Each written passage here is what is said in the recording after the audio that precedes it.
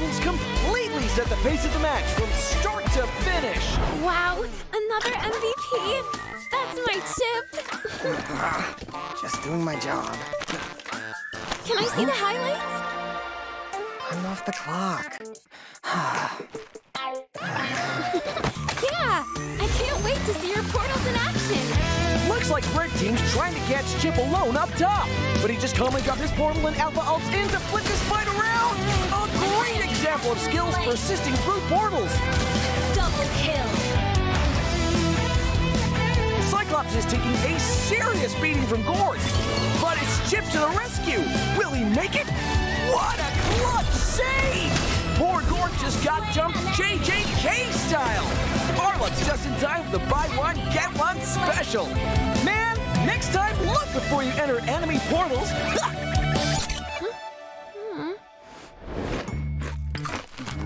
And then?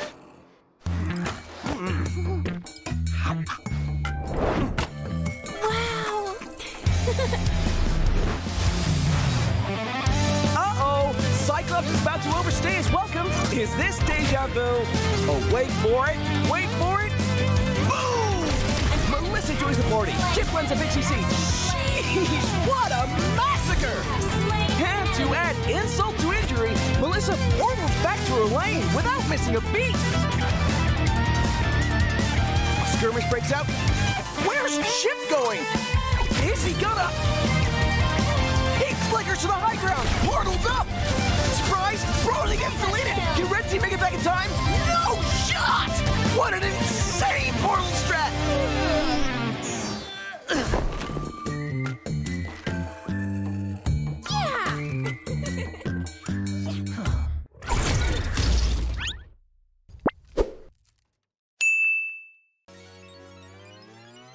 Welcome to All-Star 2024!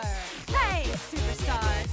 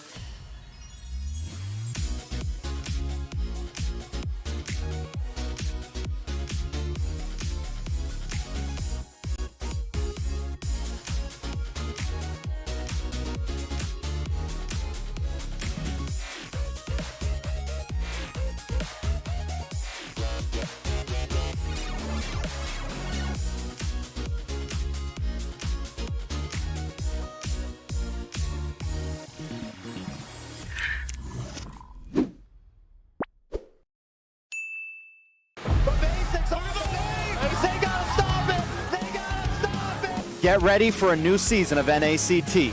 This year, we're going to be dialing up the intensity like never before. We're going to have 2 rounds of open qualifiers so we can give more teams and more players the opportunity to join this tournament. This season, you can team up with friends from anywhere around the world. The NACT battlefield just got more diverse and thrilling. This season, the winning champions will be heading to Saudi Arabia to represent North America at the MSC. This season, I'm not just aiming to win, I'm here to dominate and show that my journey to the top is just beginning. Watch out NACT, the best is yet to come. For next NACT and next international tournament like MSC, you're probably going to see me play with some of my older teammates. Ooh, you gotta reply to what he says. More assassin games.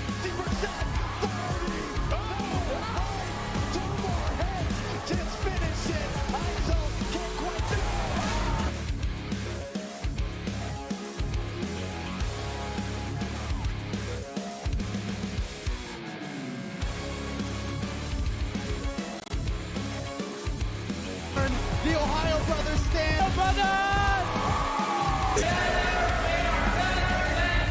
Stay tuned, everyone. You won't want to miss what happens next. NACT 2024 spring season.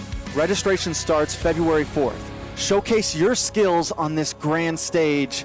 It's time to make your mark in history.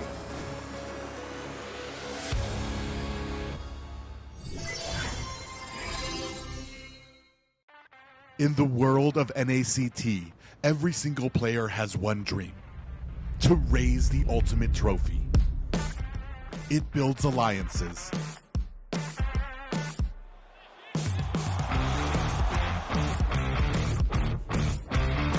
It defines rivalries. And it creates superstars.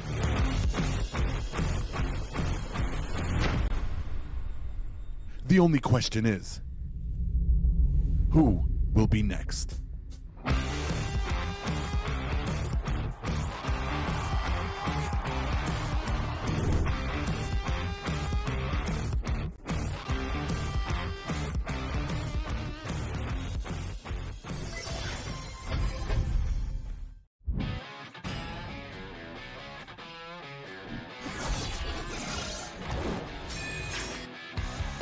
Santos Galas can you do it? And Albert Sana, Avalanche fight is long, gets instantly shot down by the Blazing Duet, as well as the Electo final blow. This is going to be easy cleanup for Todak as most of the... Apat yun, pero nasipa din siya yung ninakaw na sipa. Nabuhay pa rin ang 4v1! Backline already, and you're running for the lines, gunning it. Gaimin trying to drag the members of RG right underneath the turret. It's not enough though. Gray coming all the way, and he cleans it all the way up. Just no way for him to run. Just... Kita ada satu warrior weapon deploy yang membuat pergerakan dari Liga tuh lalu benar-benar slow. Rafanya sudah tumbang.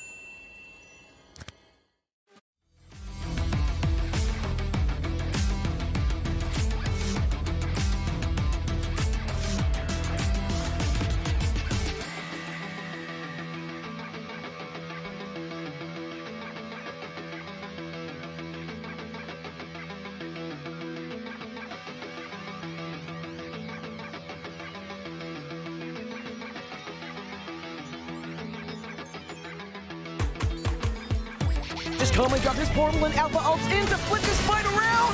A great example of skills persisting through portals. Double kill.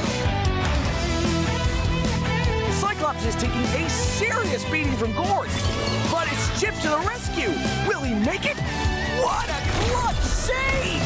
Poor Gord just got jumped JJK style. Arlux just in time for the buy one, get one special. Man, next time look before you enter enemy portals.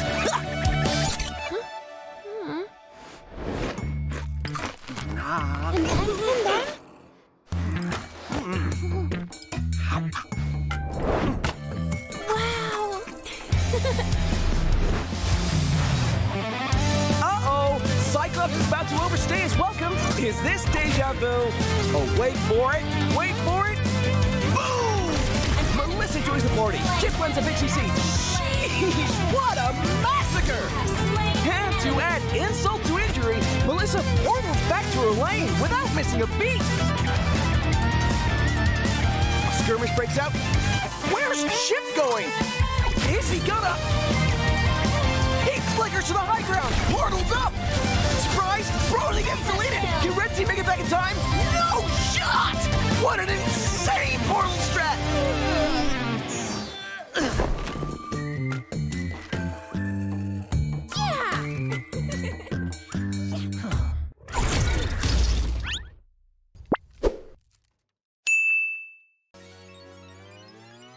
Welcome to All-Star 2024! Hey, superstars!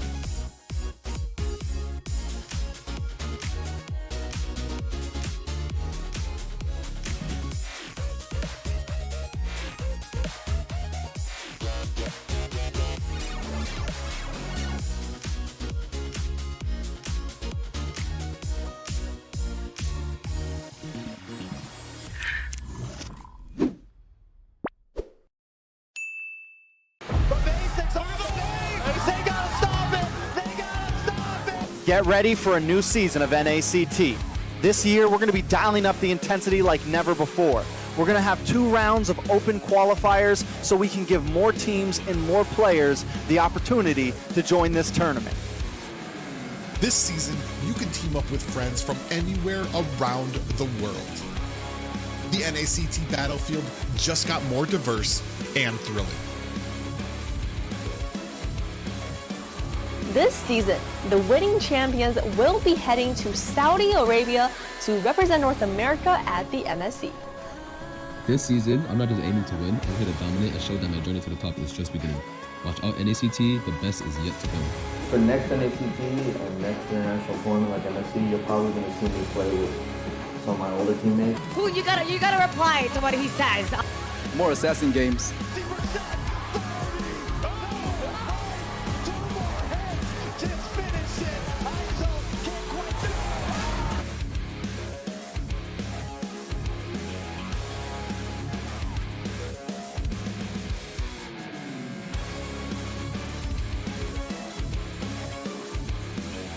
The Ohio brothers stand.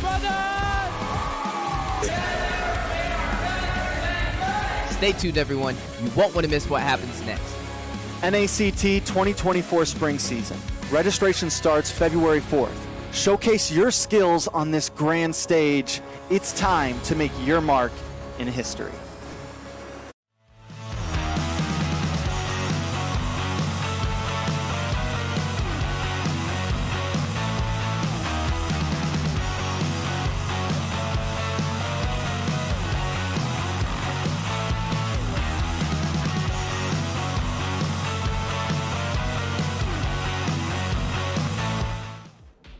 Hey guys, what's up? Welcome to day 2 of the 2024 North American Challengers Tournament spring season. I'm your new host, Zeke, and on the desk with me, I've got one of the most refined casters in all of North America, the legend himself, Trex. And comboed up with him, I've got one of the former pro players in North America turned production, UA. Boys, how are we feeling? I'm feeling great. I love the intro. I'm happy to have you here. Welcome to the NACT, Zeke. It's going to be a great first day for you. It's going to be a great day too for NACT. Yeah, and there's a lot of great teams, a lot of new combinations coming through, and a few upsets here and there to spice things up. And Zeke, I know you got the game plan for today. Take it away. Absolutely. So, first off, this season is proud to show off 8 electric teams competing head-to-head in a best-of-3 round-robin stage utilizing a point system North America hasn't seen before. What can you tell us about it, Trex? I mean, it's a point system that's commonly known for being used in MPLPH. I think it's a great point system. It goes a little bit over match over game. So even if you're a little bit behind in some of your matches, if you're able to secure some nice 2-0 sweeps, it can kind of rocket you up to the top. Yeah, there's well said. But as well as a new point system, this season is showing off a very awesome prize pool of over $25,000 US, with the first prize bringing in just over $10,000 and 100,000 diamonds. And that's a whole lot of Mobile Legends skins. But what would you buy with that money, UA? Definitely the Mobile Legends skin part. There's cool skins that are coming out to play. I know MPL just dropped that Benedetta. There's also like a lot of cute skins coming through, even that Diggy for the season that we saw yesterday. So definitely a lot of cool things for the prize pool.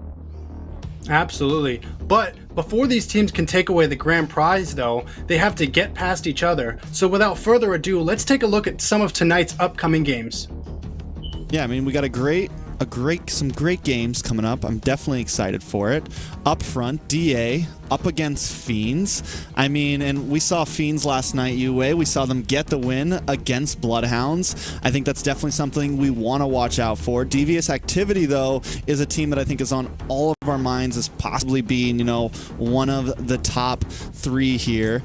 After that, we have a couple more games coming up. I'm sure we're going to see the card in just a second. Give me one moment. We have BTK up against LEGACi, match number 3, BloodHounds up against NightHorde, and then to wrap off the night, it's going to be Gaimin Gladiators, GG up against Area 77 UA.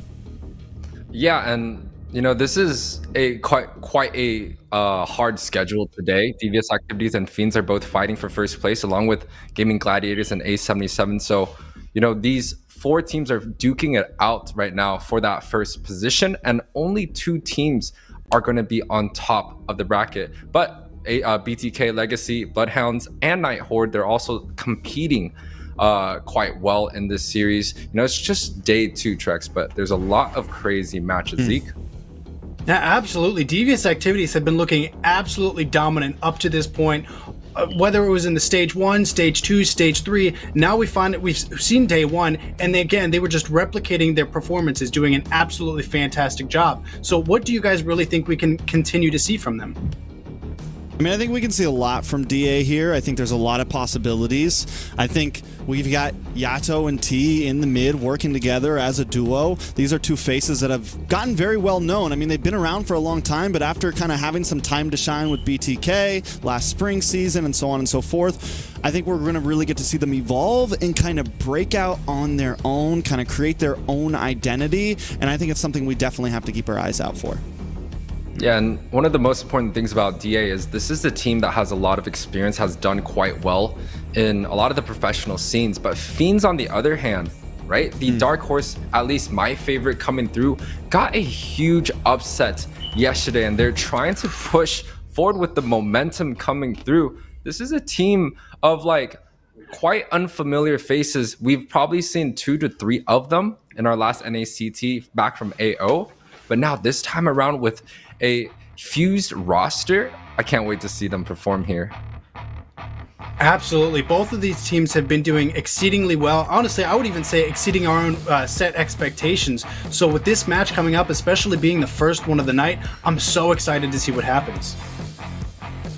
Yeah, and I'm excited. I'm pretty sure we're going to be taking a look at the exact rosters for today here shortly.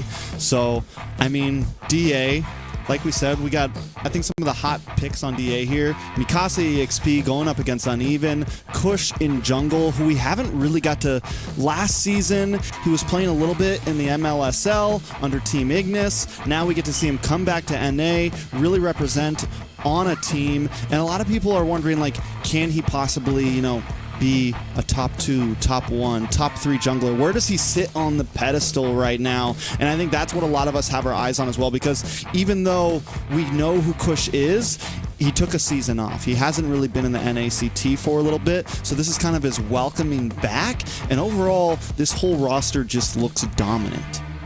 And you talked about Kush. I want to mention Pro Destroy a little bit too.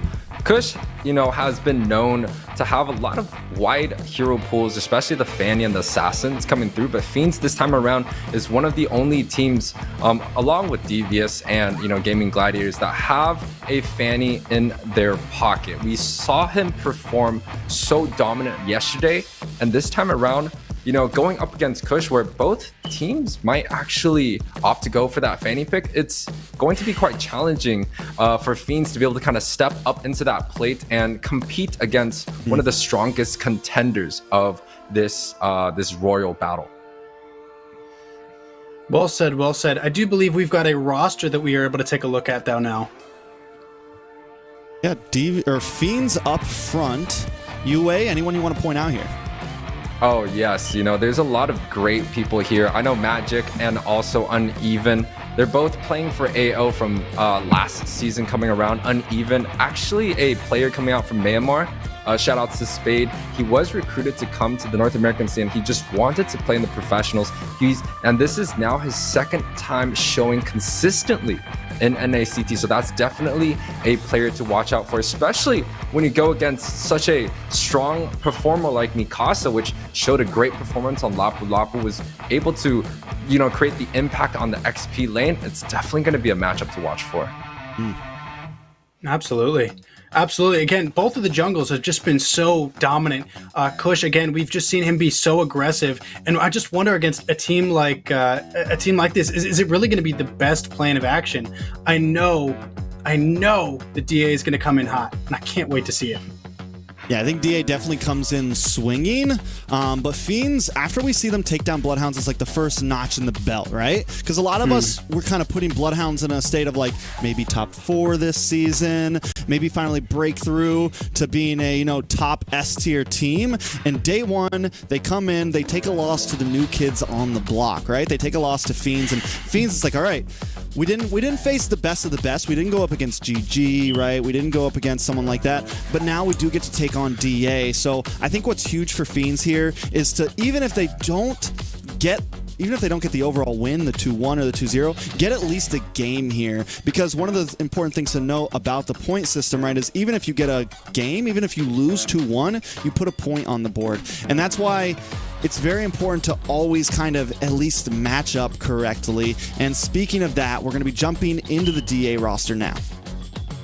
DA coming through. We got Yato T, the 2 former BTK players. I think Toru was actually on BTK too. And of course, you know, Trex introduced Kush coming out from the Ignis Esports, and also Mikasa, which has been jumping around different teams from Gosu, also playing for the Knights of Faith, and this time around going into DA to kind of squish together and fuse into this extremely strong contending team. And honestly, for me, placing them, you know, in the top 2, top 3, it's a very simple conversation. They have the players, they have the experience, and they're definitely backed up by a lot of experienced veterans here.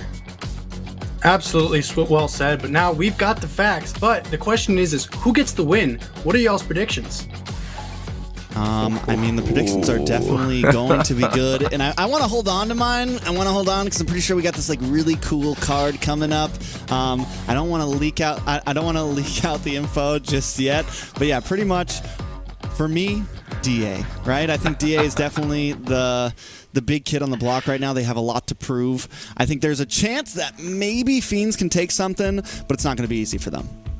Yeah, and for me personally, I'm rooting for the kids in the backyard, right? Like the kids around the block. These guys are here to perform. They did a very, very good game yesterday, and I cannot wait to see them perform this time around, Zeke. Well said again. So for me, when I look at DA and I look at Fiends, I look at two teams that are comprised of a mix of other teams, right? And with that being said, when I look at DA's team, they seem to have a little bit more structure and a little bit more experience. So that's why my vote goes towards them. And also, and if you look at DA, even though they do kind of have some, like a mix, these are all players that have played together before. These are players that have been on the same rankings before, have been on the same teams before.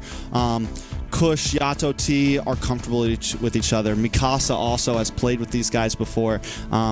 They're not new to this, and they're all guys that have kind of hopped around before, and they know how to build synergy quick, right? They know how to, okay, we got a couple new members, but it's whatever. We jump into this fast. And you look at a lot of the guys who have been around for a very long time, even if they haven't been on the same team in NACT together, they've definitely played a lot of ranked games together. You know, when there's no one else to queue up with, let's shoot Mikasa a message, let's shoot Kush a message. These are guys who, you know, even though it's not NACT synergy, they have some gameplay together. Yeah, and when you talk about the gameplays, we cannot really gauge how well the Fiends can actually perform here. This is the first time we're seeing, you know, half of their roster. We did see AO come out, and unfortunately they just weren't ready enough to compete at, you know, the 4th place, the 5th place, trying to go into the grand finals, right? But this time around with this new roster and already getting the wins that necessary to push them into the lead, along with a very, very solid qualifiers taking out Gosu, right? So Fiends, we don't know how strong they actually are. We don't know how they can perform against any of these top teams. So today is going to definitely be one of those days where we get to see them compete against one of these strongest contenders of the top 8 NACT. Absolutely. So I think the big question at this point is, knowing what we know about DA and then about the Fiends, what do you guys think is really going to have to come down based off of the play styles that we've seen from them already for one of them to really take precedence over the other, especially early game? I think the big thing is going to be mid control. I think Yato and T are very comfortable together. T, he's now in the roam position, right? We've known T as an EXP laner for a very long time, and I think he's done well. And you match that up with his synergy with Yato, I think that is something that Fiends is going to have to compete with. Now, we do have Churro on the side of Fiends, who was a sub for Ackerman way back in the day. We have seen the name. We've seen some gameplay. Churro isn't new to this, so a lot of it's going to, I think the major people we need to keep our eyes on is Churro Magic up against Yato and T. Can Churro Magic make magic happen, right? Yeah, and you know, when we look at the kind of like the mid synergy, you talked about it, the Yato and the T, we saw T perform quite well yesterday. He played Kaja twice, and that's actually something that I'm a little bit worried about, as you know, pushing these assassin-dominated junglers into that role. We have Pro Destroy, which is great on Fanny, but this time around, he's going up against a player that literally pocket-picked the Kaja twice, a solo pick-off type of comp. And, you know, that is definitely one of the ways to shut down a very assassin-focused, you know, mobility type of composition that Fiends are going to come through. So this time around, I feel like DA has a very solid strategy. They can see through, especially with the experience and going up against, you know, great Fanny players like from GGs and stuff. It's going to be quite hard for Fiends to kind of fit their strategy to go against DA, and I think Fiends this time around, they have the raw element to kind of surprise. Maybe they're going to come out with a utility focus. Maybe it's going to be completely standard. Maybe we're going to see something completely different, like a 1-3-1, which I know right now out in the seas of MPL, they've been experimenting with a couple of like Ruby Golds, and Paquito might be coming back here. Ruby Gold's the thing, man. Like Natan mid, we saw Blacklist do it the other day. They picked up the Natan jungle, went Ruby Gold. I forget who was in the EXP lane, but still went for a bit more of an old school, like M3-esque, like her pre-M3-esque composition. And I think there is definitely a lot of opening. And if we're going to see something crazy like that, it's got to be early season. Something else I wanted to point out is from both of these teams yesterday, we saw DA pick up the Nolan in game 2, pick up the Fredrin in game 1, and then Fiends on the other hand also utility and assassin. So there's a lot of possibilities from both. Bling, bling, bling, bling. Oh, 1 second, guys. Hold on. My phone's ringing. Who is this? Who is It's it? the Land of Dawn. The draft is starting. Oh, why aren't we there yet? Let's get there. Yeah, we're just Beautiful gonna toss. be jump. Beautiful toss from Zeke. Beautiful toss from Zeke. I like it. We are finally jumping into the draft of Series 1, Game 1, Day 2, and I'm ready, UA. Yeah, and we're just gonna jump straight into the Brats, and Novariak does get taken out by the side of DA, and also Fiends coming through with the Matilda, Kaja, and Vexana. I do think the Kaja is well warranted here, right? Fiends want to play a lot of the assassins, and they also have very, very strong Joy players. Uneven and both Pro Destroyer can be proficient with that hero, but Kush is gonna be able to deny that pick in that first phase. Yeah, I mean, the fact that the Joy was let through, it's not something we've gotten to see a whole lot lately. And we were just talking about how Kush, I mean, they're going quick right now. We were just talking about how Kush, he likes to be on those fast pace. He likes to be on something quick. If you let him get the Nolan, if you let him get something that is still viable in today's meta, that is similar to an assassin, he is going to knock that in quickly, and he gets the Joy, so I'm excited for that. On the side of Fiends, the Angela, though, the support, something to maybe help out deal with some of the crazy damage that DA is trying to bring. Yeah, but I'm a little bit worried here, right? Arlot in Roam is typically a very hard situation for most roamers. We don't really have the ability to practice that hero quite a lot, but T coming from the XP, it literally is perfect. Right? T has been a player that has dominated in the XP matchup 1 versus 1 with heroes like Kaja, Lapu Lapu, and the Arlot. But this time around, he gets to take that fighter into the roam position, paired up with Toru, which had a great performance on carry, also has done extremely well with the Claude. So I do think the side of DA have a lot to prepare. Fiends now picking up the CC tracks. Yeah, I mean, the CC's just been a monster. Even if it takes some deaths early on, it can still scale very, very well. The only thing is where it really shines is against some of those bulkier utility junglers, kind of shredding them down a bit. Is it going to be able to keep up with the Joy, right? Is it going to be able to keep up with the Joy kind of moving around? And now, picking up the CC, you do give up. You give up some CC, right? You give up some crowd control. You no longer have an EXP laner that can do something like the Arlot can do, or can do something like a Lapu can do, or can do something like a Ruby can do. So I do feel like Fiends needs to make up for that, especially if the fact that they also have the Angela, if that Angela's in roam position, they're going for a bit more of like a dive, full offensive, not as much CC. And talk about the CC, right? I thought the Fredgen would have been a perfect opportunity for Pro Destroy to pick it up, which he did, in fact, perform quite well yesterday with it. This time around, DA does decide to ban it out. I like that respect. The Fanny is still available for the side of Fiends if they do choose to pick it, right? We have Kush on the Joy, and traditionally, the Joy works quite well in the jungle. But the Joy not being stunned here, there's no Franco, there's no Kaja, there's nothing to suppress the ability that Joy can just immune around. I'm a little bit worried for the side of Fiends. Do they actually have what it takes in their comp so far with just a CC and Angela to stop the mobility and the dive coming out from heroes like the Arlot and also the Joy? Yeah, I mean, Arlot's just been a monster, and the reality is it could still be flexed, right? T could pick it up if they want to put it into the XP lane. It is there. Fiend's going to lock in the Basha here. I mean, on the side of DA, we still need a possible EXP laner. We still need a mid lane mage, right? So Vex is not open, Nana's not open, no Fermis, no Novaria, definitely losing a lot of options. The Lilia's still there. We know Yate's got a nice Lilia, definitely a possibility for them if they want that. X-Borg into the XP lane, I like it. Export going up against the CC. It's like the no CC versus no CC matchup. Both are just kind of shredding each other. It depends if CC is able to get that early advantage, break the Araga armor, maybe even get a cut here and there. But you're going up against Mikasa, which has performed so extremely well. Now, the side of Fiends, oh wait, no, the side of DA is still looking for their last member. They're missing a mage. Just like you're saying, the Lilia is a very good option. We did see, you know, some Xaviers coming out to play, but no, the Lilia does come out to play. But the response coming through with the Valentina, it can take the X-Borg ultimate, the last insanity, which does quite well, but Final I'm not slash. sure. Yeah, I'm not sure if the Valentina provides that CC that Fiends may be missing, because the Joy right now is just going to be completely free to do whatever he wants. Joy definitely free. I think they get something like, I think the Valentina's kind of just because they were lacking so much. So I think Churobani, a major thing is maybe pick up the final slash here. There is some other utility with the black shoes, with the like you said, with the last insanity.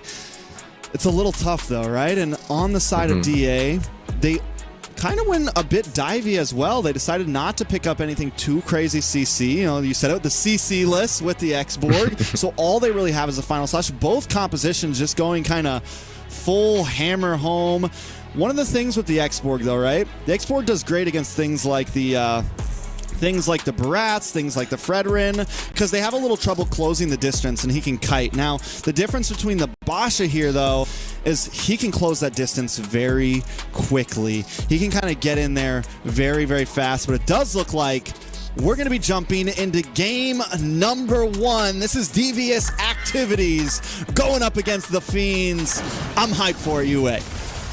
Oh, yeah, and this is going to be a royal battle between the contending pretty much the contending team Devious that everyone has kind of hyped up. They have a lot of strong players. They're definitely going to be challenging up to that first place. But Fiends, that new kids on the block, looking to, show up in this series, potentially even overthrowing these big experienced players coming out from Devious. I think there's a lot of things we definitely have to look at, right? A lot of possibilities. If we look at early game, mid game, late game, I do kind of like DA here a little bit in the early with T, with Yato on this mid. It seems very aggressive. It seems very pressuring. And when you look at something like the Angela and the Valentina, I think it takes a little bit. It takes a little bit of time to really hit that spike. Well, personally, I think Angela does quite well early on. And I do know that you could already see in terms of the mid matchup, the Lilia is going to be able to have the freedom to roam around way much more faster. The Lilia clear is just so much more significant compared to the Valentina. So you're going to see Churobani kind of lack in terms of the rotation and majority of kind of the walking around, especially in the lane clear. But a good strategy coming through. They're both putting their roams on the mid to try to get to that level 4 as soon as possible. On the bot side, they both got this, two-man unit coming through, but the turtle getting started from the side of DA. Yeah, first turtle going to be in. Does look like Kush is going to get the electrifying beats on a Churro there, but Pro Destroy coming to help out. Both teams taking their time, but it is going to be a 4v4 for this turtle. Yeah, and Pro Destroy is there for the objective, but T already coming through with a little bit of damage. He doesn't have level 4 yet, though. He's going to have to dash back with the Vengeance. He's getting brought low, and this might give Fiends a little bit of an advantage. Kush able to take the turtle with ease, backing off. Fiends, though, no one takes a loss, no members down.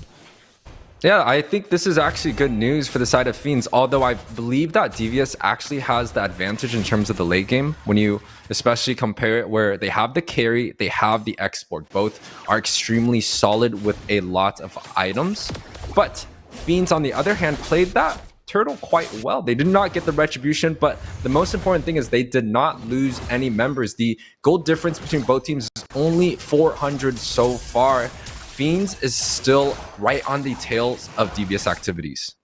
Yeah, I mean, it's a slow pace. It's all mostly a slow-paced game right now. Nobody getting too crazy. I think both teams need a little bit of time. The question is when we get, if they push this to mid to late, which team do you think is really scaling out better? I feel like the Claude and the Carry both have kind of a very high cap there, but what about the rest of the team?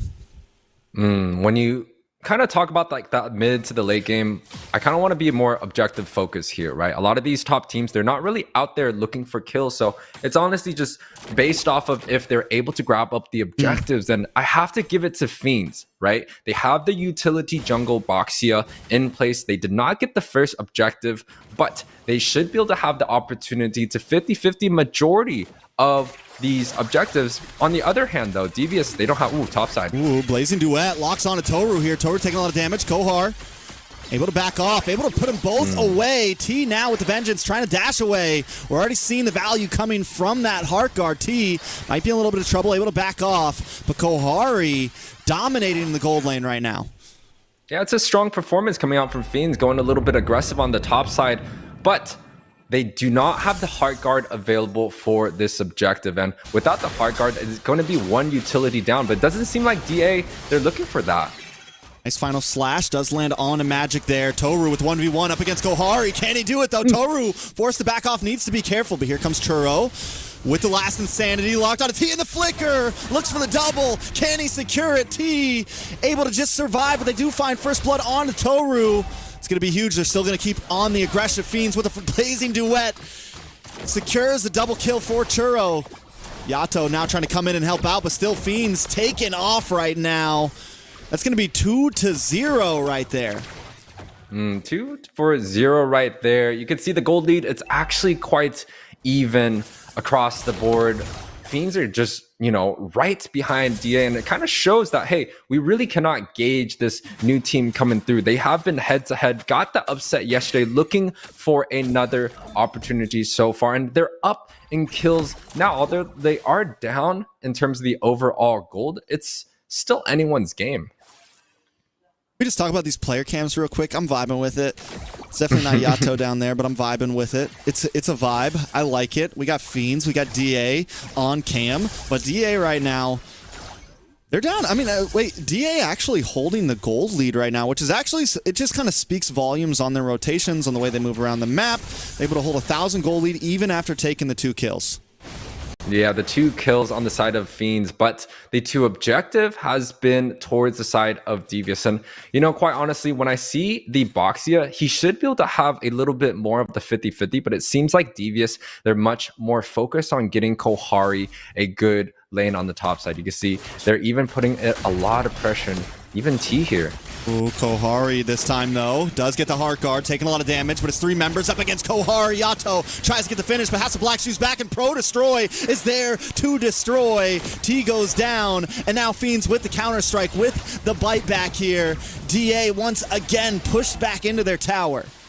Yeah, and it seems like Fiends has the ability to win a lot of these small skirmishes early on. It's not a 5 versus 5 yet. But in terms of the pick onto the gold lane, we're talking about like the 3 versus 3. When you got the mage and the roam on the top side, it definitely feels like the side of Fiends have a little bit more advantage. But this 3rd turtle coming up, I do think this is the time where Fiends need to capitalize, especially using such a utility-focused jungler. Yeah, I'm wondering also, when does Kush hit his spike, right? When does he start getting to the back line and actually causing mayhem? Turtle is brought low, uneven, getting pushed back, but Pro Destroy has a nice angle. In comes the double last insanity, but Kush still able to do it under the pressure, but now he's pressured down and taken out, uneven, picking up the kill. Fiends winning out 4-0, but still losing those objectives, and that's what's keeping DA with the gold lead right now. Yato in a lot of trouble here, uneven under the tower. Magic picking up the kill. It's 5-0. in under 7.5 minutes. Yeah, but I do have to give a lot of respect to Kush right now. But bot side Mikasa getting taken out. Like, the side of Devious, they're great at the retribution. They're able to get grouping up into kind of like a good position and go into the team fights. But the side of Fiends is just a little bit unfortunate on their side. They are not getting these objectives, and they're not getting a clear gold lead. But at least in terms of the skirmishes, they're doing quite well, even ganking on to each of their lanes. They got the top side tower, but Kohari. Are in a little bit of trouble, electrifying beats. Wait a second, is he gonna get the outplay? Kush goes down! Kohari!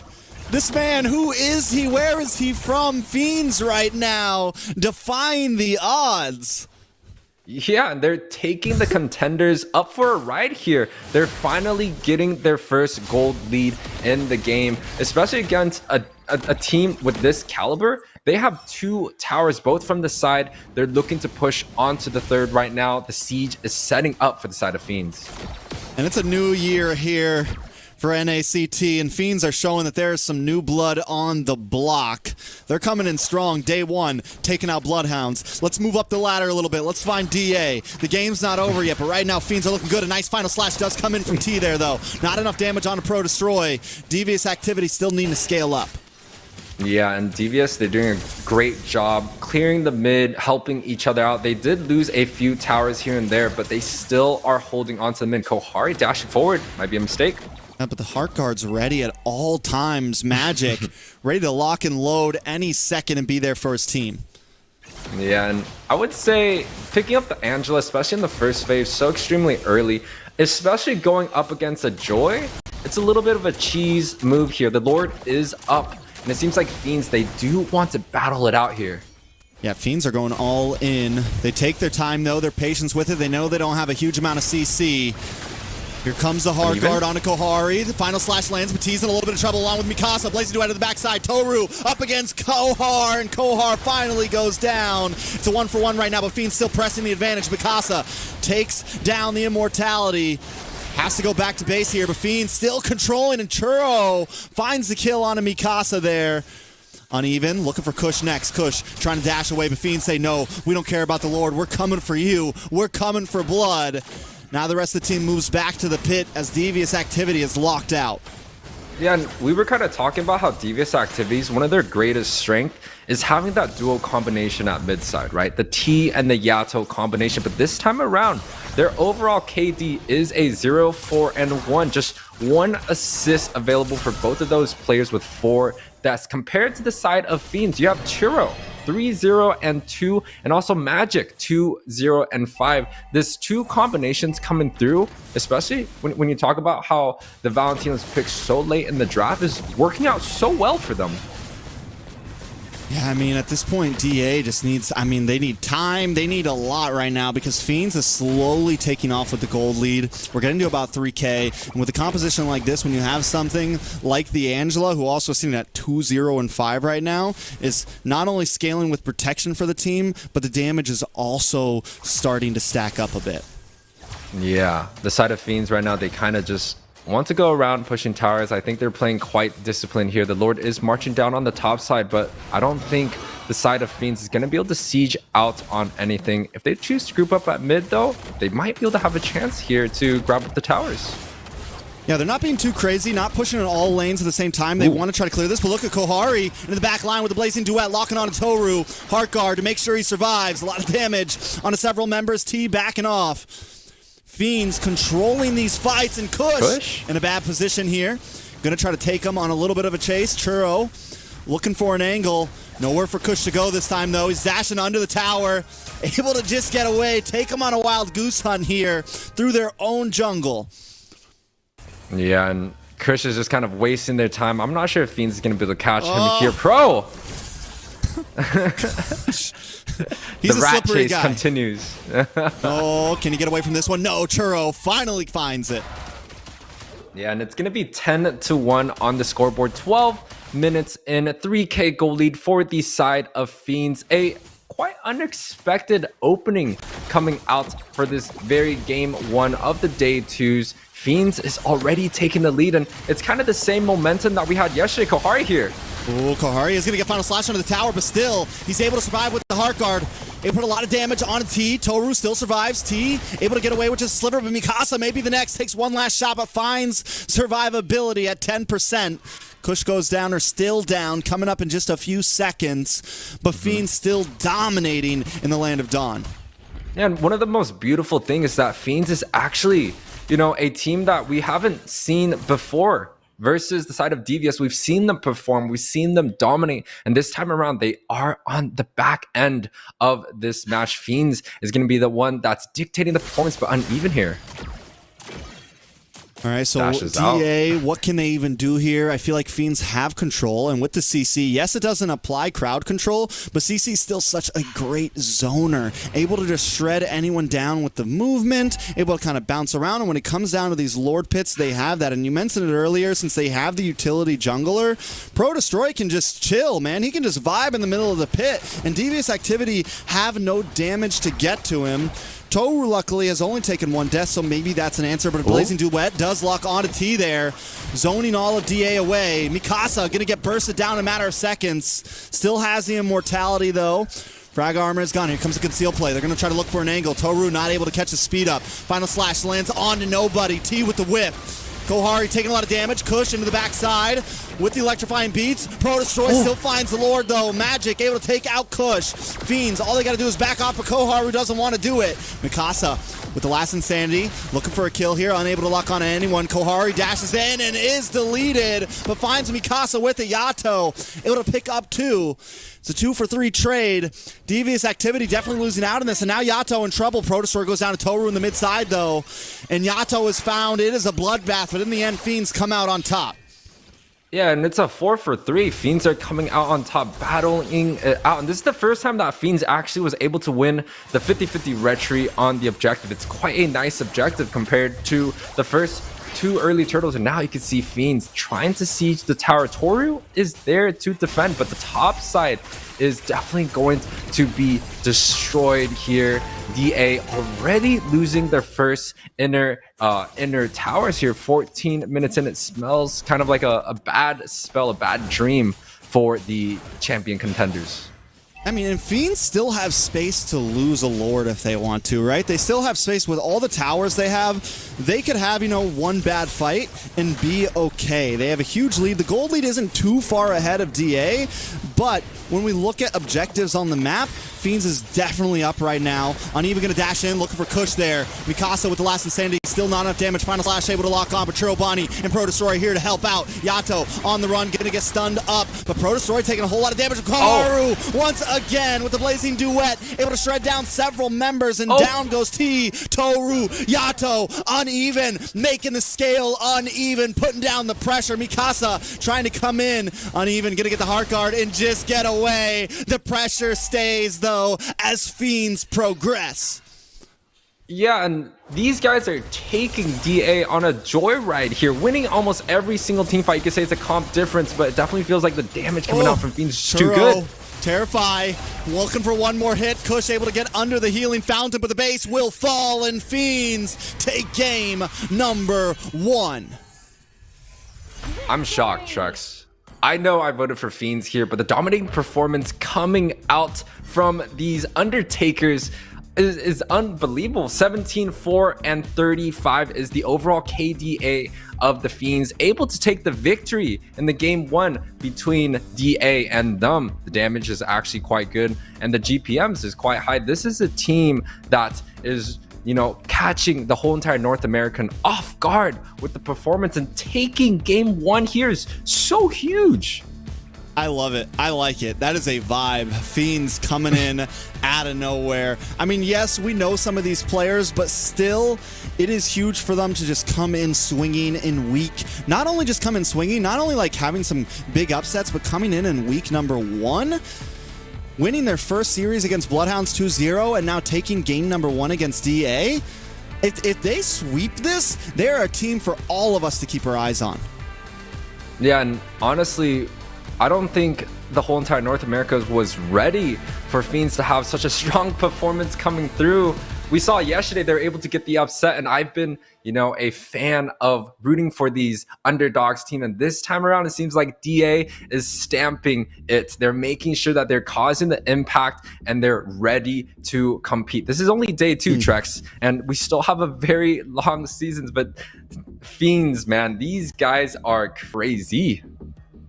And I think at this point, what's really important for the side of Devious Activities is they can't let this be a sweep, right? We were talking about the point system earlier. We were talking about this, that either way, Fiends is now, they're feeling good, because even if they lose here, let's say somehow DA gets the reverse sweep, they got some points on the board.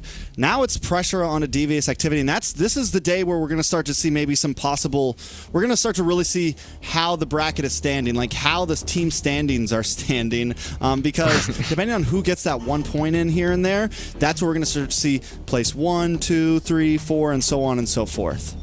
Yeah, and it's a really, really good start coming out from Fiends to be able to dominate and perform at a high level, pretty much where everyone is watching. A lot of the teams, they could do really, really well in tournaments, especially in the lower tier ones. But this time around, we're talking about NACT. We're talking about the qualifiers for every world event here, and they're pushing at such a strong performance here. This time around, they're taking out pretty much the XBTK members, this Devious Activities that everyone has been hyping around.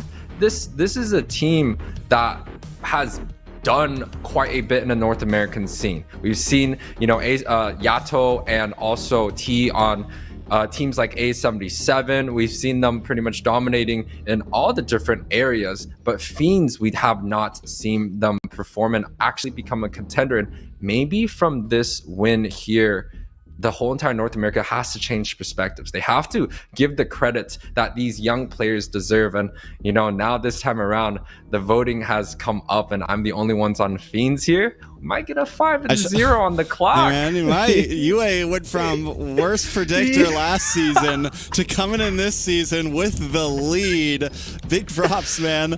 I mean, Fiends for sure, though. It's like all eyes on them right now. If they take this win, I mean, that's what people love to see, right? That's what I think casters, fans, viewers, they love to see the upset. They love to see the underdog. And Fiends came in from qualifiers, placing 7th, right? LEGACi was 8th. DA was what, 3rd, maybe 2nd, tied with BTK. And right now the tables are being flipped. The turntables are happening, as some like to say. But yeah, I mean, it's definitely intense. It's definitely what I like to see, and I'm excited for Fiends right now. I almost want them to just come in again swinging like they did last game. And when we talk about the draft, I'm not sure if the Game 2 draft is coming up, but the quickness of Fiends to have the confidence to pick those heroes to go up against the Arlott Joy first round. That's dominating, right? Like, the Angela gets picked up. I actually don't 100% agree with the Angela pick, especially going up against the Joy, but they played it so extremely well. Kohari also, right, picked up the Claude in the first phase. It's prone to specific matchups like the Brody, or early game damage like the Clint, or even the Natan that has been used quite well in the MPL scene. But the carry just unable to get a few of those wins. I know Toru was able to get a kill or there in the game, but overall it seems like Kohari just has that difference in the marksman position, is able to create the impact and even go onto the backside. The Blazing Duet was perfect in most of those scenarios. You have Pro Destroyer coming in, tanking and disengaging all the ultimates. You also got the Last Insanity paired with the Valentina IMU that had the impact on the top side early on. And then Kohari comes in with the sweep. Sometimes it's in the early phase where he just shreds the HP, but most of the time in the late game, he's hitting onto so many units, breaking out DA's kind of tactic and formation and just completely dominating all the fights. I mean, and that's where, though they lacked CC, they made it up in extreme sustainability, using the Angela correctly, able to get to a point, and they were able to use Kohari as almost an EXP laner, right? As a zoner. Like, he was able to just jump into the back line, use the Blazing Duet, and even if he didn't get a kill, he created space for his team to get that lord, to get the first, the second lord, and things of that nature. And anyone that didn't have CC, they were still able to use magic and use that Angela to their advantage. Now, jumping in to draft number 2, DA is going to be on the red side, 2nd pick. What do they change up here? Yeah, well, we did see the opening of Fiends going for the Angela and the Claude, and quite honestly, the Angela was performing beyond expectation. 2, 0, and 5, dominating pretty much that whole entire mid game, leading onto the late game and the impact. So the Angela is definitely still inside of Fiends' pocket. I do like the Claude. The mobility that Kohari had was so great. He was able to just go in and go out in plenty of different situations. I do think the side of DA is going to prioritize that pick, but giving the carry to Kohari is also a problem. Kohari is known to be an extremely strong carry player. So this is actually a very bad situation for DA. They have to kind of flip their game book and try to figure out how they can deal with the aggressiveness, the new progressive way of drafting and playing this series. They have to figure out something, and maybe going back into some of their old comps where they can win, right? The Kaja is taken off the board, but I do know T has a lot of heroes like the Franco or even the Chow, playing something that is more fighter centric, playing something that maybe doesn't go 0-3 early on and has the ability to dash in and out and making sure he has the impact to win the early game against this aggressive team. I mean, or just, I mean, Kush could definitely just like keep it simple if he wanted to. I think overall, one thing I do want to point out though, this Angela ban coming from the side of DA, already showing respect. And what does that do? It opens up the playing field with Novaria Vex. Vex is open right now. I think Fiends definitely pick up the Vex up front here. Fiends, what do they get to trade for that? This is the CC. It's a very interesting strategy here because this time around they do decide to ban out the Angela, leaving the Vex open, just like what you're saying. And you know, it might be a bait pick, but the Vexana is quite good, but I don't think she has the mobility to be able to deal with a lot of the high engage, high dive heroes that Devious might be able to choose. This time around, the Bratz gets picked up, which was banned out on the first fade along with the Valentina. So a complete different game strategy this time around for both teams, prioritizing a lot of different heroes. Yeah, I mean, I don't know, man. Even though Vexana does kind of lack the mobility, she's I don't know, man. It doesn't even make sense sometimes, but she's just such a monster. She's probably one of the most like sought after mages across the world right now, at least prioed and all. But Yato does go for the Nana, something that I thought we were going to see a lot more of overseas and just in general, but has kind of like, we're still picking a lot, but we haven't been seeing it as prioed as much in other places. The Bratz is very clean, but now the CC still open for the side of Fiends, so I think it's a great pickup for them if they want it. Yeah, the CC is available, the Xborg, and also the Yuzong, but no, the side of Fiends opting to go for the Claude, which has paid dividends in the last series. And also the Minotaur that has been taken away off the board. This time around, they're able to pick up their duo mid early on for the side of Fiends. Now, Devious, their response, are they going to look for a counterplay onto the gold lane? Maybe pick up something that's early and aggressive, something that can bully the Claude in lane like the Brody, or they could opt to go for a utility counter against the Minotaur, for example, the Diggy, which I do know the season, I think season 32 new skin. Ooh, that new Diggy skin is quite adorable.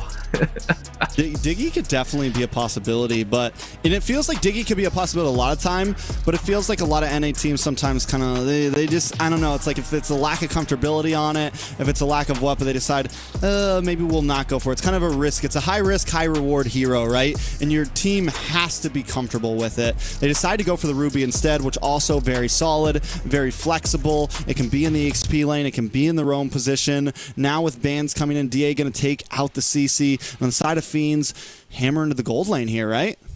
I do want to see if DA is willing to go for a more utility style fight here, right? Grabbing the Bratz, pairing up with the Ruby onto the front line, and maybe even sliding in a healer like the Estes or the Florence to pair up with the utility and front line of Kush to completely change up the plan and, you know, Ube strategy into the Fiends' aggressiveness, right? Fiends have been so well in a lot of the small skirmishes. We saw early on, they grab the kills early. It's not about the objective. It's about getting the 1-2 advantages when it's the 2v2 opportunities, or it's just a gank onto the XP. Fiends has been winning pretty much top to bottom throughout all of the matchups. But DA, if they choose to group up and have a different strategy this time around, maybe it's going to cause Fiends to sweat a little bit more, unsure if they're able to win these fights, because quite honestly, Fiends so far, it's definitely a very pick-centric early game, kill heavy, focusing on just a few units and making sure that they can go into that late game and scale well. I like it. So down with the bans coming down. The Brody Bruno ban coming from Fiends, CC and Xborg from the side of DA. It makes me feel like DA may definitely be slotting that Ruby into the EXP lane possibly, and maybe looking for something else in the roam position. They got to have something to answer that Claude. They go for the Aerithal. Now, we haven't seen Aerithal since like the 1-1 Aerithal counter 1-1 days. She lasted for a little bit after that, but overall, we haven't really been seeing her be that prioed in the gold lane.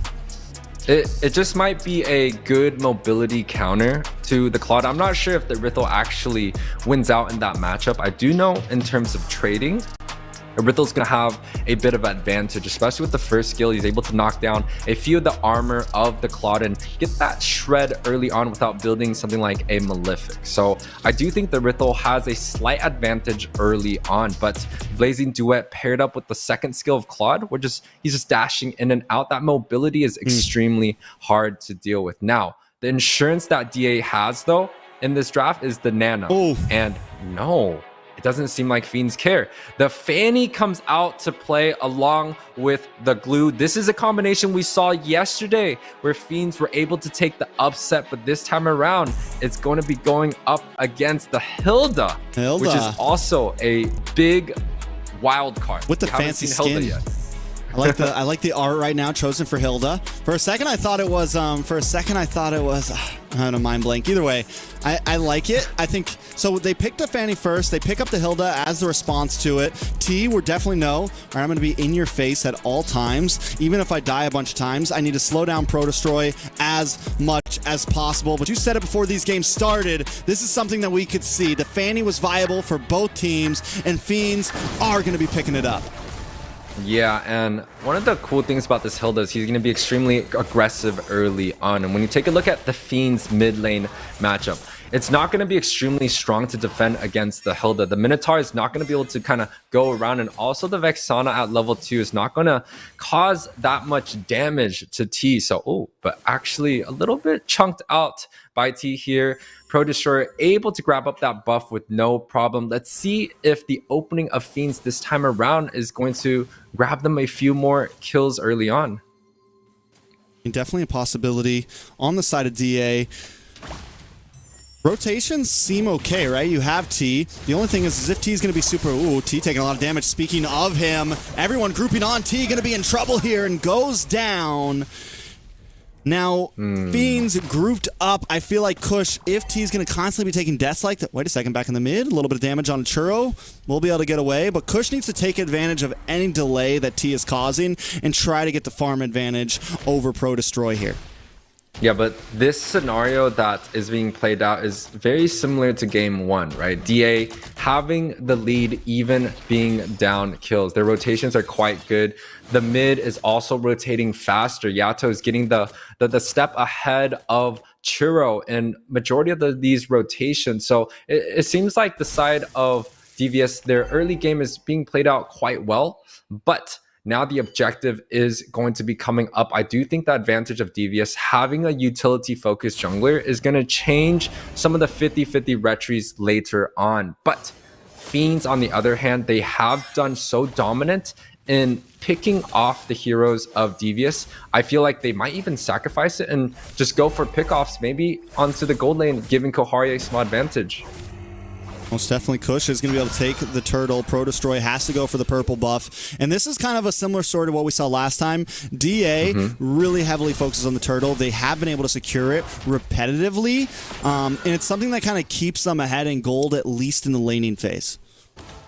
Yeah, and you know, it's kind of tough to watch Fiends unable to kind of get any bit of headroom onto the objective and the burst.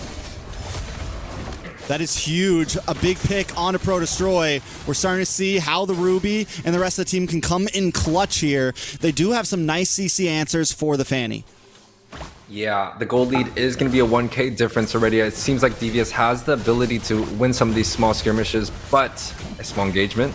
Ooh, the chomp chomp, the nom nom, push him against the wall, but down comes the Eternal Guardian, able to get the knock up onto several members, but Kush still there. He wants to go for this orange buff, but he's taking a whole lot of damage. T able to attack on a Pro Destroy, and down he goes again. 1 and 2 right now, a bad start for Fanny, but Kush in a little bit of trouble. Uneven, maybe able to get the kill here. Yes, he does. He finds it. Down comes some No One's Fury. Now T in a bad spot as well, but Mikasa here to help out. Uneven, gonna get the slam, the stun onto several members, but Mikasa with the arm offended finds magic. It's a bloodbath at only 3 minutes in. It is a brawl, and Pro Destroy back in the midst of it. Yeah, but the side of Fiends right now, they're kind of unable to win a lot of the small skirmishes that they were able to on the last series here. The scoreboard is 3-2 advantage for Devious along with a small lead. It does seem like Devious has ramped it up, and this Hilda pick is working quite well. He did die early on, but Fiends is struggling to get a lot of these buffs. I mean, that's your job as a Hilda, though, right? Like, you're just the human body bag. You just run in, you're the punching bag. It's okay if you die on a Hilda when you're playing, like, this is your goal, right? It's delay over death, right? As long as you can delay and slow down Pro Destroy and be that fly in his face, you're doing your job very well. And they're definitely doing so. The turtle is going to be coming down. It doesn't seem like Fiends are going to be quite in a good position to get this. Same story, repetitive. Devious able to take care of the objectives once again, putting them in almost a 2k gold lead. But topside, a small 4-man unit from Fiends. Yeah, the Gnome Fairy does come down. The knock up. Locked up with a lot of damage on Mikasa. Mikasa still able to stand tall, though, under the tower. Can he get the outplay here? He needs to get some lifesteal, but no, Churobani finds the kill. And a interesting switch coming out from the side of Devious, opting to put the XP laner into the gold lane, giving Rithel just a little bit more room to farm. And I do like this, right? Changing up the strategy, making sure that Toru is safe in majority of these fights. And even with the Nana here, it's really, really hard to go. But topside. Tower for tower, both teams trading up right now. Pro Destroy on this Fanny, though, definitely having a tough time. And I think it's going to take a little bit of time. I think as we get into the mid game, Pro Destroy may not be able to take the aggressive route in team fights, but have to kind of go to more of the split pushing route. Pro Destroy backed off of his own purple buff. Once again, Mikasa involved, able to get the lock up onto Uneven and Magic. Kush here to make the steal, the Grand Theft purple. Can they pull it off? The hit and run.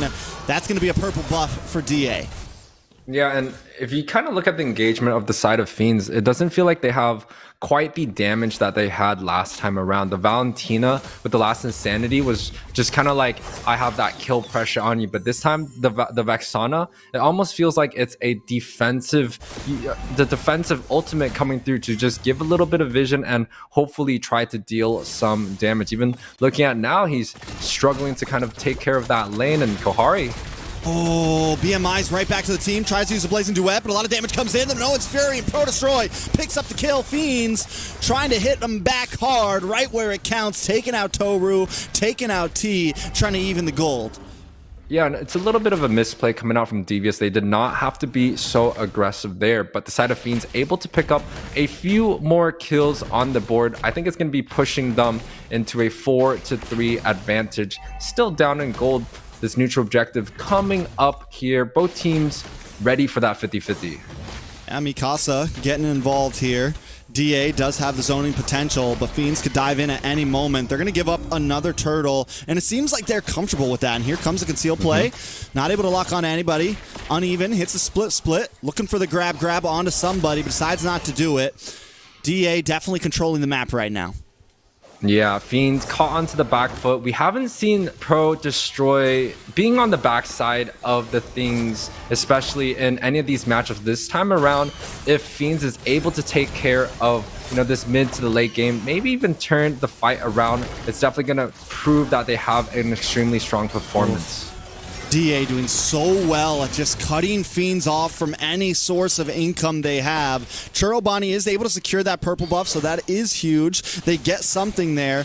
Here comes Pro Destroy. Gets a little bit of chip damage. Slam from Uneven, but he's taking too much damage. Forced to flicker away under the tower.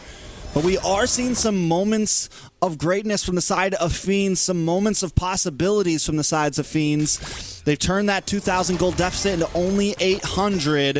Kohari still deathless, and we know what happened last time when Kohari was able to do that on the Claude. And the side of Devious, they have been playing quite consistent in this game. The lead is not as clean as it was a few minutes before, but they still are holding on to this game. And it's kind of weird that I'm saying that Fiends are holding, and DA is holding on, because they're actually the ones that are supposed to show these newborn kings that, hey, like, this is our turf. We've been here, done this in the NACT, but this time around, it feels like they're still struggling. Mid-air, grabs him from the cable. pushes him against the wall. DA gets a nice advantage there, but a nice Terrify onto T. Churro, Bonnie, and Magic are forced to back off, but a slam comes from Uneven, bringing Kush back into the mid, but he don't care. That's where he wants to be. The Eternal Guardian is going to get melted down, but while this is happening, Kohari picks up another tower in the top side. Fiends, yes, you take the aggression in the mid, but we are still looking for objectives. And Kohari is definitely going to be shown as a problem here. There's not many people that is shutting down Kohari specifically, but I do know that DA has a lot of CC and the Nana polymorph to be able to kind of counter out that Claude, but the blue buff is being on to play, and also the objective here. Kasa going to come in, become a nuisance. Yato there as well. Does look like Mikasa able to steal the purple buff, but now the Eternal Guardian comes in, blazing away to the backside. Kush getting melted down, and Kohari picking up the pieces once again, solving the puzzle. DA on the run, a nice Terrify locks onto Mikasa. Can he get away from this? Magic able to do a little bit of damage, Uneven there, ready with the grab, the slam, bring him back to the team so the rest of the team can take him out. A little bit of damage onto Kohari, finally taken out. Does look like Toru is going to pop the crossbow. Able to do a little bit of damage onto the team. DA reclaiming ground, but still they lost Kush. They lost some of their front line. Fiends lost Kohari, though. That goes the damage. Back to a stalemate. Yeah, but this time around, Fiends isn't unable to get that like clean pick-off fights, right? They're not winning every fight, and you can kind of say the same for DA too. They're not winning every single fight. They're getting some good pick-offs here and there, but it's not 100%. The Lord is marching down, so they do have objectives that they have to clear off on the map. Maybe DA can capitalize and try to get a split push on the side here, and that's exactly what they're doing. The Rithel top side taking that tower out, looking for the second one. Yeah, Toru's been doing a good job. We were a little questioning about the Airthel pick, but when he does come in, we are seeing the damage start to count. He's taking a death on the board, but it's not enough to hold him back at all. DA playing things. Oh, speaking of Toru, the 1v1 up against Pro Destroy. Grabbing up onto that top side. Fiends a little bit on the back foot once again. I do think Pro Destroyer now sitting at 4 deaths should look to opt to maybe go for a split push, maybe get Kohari involved in some of these team fights a little bit more often. It seems like Kohari has done quite well in getting the Blazing Duet onto the right members, but Devious is still having a very, very strong team fight. It's hard to get onto the backside when you have that Nana polymorph, you have the Ruby stunning whoever is trying to engage onto the backside, just like Toru there, and also T being extremely annoying, shutting down Pro Destroy in this matchup here. But mid, it does look like both teams are forming this 4 versus 4 kind of grouped up strategy.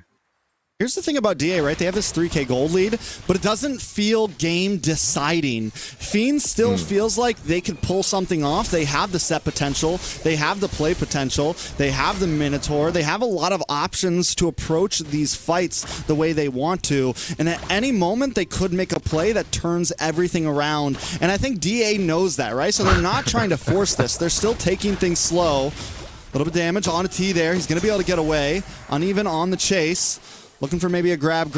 More just a nuisance. Gets a slam onto Yato there. Pro Destroy goes down to Toru, though. He keeps getting cut off, and now DA knows the Fiends are down a member. They get the Tona's welcome.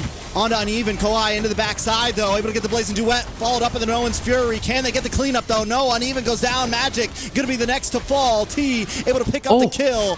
But T goes down for that. Churro Bonnie able to find the kill. It's nothing but Kohari and Churro left on the field up against 4 members of DA.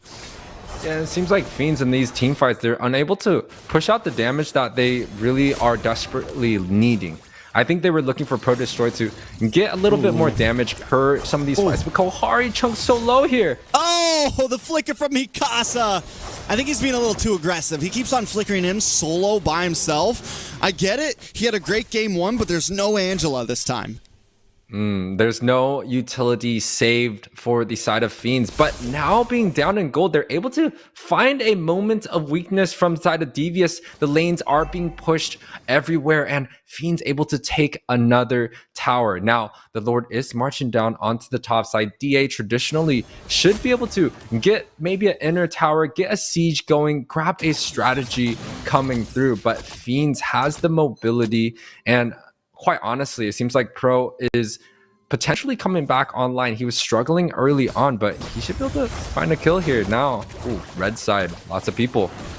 EA once again bringing in 4 members, 5 coming soon. Koharu with the blazing duet, but more to get away. Toru bursts him down, sends Koharu back to base. But look at Yato!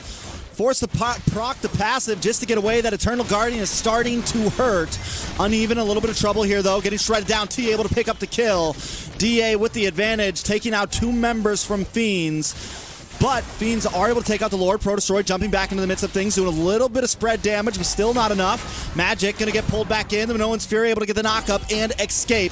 Back under the tower, back and forth. Here comes Pro-Destroy looking for Toru here. Can he get the kill? No. Unable to find it. Pops the cutthroat, but still unable to take anyone down. Now Koharu in a bad spot. Uses the BMI to back up. Devious activity not gonna stop, and down goes Magic. This is huge for DA. They're gonna keep on pressing the advantage. Yeah, the advantage beside a DA. All the members are quite low here. Fanny coming through does get summed up just like that. Pro-Destroy, man, every time he goes in, he is stopped in his tracks. The peel from DA is just making this Fanny useless. Yeah, the scoreboard. 8K goal lead for the side of Devious. 15 minutes in, 14-7 is the overall score. The side of Fiends, they're desperately looking for a few kills here and there, but I don't think they're able to grab up that just yet. It might be due to the comp. Doesn't feel like the side of DA has the damage available to win a lot of these team fights. DA playing extremely well so far, quite disciplined here. Almost a 10K gold lead in a reverse matchup this time around, pushing them potentially to get this victory here, but there's still a lot of work to be done from both teams. All the inners are still available for the side of Fiends. You know, with Kohari and Pro, Fiends have really just been able to... Wait a second. Speaking of Kohari, every time I say a name, they get munched up and tossed against the wall. Magic now in a little bit of trouble as well. Uses the Minoan's Fury, but still it's an escape mechanism, but they're right on his trail. Can he escape from this one? Locked down, stunned up, and taken out. Devious activity find another 2 members. What I was going to say was Fiends have been doing a great job at alleviating the pressure with Pro-Destroy and Kohari, able to use the split push, able to kind of keep the pressure away with the lanes, but DA don't care. They're going to drive it down the mid side, take out another one, proc that immortality, pull him back in, but Uneven will go down. Toru picking up the mega kill. Now that's going to be a Lord and also a kill for the side of DA. That's 3 members down, actually, for Fiends here. Unable to capitalize on too much, but Pro-Destroy coming onto this, I don't think he's going to be able to get too much damage onto the bottom side. Yeah, they're on him. DA's like, no, no, no. Pro-Destroy able to just get back in time there. Can they defend this Lord? It's an 11K goal lead for DA. It's hard to tell because the side of Fiends, they don't have that strong wave clear that, you know, a traditional, let's say like a Farsa or a Novaria or a Faramis can clear onto the mid side. They have the Vexana, which has an ultimate to kind of like tank the front line, but DA is just so tanky with the Barats. They're unable to get a shutdown, and now with the Lord marching down, it's going to be an extremely hard clear for the sides of Fiends. Yeah, we need a big Minoan's Fury something. Kohari is able to shut down the Lord, but he's pulled in with the I'm offended. Minoan's Fury does lock on. Blazing Duet just to get away. Pro-Destroy back to the base as well, but Uneven locks on to Kush here. Mikasa also pretty low. Chirobani looking for some sort of pick off. Kush finally goes down, but still has the immortality. Pro-Destroy looking for an angle as well. Gonna come in, but locked up, and down they go. Mikasa saving the day time and time again in these team fights. A lot of damage onto Yato. Comes in, able to pop back onto Kohari, but DA not done just yet. Kohari back onto the base, and DA has locked down. They're going to take us to a game number 3. Oh, man. Trex. The best of 3 matchup, we're coming back into play. This time around, Devious able to take the victory. 19 is going to be the overall kill, 7 and 44. A strong performance coming out of Devious, pretty much coming back into this series. Now, the momentum is on their side. They're going to try to take care of business this time around. This is kind of the usual performance that majority of us in North America is looking forward to. The team stats overall, Trex. I mean, it's huge, right? And even though DA won that game, Fiends still put up a good fight. I think the Fanny pick was maybe... Even though it was like literally their last pick, when you're on the red side, there was still one more pick for DA to counter with. And yes, the Ruby made it tough, but it was still dealable. But then you put T on the Hilda, and it just kind of sealed the fate for Fiends. Plus the Barats, early on, DA knew their win con, they knew their win condition, they knew what they had to do, bring it into Fiends jungle, steal purples, make Pro Destroy have as tough of a game as possible, and that's exactly what they did. Yeah, and I think the side of Fiends underestimated DA's ability to use the Ruby to get the lockdowns that is necessary for a lot of these team fights, right? We saw pretty much Mikasa just waiting in the backside, looking for the Fanny to cable in, having the second skill ready, and he hits him every single time on that cable, right? Fanny, maybe he has to come through on the backside, maybe he has to look for a little bit more split push, but the Hilda has definitely worked out. We could even see the Barats getting a few sets mid-air onto Pro Destroy. So definitely they have to think about how they can engage with Pro Destroy, make him create some of the impact, or possibly go back to the utility focus, right? Pick up the Fredrin. We saw the Boxia do quite well in the last series. So maybe this time around the Fiends have to adjust a little bit more, because it seems like DA has caught on to the aggressiveness and being able to pull out some of these matchups to win the small skirmishes early on. I think going back to utility could definitely be viable. I mean, it's definitely, we see the possibilities, right? And it's day 2. It's early season. This is the time you get to kind of pull out some pocket picks right there. But DA had the answers. They were able to answer back very cleanly, and even though Fiends kind of kept up a fight with the macro in a sense, able to kind of take out some of those towers, look for split push, it helped them survive a bit longer. DA had their number, they pulled their card, and they brought it to them. But now it's game 3, and like you just said, we know Fiends has more things in their pocket they can pull out. They can go back to utility if they want. They can go back to the basics, keep things simple. So I definitely don't think it's over yet. I think game 3 is a toss-up. It is a coin flip right now, because even though DA won that last game, it's not like they just stomp-fested Fiends there. There was some moments where it felt like Fiends could take back that game. And this is going to be our first best of 3 series, game 3. Right? Just what you were kind of projecting in the beginning. We were kind of talking about it like, hey man, maybe today we're not going to get the sweeps coming through, but this time around it's going to be 1 against 1 between DA and Fiends, and now both teams are locking in to see who can get on top of the bracket with this series. Fiends definitely still having extremely strong performances. It seems like their early game, they're lacking a little bit on some of the macro rotations, losing out on just like these like small mistakes that are not pushing them into the gold advantage. Or it could just be DA capitalizing on, you know, knowing the rotations, knowing how the minion waves are manipulated. They're getting these small gold leads that even without objectives, they're pushing quite well. And this time around, I do think Fiends have to clean up some of their battle strategies. The tracks, like they have to make sure that they can execute quite well, because this time around this is game 3. Both of them, if they both lose, like it's going to be quite tough, especially in terms of the overall bracket. Yeah, and I think someone we really have to keep our eyes on, and I think Fiends needs to kind of keep a check, is Kohari, right? He has definitely been one of the stars of the team these past 2 games. And I don't think there's anything wrong with putting a lot of your eggs into the basket of your gold laner, but you need to be able to play around that. And the Claude is clutch right now. The Claude is very good, but they need to have the peel for him, they need to have the engage for him, and they need to have enough of a front line, which means they need to pick that utility jungler, right? They need to pick something that can kind of move up and forth with him while he's doing the damage that's needed. So I think a lot of it, not only the gameplay, but the draft in general. I think that game was decided the moment draft ended. DA knew exactly what they were doing, so Fiends, they need to approach it correctly, because they started off strong.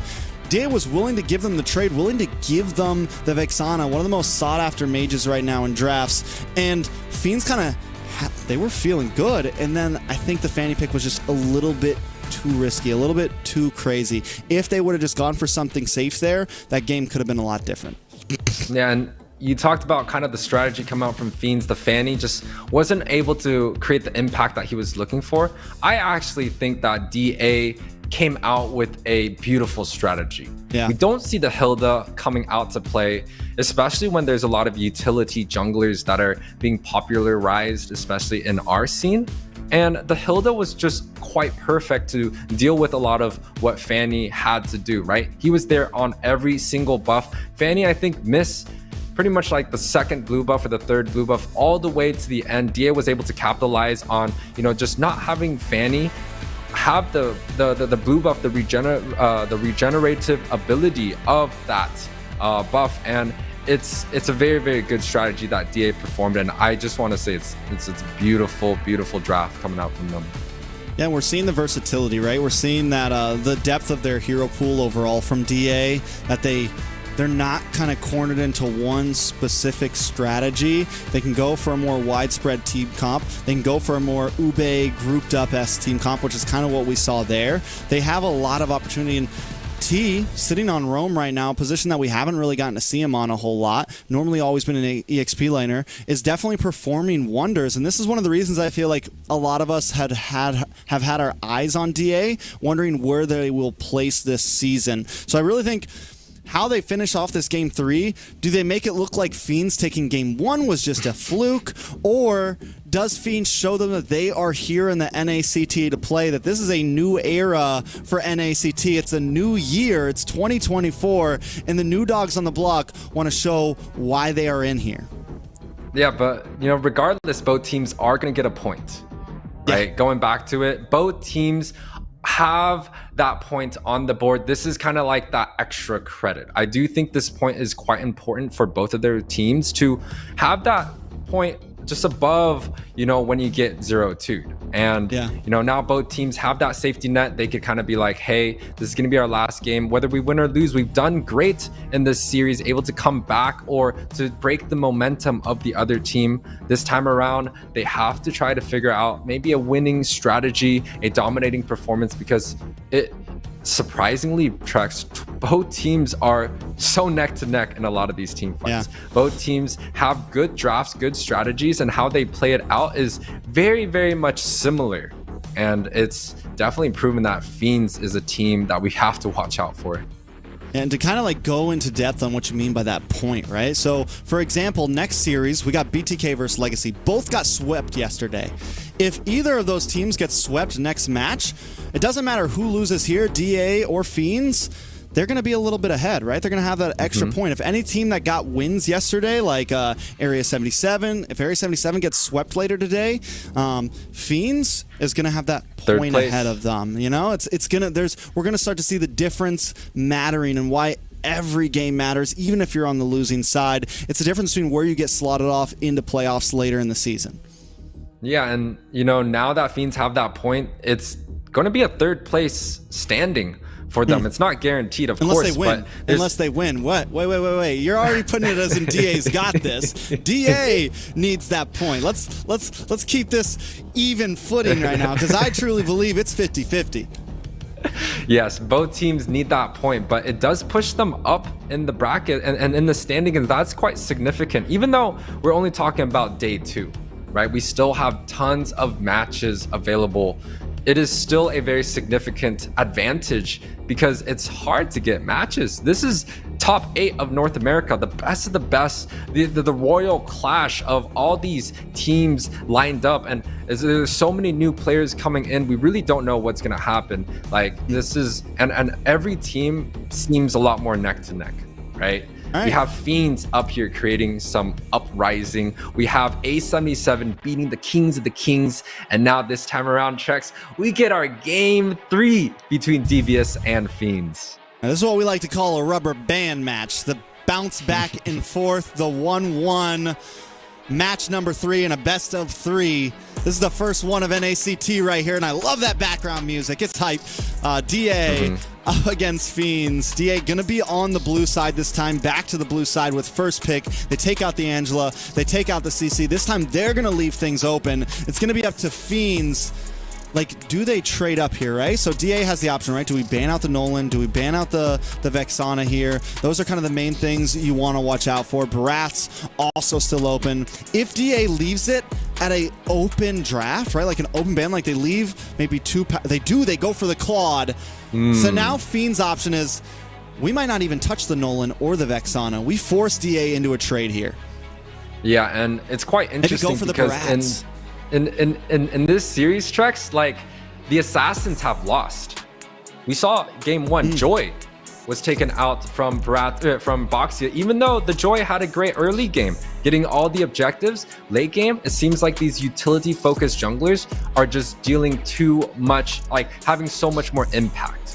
And in game 2, we saw it once again, right? We saw the Bratz just completely dominating, tanking up, soaking up so much CC and ultimates coming out from the side of Fiends, and was able to dominate into that mid and late game. Now, this time around, I do want to predict. I want to say that both teams see that this utility-focused style is much safer, much consistent, and I think we're going to see a matchup between the Fredrins, the Akai, and the Boxias, and maybe even the Bratz comes out to play because the Nolan has been banned out.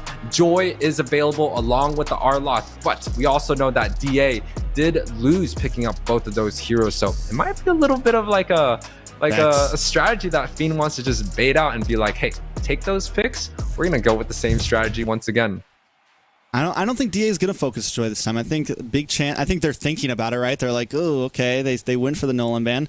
They pick up the Bratz.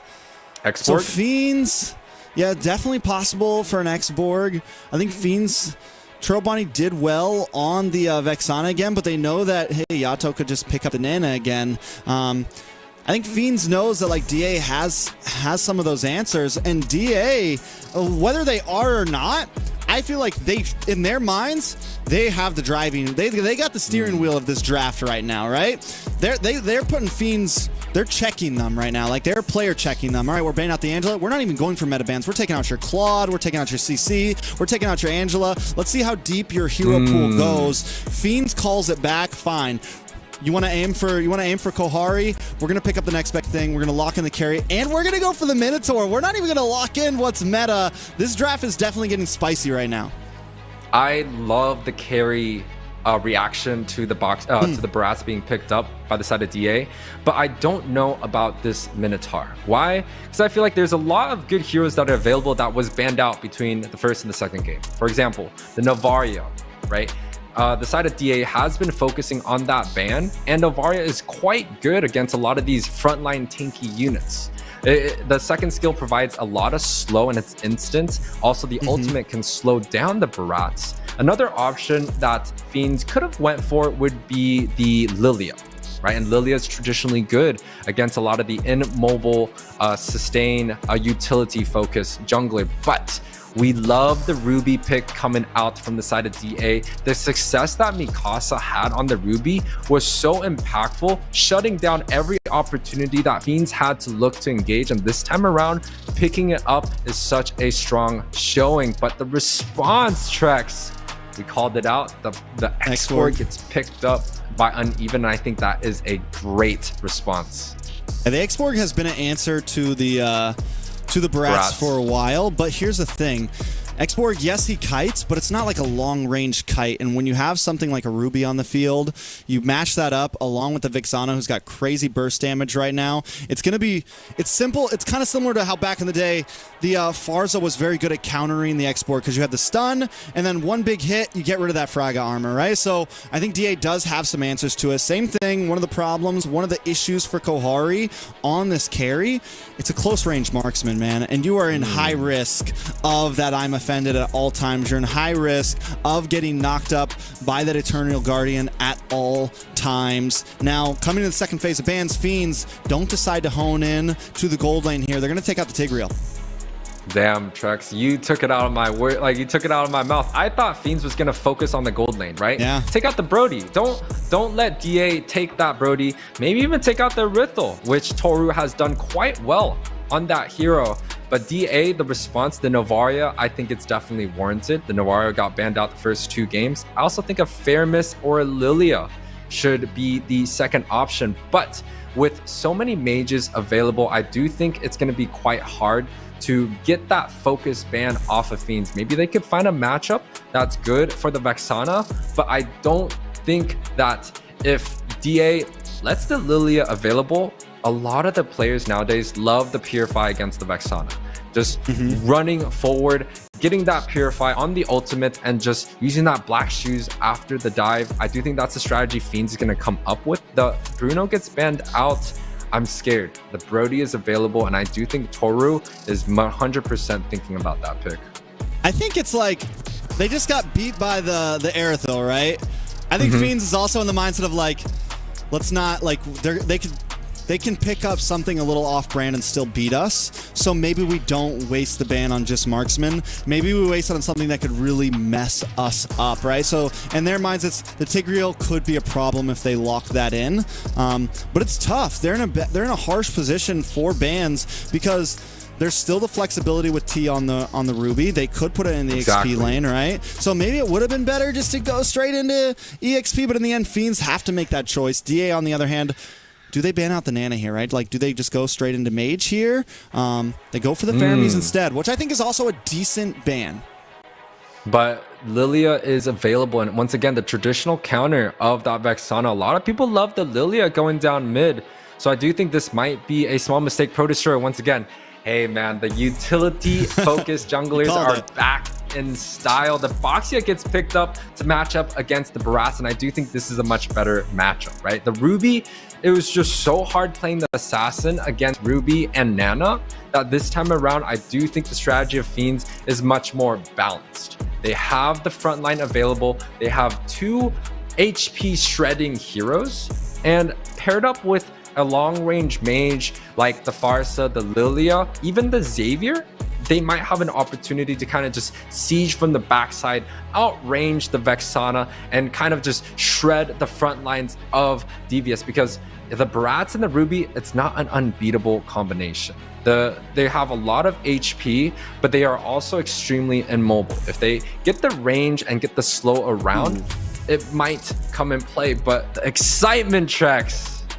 That is spicy right there. The Harith pick into the gold lane. I was wondering if and when we were going to see it this season. It's always kind of that gold lane pick that comes in here and there, then you don't see it for a month or two, and then it pops back in, and we get to see it early this NACT. It does have the poke. It has the ability to kind of keep this carry at bay in the laning phase, and there is a big amount of damage. The only problem is, on the side of DA, there's no huge physical damage dealer here. I'm wondering if this Thamuz is going to maybe not be as much of the utility XP laner, but more of like, we lock in Corrosion Scythe early on, we maybe go for the War Axe, we go for just full damage build on this Thamuz, and then wrap it up maybe with a little bit of defense as the last 2 items. Yeah, and it's quite interesting because the Harith, it's typically a guarantee win onto the gold lane. They could put any marksmans, maybe besides an early game Brody, and the Harith should be able to out-trade with the first skill along with the mobility and just being able to just dominate that lane. So I do think DA is shifting towards a little bit of the 1-3-1 type of strategy, but Fiends with a great response, right? The Lilia coming in with the Purify, negating a lot of the CC that Yato and T is going to impact, and making sure that Kush stays in his place with the Ice Queen wand. But Trex, take us in to the game 3. All right, this is game number 3. Devious activity, fighting for the life against Fiends right now. The underdog story has just started in the first week of NACT. And this time around, I do want to say that I want to see Magic creating a little bit of havoc, right? We've seen him kind of walk around and defending Pro Destroyer here and there, but this time around, I want to see him go a little bit more aggressive. Push T out of uncomfortable situation, get those trades in, but Minotaur is going to be one of those traditional front line tanks. They're not going to have too much of an impact early on. The first skill is on quite a high cooldown, and the dash is not that far away, so it's going to be quite a defensive, reactive roamer this time. But DAT, again, being extremely annoying here. And you can see the trade already on the favor of DA. Yeah, muscle and magic on the Minotaur right now. What? Ooh, first blood deleted, taken out. Kohari The egg in the basket is cracked right now for Fiends. Yeah, and you know, we saw that flicker, aggressive flicker coming out from Yato. That's almost like a blind flicker going in. It's not guaranteed that he can land those spells, but this man, of course, with the experience that he has, is able to hit those spells that he needs necessary to get that kill on the bot side. Even popped Kohari's Purify early on. So a small advantage for the side of Devious, a great early game performance, and you could even see Kush having a small lead in terms of some of the jungle creeps. I love that small decision from T though too. It's like, yes, we send Yato down for an early game gold lane gank, but T holds the wave in mid side so that Yato can get back and still get the experience and still get the gold from it. So a very, you know, minute thing that makes the big differences in the long haul for DA. Yeah, and look at it. DA has all the level 4s that they need to get this objective going. Fiends on the backside still a little bit late, but the party just started. ProDestroy able to get in, looking for Yato, able to take the turtle though. ProDestroy taking a lot of damage. DA on the advance, he's in the midst and he can't get away. Taking out another kill for the side of Devious Activity. A good snowball coming out from DA, able to grab up that objective along with a kill, pushing up to a 2-0 advantage along with the objective of Mikasa here, caught in a bad situation. I do think he's going to be able to just sliver away with not much health. I mean, he does get chipped down though, has to be careful. Overall, Uneven tries to find the kill using the last insanity, but Mikasa able to get away safely. T now looking for the pickoff, has the offended, pulls Uneven back in, and Yato picks up another kill, and Owen's Fury comes down and finds Mikasa. It's a 1-for-1, but I think it's a good trade because Yato now 2-0-1 on this Vexana. Yeah, Yato is getting a little bit scary. We saw the Vexana come out in the last game, didn't have the impact that Yato has this time around. And also, the magic damage that's backed up by Devious is not only from Yato. If he falls, that's fine. They have Toru on the bot side doing God's work here, getting that lane in check, and Kohari struggling a little bit more onto this gold side, but T getting engaged a little bit. I think he's going to get away though. He should be all right. Yato's here to help out, but Fiend's gonna now move on to Yato. The Tortoise Poisons getting a little bit of damage, but down comes the Guardian, able to get the knock up. Chirobani doesn't want to let him get away, but he takes a big burst to the face. Pops the black shoes. Kush now gonna cut him off. Chirobani in trouble. Kush doesn't even use the Tona's welcome. They get the kill. Yato on another one. Magic now gonna get munched up, and Toru gonna start poking down. Magic forced to use the flicker just to get away, and Fiend's on the back foot right now. Kush now gonna come in, invade onto the blue buff. Not even waiting for the rest of the team. It's just Magic and ProDestroy up against T and Kush. It's a battle for the purple. The knockup comes down for Magic, but ProDestroy still unable to get it. T actually with the steal. Not much damage coming out from Fiend's side. Once again, it seems like they really need Kohari to be able to rotate around the map and do the damage that their Fiends is looking for, because DA right now dominating on all parts of the map. Took care of that blue buff and now taking the objective here. It is a 2-0 on the turtle clock. 4-1 is the overall scoreboard. 2K lead for Mitten. Big flicker, I'm offended in the knockup. Two members down. Churro plus ProDestroy gets destroyed. Devious Activity making a statement. Yeah, 1-0-4 is T's score. He has the impact already early on. We did see that game 1, he didn't have the impact that he was looking for, but definitely game 2 and now game 3, he is all over the map. And Yato, the duo that we've been looking for, is now performing on the level that we expect them to. DA is outclassing Fiends right now in pretty much the micro and the macro, and it's going to be extremely hard to deal with. Fiends have to try and just grab up whatever they can and maybe farm on the opposite side of map, because I think now Kohari is going to be the one that has to lead them into the victory. The YT, the Yati, the duo in the mid side. Paired up with Kush, and it's definitely deadly right now. Fiends unable to control the pressure. Devious Activity knows it. They smell blood. They're going to keep up with the engages, keep up with the invades, and T able to get the offended. Kush going to hop in. All of them get knocked up, but they don't care. They keep on pressing on in, and Magic is deleted. Chirobani pops the black shoes, but he pops it in the midst of 4 members under the tower. Kush doesn't care. He's looking for the kill, and he gets it. Uneven now, maybe coming in a little bit too late. Props the Fraga armor. Force the flicker back. DA still chasing. This is their jungle now. Yeah, I do think Devious pretty much has everything going for them. It's about a 5k gold lead 6 minutes in. And when we talk about the gold lead, when it's pretty much similar to the time that's on the clock, it pretty much smells trouble for the other team. And I do think Devious is completely dominating in this matchup so far. It's going to be hard for Fiends to kind of get back, and they have to try and clear these waves, and they have to try and give more time to Kohari. Maybe less engagement, maybe more just pushing them around the map. Try to get a pick off with the numbers, and if you don't have the numbers, just back off. But the 1 versus 1, Kohari falls to Mikasa here. Yeah, that's looking rough. I mean, Kohari already lost the kill. Toru also feeling good right now. Kohari's going to have a lot of trouble, and he's a hero that needs to scale. Fiends need to buy time, but DA doesn't want to let it happen. Luckily, Fiends able to get that orange buff there. Pro-Destroy puts it under himself. The Eternal Guardian is also such a nuisance, and it gives Yato so much space to just zone and pressure onto Fiends. Yeah, it seems like Devious pretty much has the strategies available. They're winning, again, across the map. And this time around, 9-1 is the scoreboard. They're looking to siege onto the top side. Fiends, they have to try to figure out a strategy to shut down Yato. 4-0-4 is pretty ridiculous here. They have to find a way to dive onto the backside. And I don't think Fiends in any way is struggling in these team fights. I feel like Magic is setting it up quite well with the knockup, but whoa. A lot of damage on a Kohari. DA able to find another one. They brought him into their own tower. They're like, listen, you're coming this way. You're coming with us. And I like it. Right now, DA, this is looking reminiscent of what Fiends did to them in game number 1. It's 10-1 right now, UA. Yeah, but this time around, Devious has pretty much the gold lead and the kill lead versus the last time in game 1, Fiends had the kill lead, but no objective and no gold lead. So this is going to be a hard match for Fiends to get back into the game. I'm offended, paired up with that huge hit on Magic. Magic tries to get the knockup, but the rest of the team isn't there to capitalize. Pro-Destroy still wants to go for it, though. Uneven, maybe looking for a last insanity, wants to get a little bit of burn onto the rest of the team.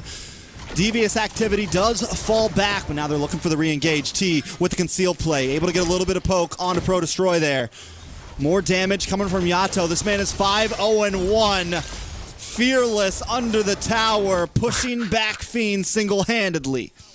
Yeah, Yato's movement's kind of crazy here. You never see the Vexana on the backside just trying to zone out away from their tower from the back ends. 11-1 is the scoreboard. We're heading into this 8-9 minutes where we're going to that mid-late game. The Lord is coming up, but the gold lead seems too much to handle for the side of Fiends. I don't think a contestation is even possible here. Maybe they should look to the opposite side of map and try to get a pick off, but no, Kohari is still going to be on the top side.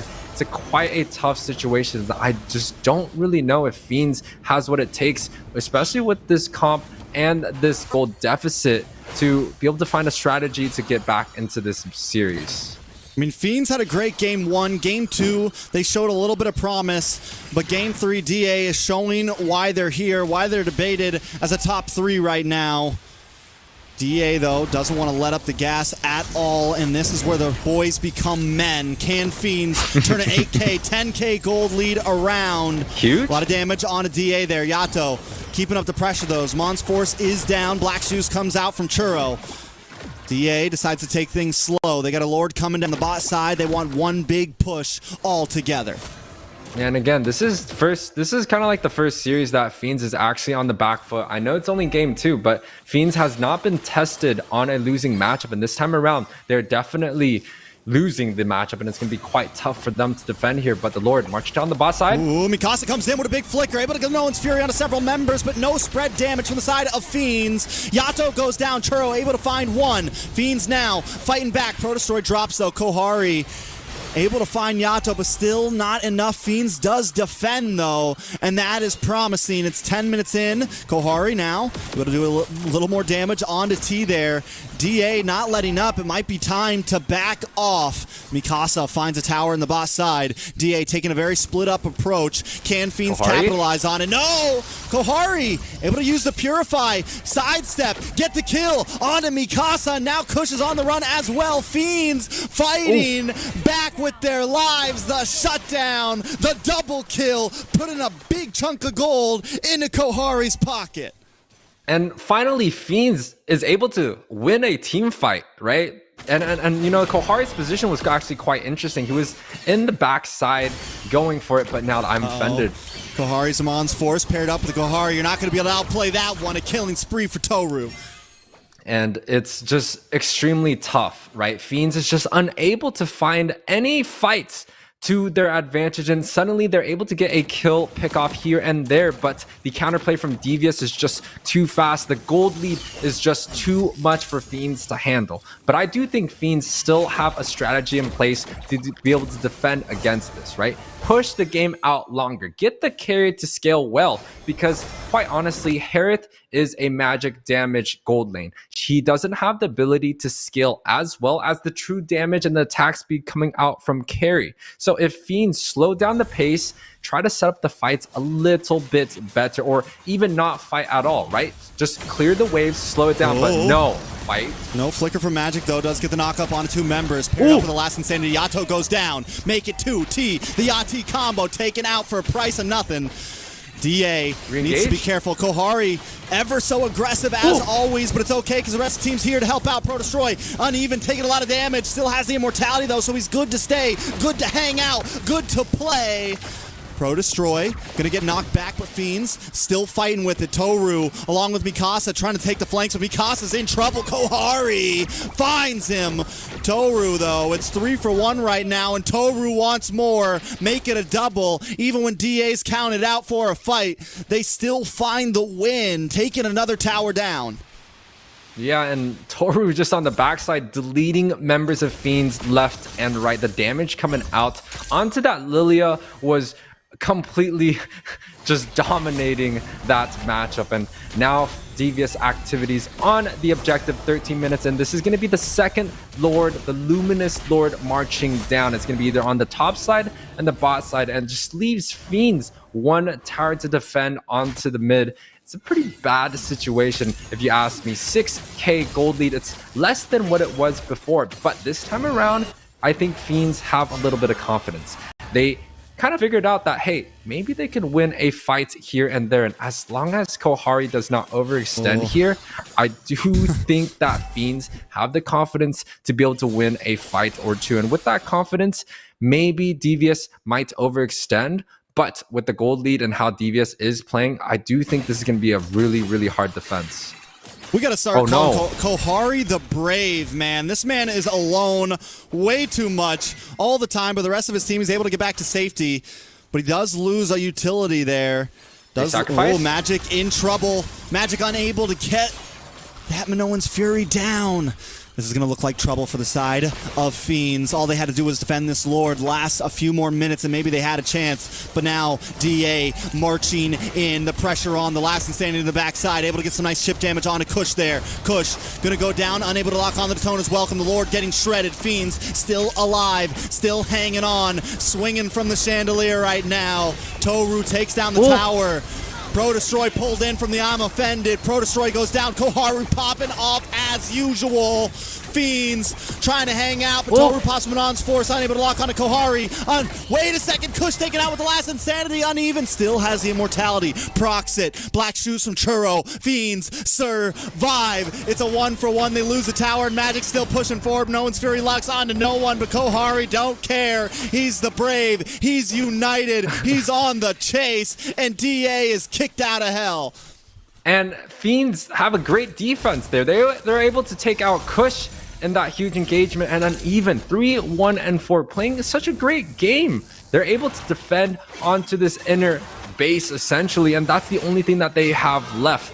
Now Devious this time around with the Lord coming up in 50 seconds, they're definitely going to be having, they definitely have the advantage in terms of the position in the river, right? They have all the towers available, and even if they do lose this fight, I do think Devious has enough insurance with all the outer towers available to sacrifice that. But Fiends, they don't got anything left. Magic, he keeps doing it.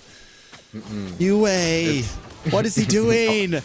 1, 5, and 5 is the score for Magic, but Kohari, the man himself, going in. The Brave. We call this man the Brave because he's in the midst all the time. It's one versus the world, and he's coming out on top. Wait a second, no. DA trying to turn around. Kohari takes a big chunk of damage, forced to run away. Mikasa with the sustainability there. It's going to be on the determination of if T can get that ultimate onto Kohari or even Toru, right? We saw the hair kind of pop off 7-0 and 6. He's full items, full build, probably the richest man on the side of DA and has the mobility to get on to the carry. But if he does not have the spells, the carry should have the late game potential to kind of mow down any of the front lines of DA. Now, Fiends, the Lord is going to be marching down onto their side again. This time they do not have the mid side insurance. And man, look at Kohari here, even pushing onto the bottom side, chooses to recall, but I'm not sure about this. I think he has to go home here.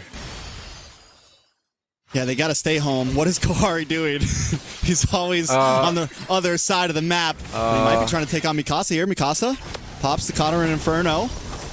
Lord is getting melted down. They don't even need Kohari to defend it, but he's got to get back to base because the rest of the team is closing in. It's a 5v4. Kohari back on the map. Protosword takes a lot of damage from Toru there. Zamon's Force comes down. Fiends still defending 17 minutes in. They want to make this go the long haul. They just need to buy a bit more time, and that's what they're trying to do right now. Fiends able to push them back. The Magic with the flicker. Minoan's Fury. Comboed up with the last Insanity T, melted down. Mikasa gonna fall next, and Kohari the Brave is on the triumph. Toru though, looking for the 1v1, and Kohari can't take him. He might get taken out, and that's it. Toru with the double kill, carrying his team on his shoulders. 9-0 and 6. DA gonna try to close this out. It's 1-1. This is for all the marbles, and it's only day 2. This is the game we wanted to see. 7,000 gold lead for DA. 3 members gonna try to end this. They don't want to let up. Zamon's Force drops down. Last Insanity lock on to Toru, but he doesn't care. He's unfazed, unaffected. He is coherent. Shut down, legendary, uneven falls, and DA may be able to end this here. Pro Destroy takes a lot of damage. Push back. Fiends still there. It's nothing but Churro Bonnie versus the world, and that will be it. Devious Activity, after a long haul, takes game number 3.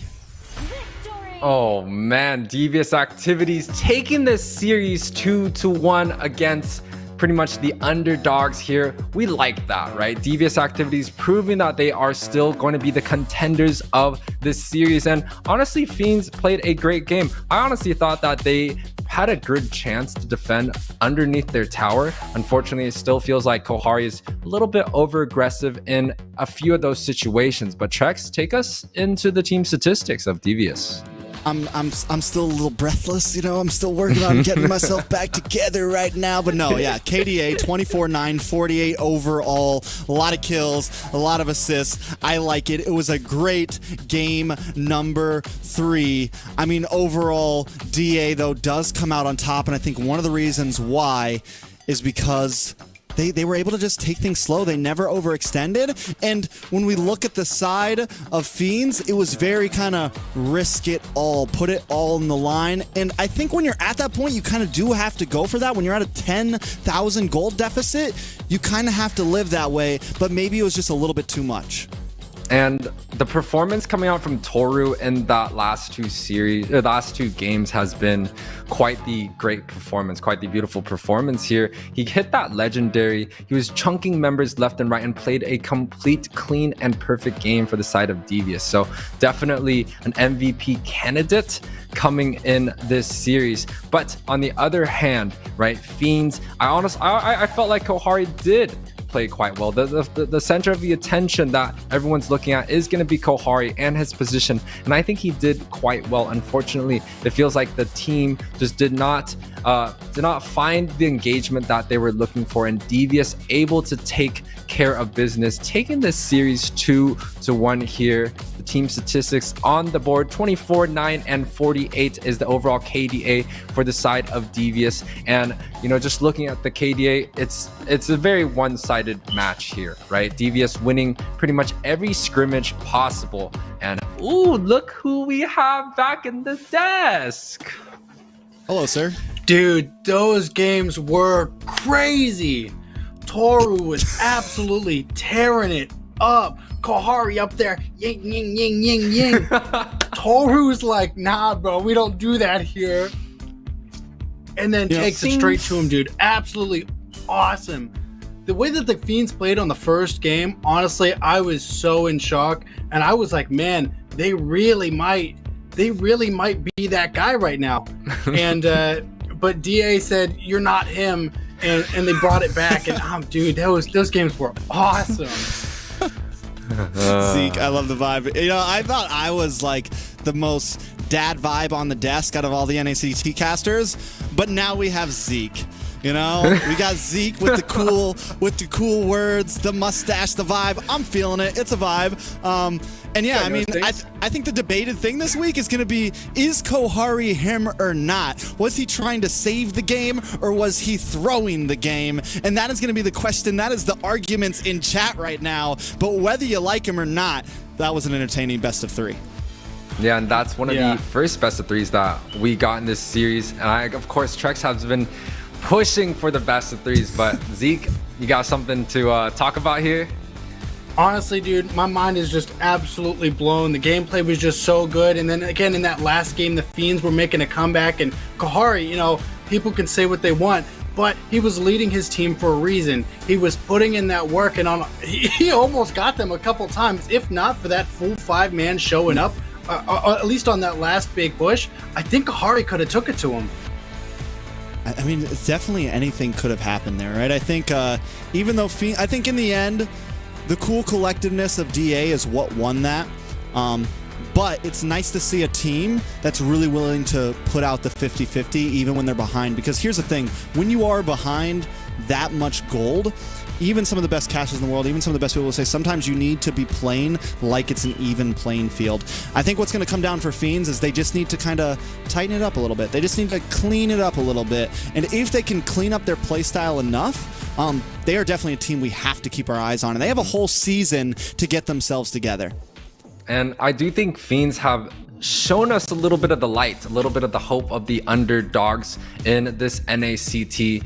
And I almost felt like they were going to defend onto that last fight. And if they were to defend, that's going to be another Lord. And, you know, the strategy that Fiends has, they defended quite well. It almost felt like they had the opportunity to win some of these fights into the late game. Unfortunately, cut short because of the unbelievable play that Toru has been pushing on, just deleting the members. And this time around, Devious able to push through in this series, showing the contenders that, hey man, like we are here to dominate and this is going to be our NACT this time around.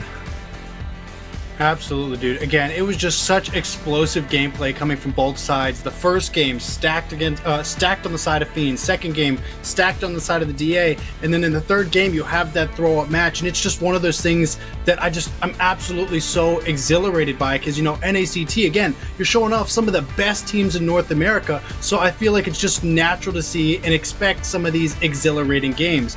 Like I said, it's probably 90,000 degrees in my room right now, but still, absolute chills. I like it. I think, you know, there's something else we have to talk about here that's very important. UA's predictions is no longer perfect. We have now tied the flame board. I just want to throw that out there. Should have shaved the head. He should have shaved the head. Hey man, bald head was magic. I just need to come out saying that, hey, last season it was quite tough on the predictions for me. Again, I love rooting for the underdogs and I still will continue to root for them. But this time, the loss, it's no big deal, Trex, right? You know, I'm taking the 4-1. That is fine. I'm rooting for my homeboys and Fiends all the way for me here. But hey, 4-1 is still a great score. Trex, you and me, we're both going to be in the same page now, and it's going to be quite the competition for the rest of the season. For sure. I think this is a good season for predictions because of how unpredictable certain matchups are. In the past, it's always been, I feel like, a little bit easier. It's always been kind of one-sided, but we're starting. There's several teams that I think it could go anyway. Yeah, absolutely. Well said. Again, you know, we've seen Area 77 and some of these other teams just doing really, really well this season. And again, it's one of those things where you just get so excited about these upcoming games.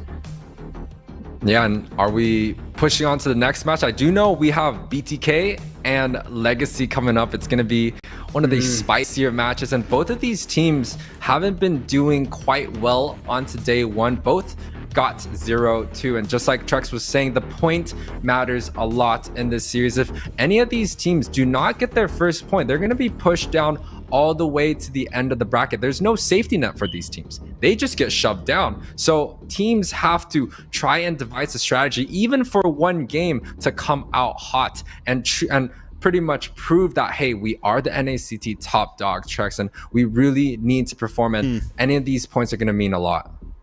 I agree. I definitely agree. I mean, it's BTK up against LEGACi. Yesterday, I think everybody's vote was on BTK. Everyone considered them the favorite. They got swept. Besides me. Now they're up against LEGACi, who was the number 8 slot coming in, came in just by the hair on their chin, you know what I'm saying? But still, at this point, is anything possible, right? Like, is BTK still the favorite, Zeke?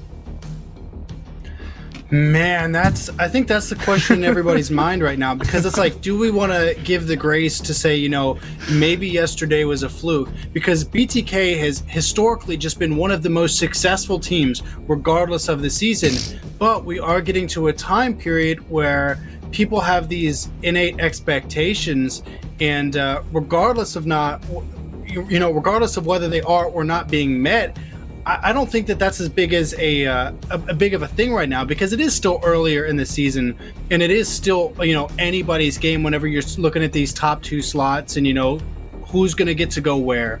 But with that being said, I think that BTK absolutely needs to lock down. They need to tighten up, take a second, relax, and breathe, but at the same time, constrict the teams like they have been doing, because, again, they are a renowned team for a reason. Now, you guys might hate me for this. Let's act like it.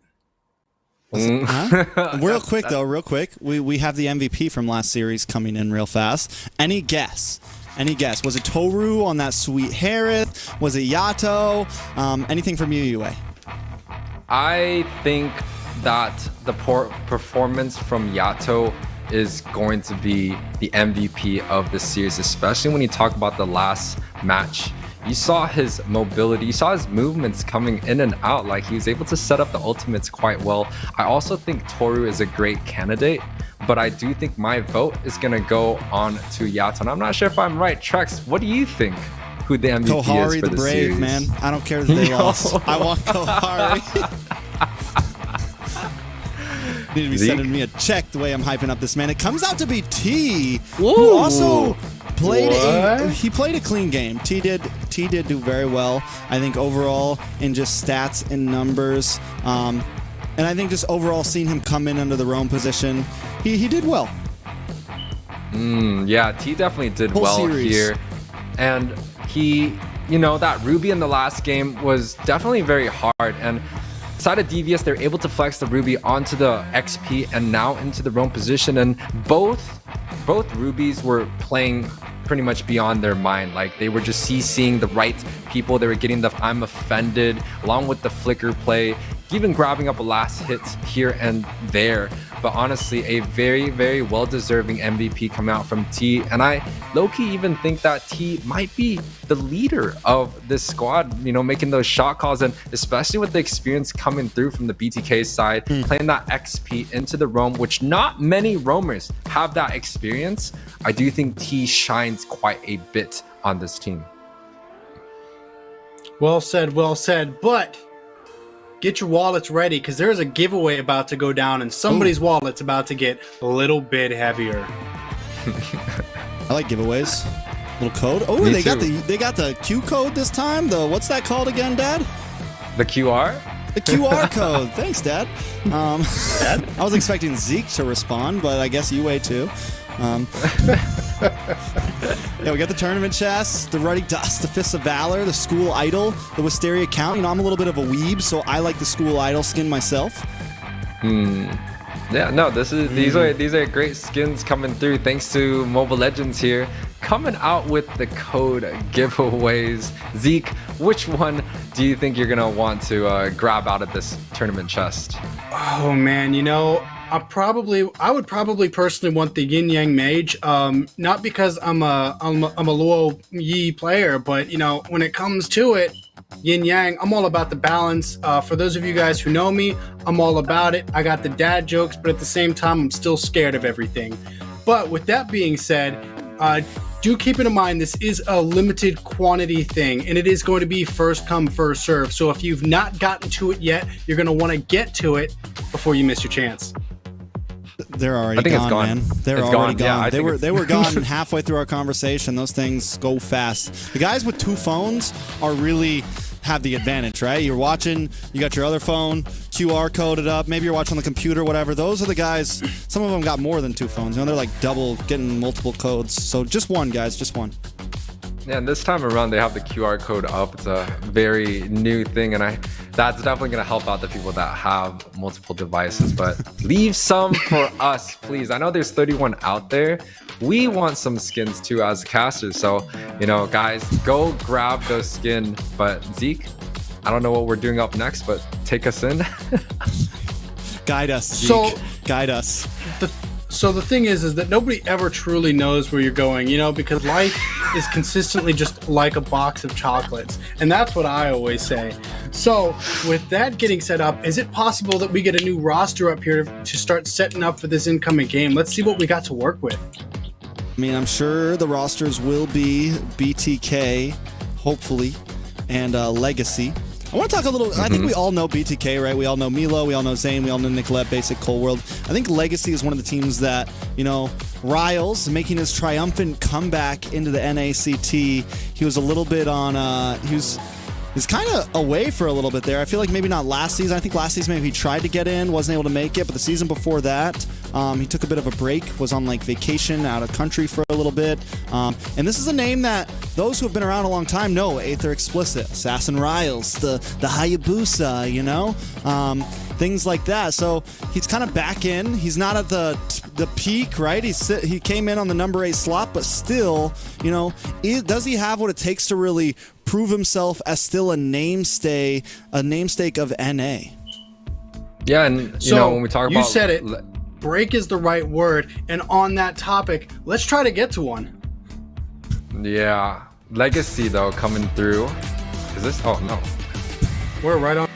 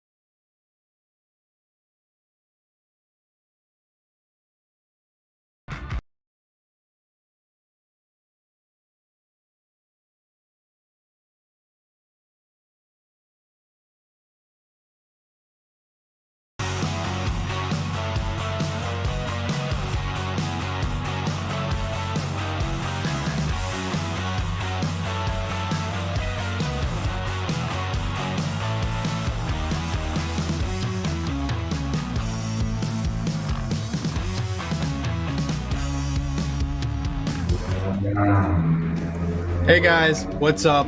Welcome back. I know you guys, you just got your break as well. I know you guys were going to the fridge, grabbing some drinks, but now you're back. Let's get back into it and let's get some popcorn ready, because if this next matchup, BTK versus LEGACi, is half as good as the matchup that we just had was, I think I might need 2 things of popcorn. Agreed. Man just said agreed. Zeke, agreed. a No, beautiful seriously, introduction. I like it.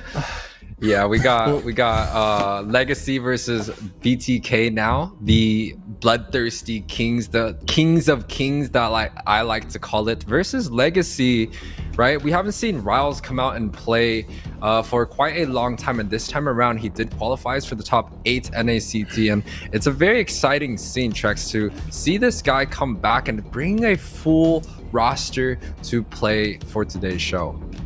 Yeah, I mean, in all seriousness, I think BTK took a huge loss yesterday. LEGACi took a huge loss yesterday, but I think the upset was definitely BTK. So today is like proving ground. Today is the, we're sitting on the scale right now, and everyone's wondering, can BTK like compete this season? Because if they lose today's match, it is looking grim for them. There was very high expectations of them coming into this season. So yeah, there's a lot to prove right now for BTK. Zeke? Absolutely well said. And although, even in this matchup, LEGACi still coming in as the underdog, again, they did have a rough day coming into yesterday, but up to this point, they have been proving themselves to be a very viable team and a team that can adapt at that. So if they can do what they need to do, I mean, I don't count them out of this, not even a little bit. Yeah, but both teams are trying to make their way out of the bottom bracket, or the bottom side of things right now. Both teams did receive that 0-2 in day 1, and this time around they're trying to fight for some points here. I do think BTK has a significant advantage, right? A lot of the players on their team have had a lot of experience, especially in these high tense situations. But on the other hand, LEGACi also, just like FIENDS, is a team that we don't really know how to gauge them against a lot of these good teams, right? We've only seen them play a few games here. Unfortunately, they did lose to majority of the top seeds, but it can be anyone's game here. Yeah, I mean, it's definitely after last week, after watching FIENDS just play so great, I think we're in a state of NACT where it can definitely be anyone's games for a lot of these teams, and just the current meta, the way that certain picks seem viable, sometimes aren't, a lot of counter possibilities from multiple heroes. I think it can always tip any way for any team. Absolutely, this is the season to do it. I do believe we've got LEGACi's rosters coming up. Let's dive into that. Oh, we have Jolie. Oh, sorry, you take it. LEGACi coming through with the roster. We got Jolie on the gold lane. Kuya Ken also is available here. Kuya, Nash, Riles, and also PDR.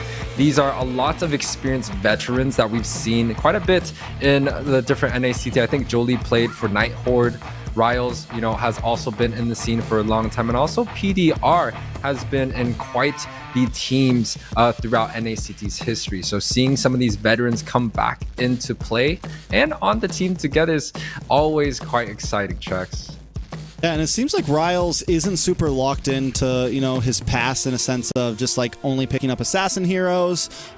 We saw him in qualifiers kind of try to counterplay BTK by picking up the Barats and things like that. So we know that they are adapted to the current meta. And I'm excited to see how the whole team pulls together in general. Absolutely. Now, Trex, would you mind taking us into the BTK roster? Yeah, this is probably one of the most rosters I was excited about for a few big reasons. Cole World and Nicolette for me are 2 players that I've been wanting to see on a very hype roster for a while. Cole World goes all the way back to The Simpsons. We used to see him play gold lane. We've seen him from there play mid. We've seen him play roam. He has been everywhere. Now he's sitting on BTK on the roam position, and Nicolette holding the front of this roster right now. I mean, I've been a Nicolette fan all the way back to early NACT days, Team Sexy days, Ackerman days, back when Nicolette and Best Player were kind of the duo of the mid for a very long time. Nicolette took a break last season, did not play on any teams, took some time, I think, school, things like that, and now she is back, and there is very high hype for her. How is she going to compete, though, in this NACT? The hype always comes with expectations, and if they're able to prove themselves in this series, I do think the expectations are going to be met. And against a team like LEGACi, I do think BTK has it in the bag. I do want to see them go above and beyond in this series and make sure that they get a clean sweep here, because they are both ranked the same at this point, both ranked in 5th place, taking 2 losses each. So this time around, I think BTK, they do need to step it up and get that sweep. But LEGACi at the same time, this is the time that they have to prove themselves. We saw Fiend coming out with some great games already. So this time around, I do want to see the dark horses, the ones from the bottom, especially from the qualifiers, to step it up and, you know, mix up some of our votes. Because Trex, I'll be honest, 4-1 for the casters vote, it might be a little too high right now. Maybe. We'll see. We'll see. Zeke? So, I mean, it's really tough to say. You know, we've got Cold World on BTK right now, and we've seen him make some beautiful sets, but I want to hear even more. Let's get into predictions. What do you guys think is going to come happen? I mean, definitely a lot of possibilities, but I think it is pretty even-faced even after the loss yesterday. Everyone still thinks BTK is the favorite here, and I think it's well-deserved. Yes, they had a rough day one, but we know a lot of these players very well. We know the potential that this team has. I think the major lacking is synergy, and this is the same story we've had for BTK for the past 2 seasons. Now it's another huge roster change. Can they get it together before the end of the season? You're 100% right, Trex. BTK is going to be my votes, but I do think you made some good points there. The roster adjustment that they have every single year. But under the leadership of Mr. MOBA Zane, I do think BTK is going to thrive in this matchup.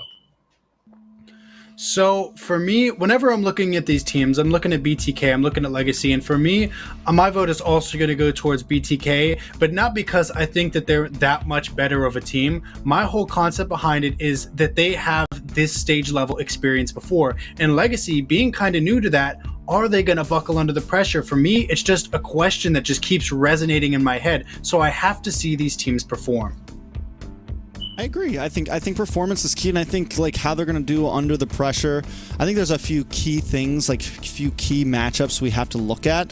One of them being mid once again, Cold World Nicolette up against the Kuya combo, right? Kuya Nash and Kuya Ken, the big brother for those that don't know, Kuya, and then also the junglers, right? MOBA Zane did not have the greatest games yesterday. I gave first blood. I forget if it was in match 1. I think it was the match that he picked up. I think it was match 1 when he picked up the alpha. Gave over first blood to Area 77. Just seemed to kind of be playing his own game a little bit. So I think that's... And then we have Riles, who, again, I'm wondering how is this matchup going to be? I think both teams are going to be very turtle objective, going to be very neutral objective based. So that's where we're going to see some of these big clashes, and who's going to be able to complete them better. Absolutely. So I do think that we've seen MOBA just a little bit shakier on some of his alpha plays in the past too. So maybe we should try and look at keeping him in that pick. But instead of having us guess all day, let's get into the draft and see what actually happens. Ooh, jumping into draft already. It's LEGACi on the blue side up against BTK with second pick. And the bans are already coming in, and the targets are already marked. We got a Fredrin ban up against BTK. I mean, there it is. There it is. This is not something that we have not seen before, Trex. Everyone in North America loves to target ban Zane, and knowing his hero pool, he definitely shines in this meta once again. The utility style is just back in season. We were able to see a few assassins being slotted in our last NACT, but this time around, it seems like the advantage is towards a lot of the utility focus. But now, LEGACi actually opting to open up a lot of heroes that Zayn is very, very strong. The Akai that he's played and also the Boxia. And now without a ban on the Barats, I do think that is going to be a priority. So maybe LEGACi is going to decide to pick that up themselves, or switching it over to let BTK take it and coming out with some frontline shredders and also some utilities to stop the mobility of that dinosaur.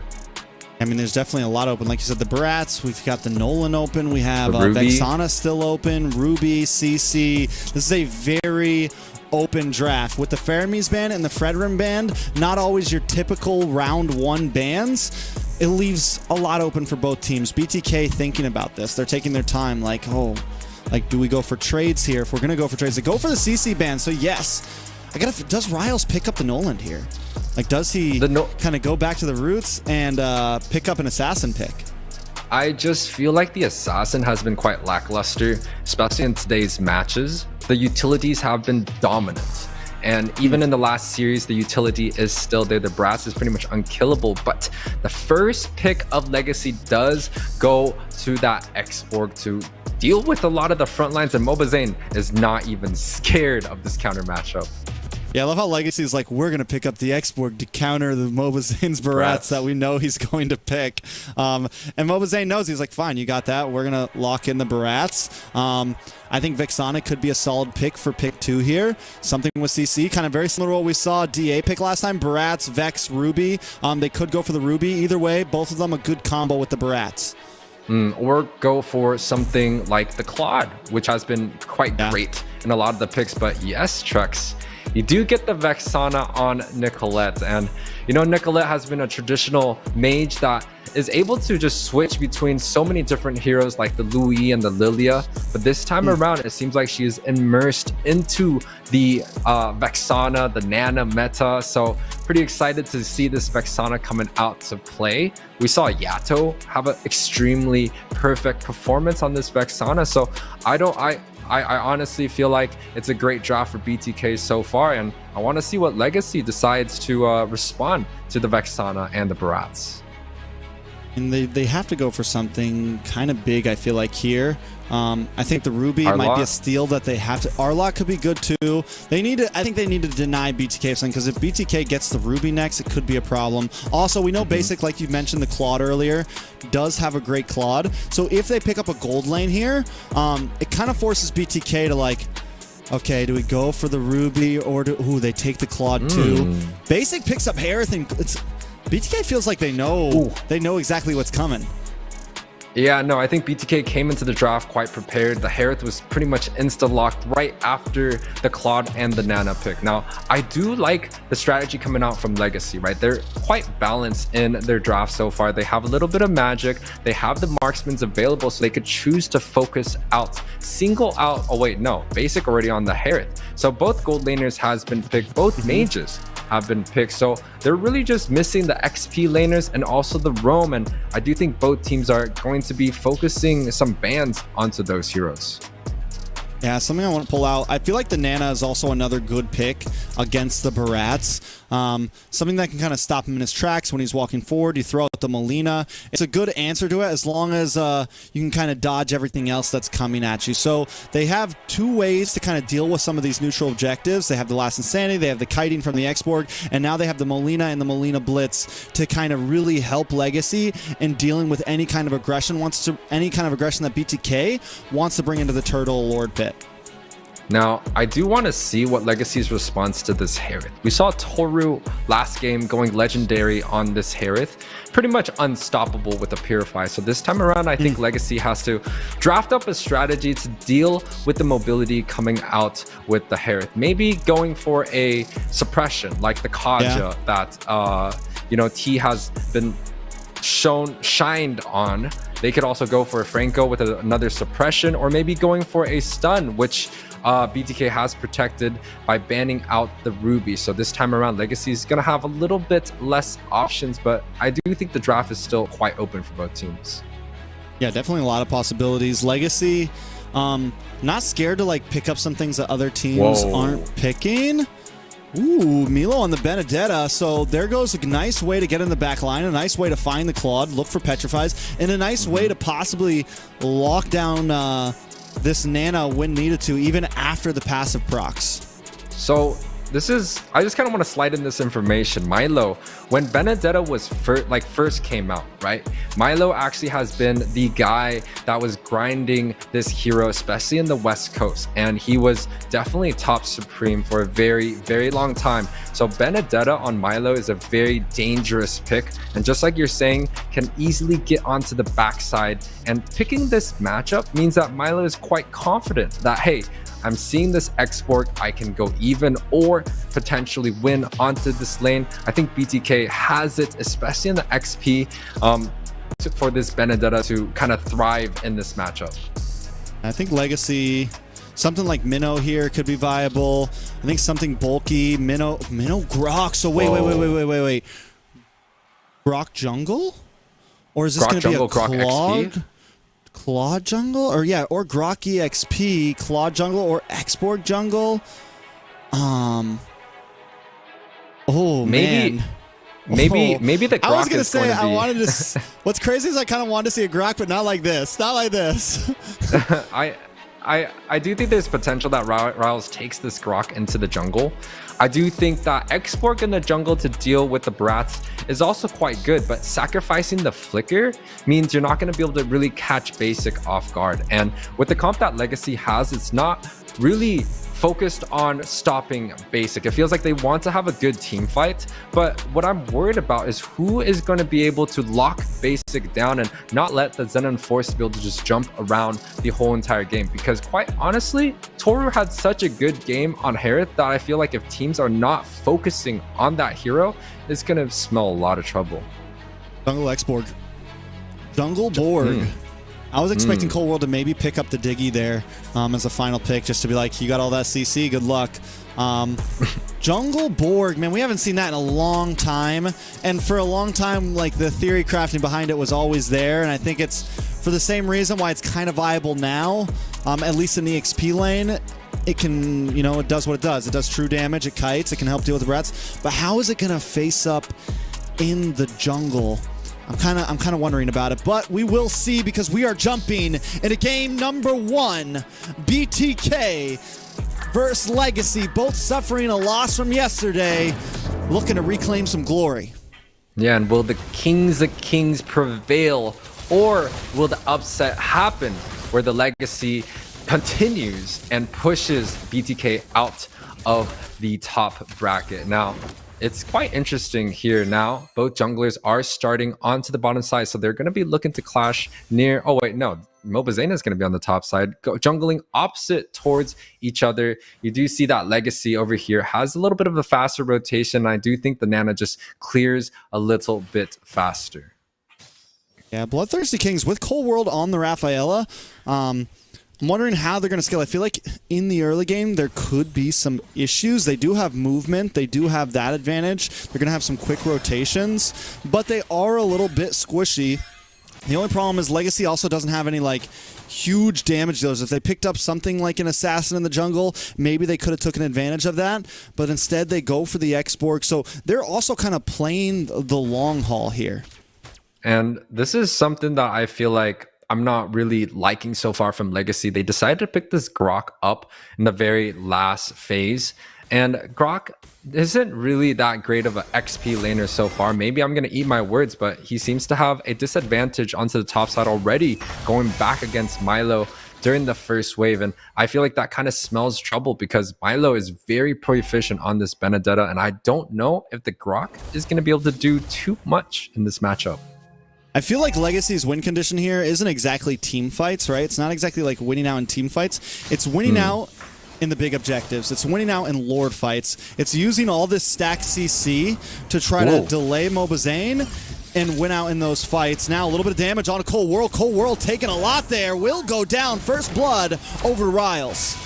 Yeah, I bit my word there. PDR showing us the Grok on the XP does well. Did push that wall up and pretty much force Cold World into the deathbed. Milo comes through, but it seems like the objective is still up for grabs.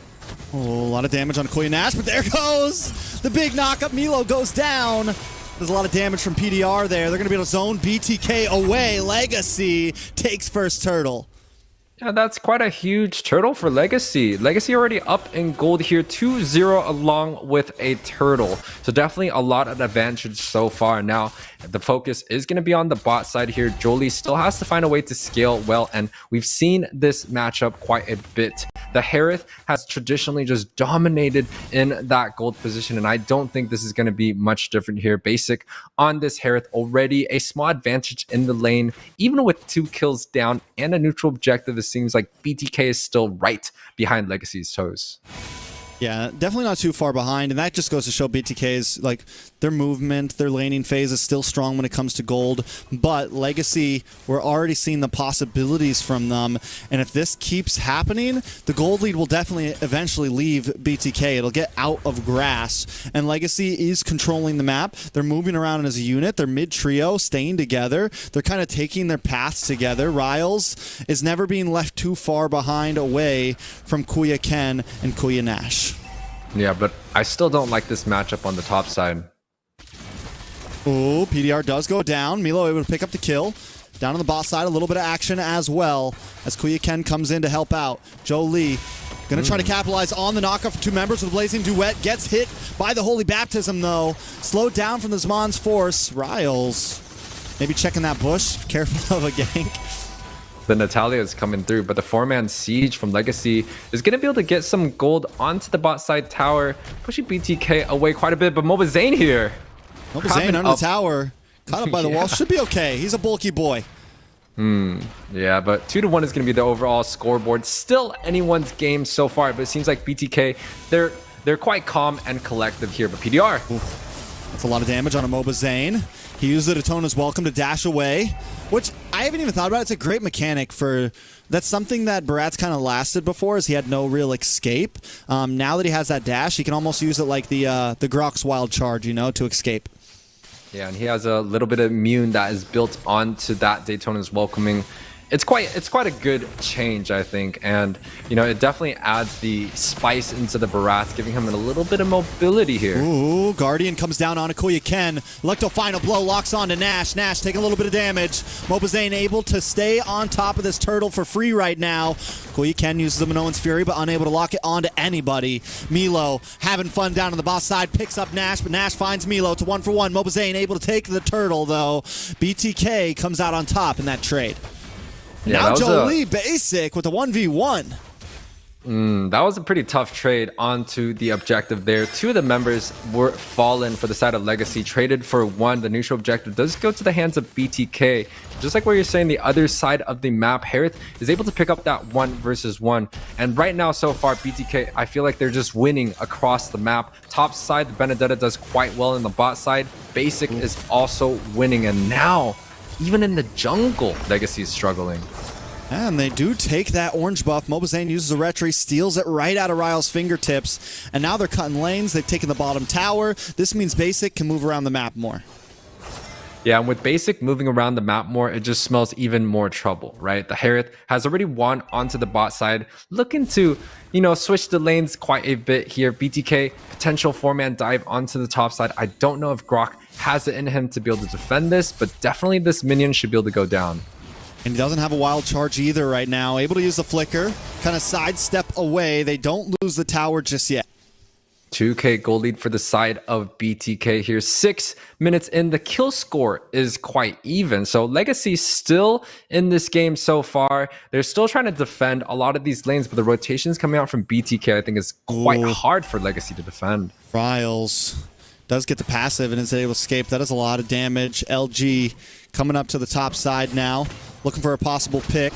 Cold World maybe caught up in a bad spot. PDR decides not to use the wild charge just yet, but look at Basic under the tower. Gonna get some nice damage on Akuya. Drops him on's force with the dash, looking for one more hit under the tower and gets it. Nicolette actually steals it, picks up the kill, puts Nicolette at 1-0-1. BloodThirstyKings with the advantage. And you know, even with the advantage, I want to talk about Milo on this Benedetta, right? He's able to kind of deal with the split push coming out from any of the members of LEGACi, and he kind of just deal with it by himself. And I feel like the Grok and the XP is not going to be able to clear a lot of the waves, especially when we get onto the late game. And I think that's where BTK shines, right? They could do the banana split before. A lot of damage. Nicolette goes down.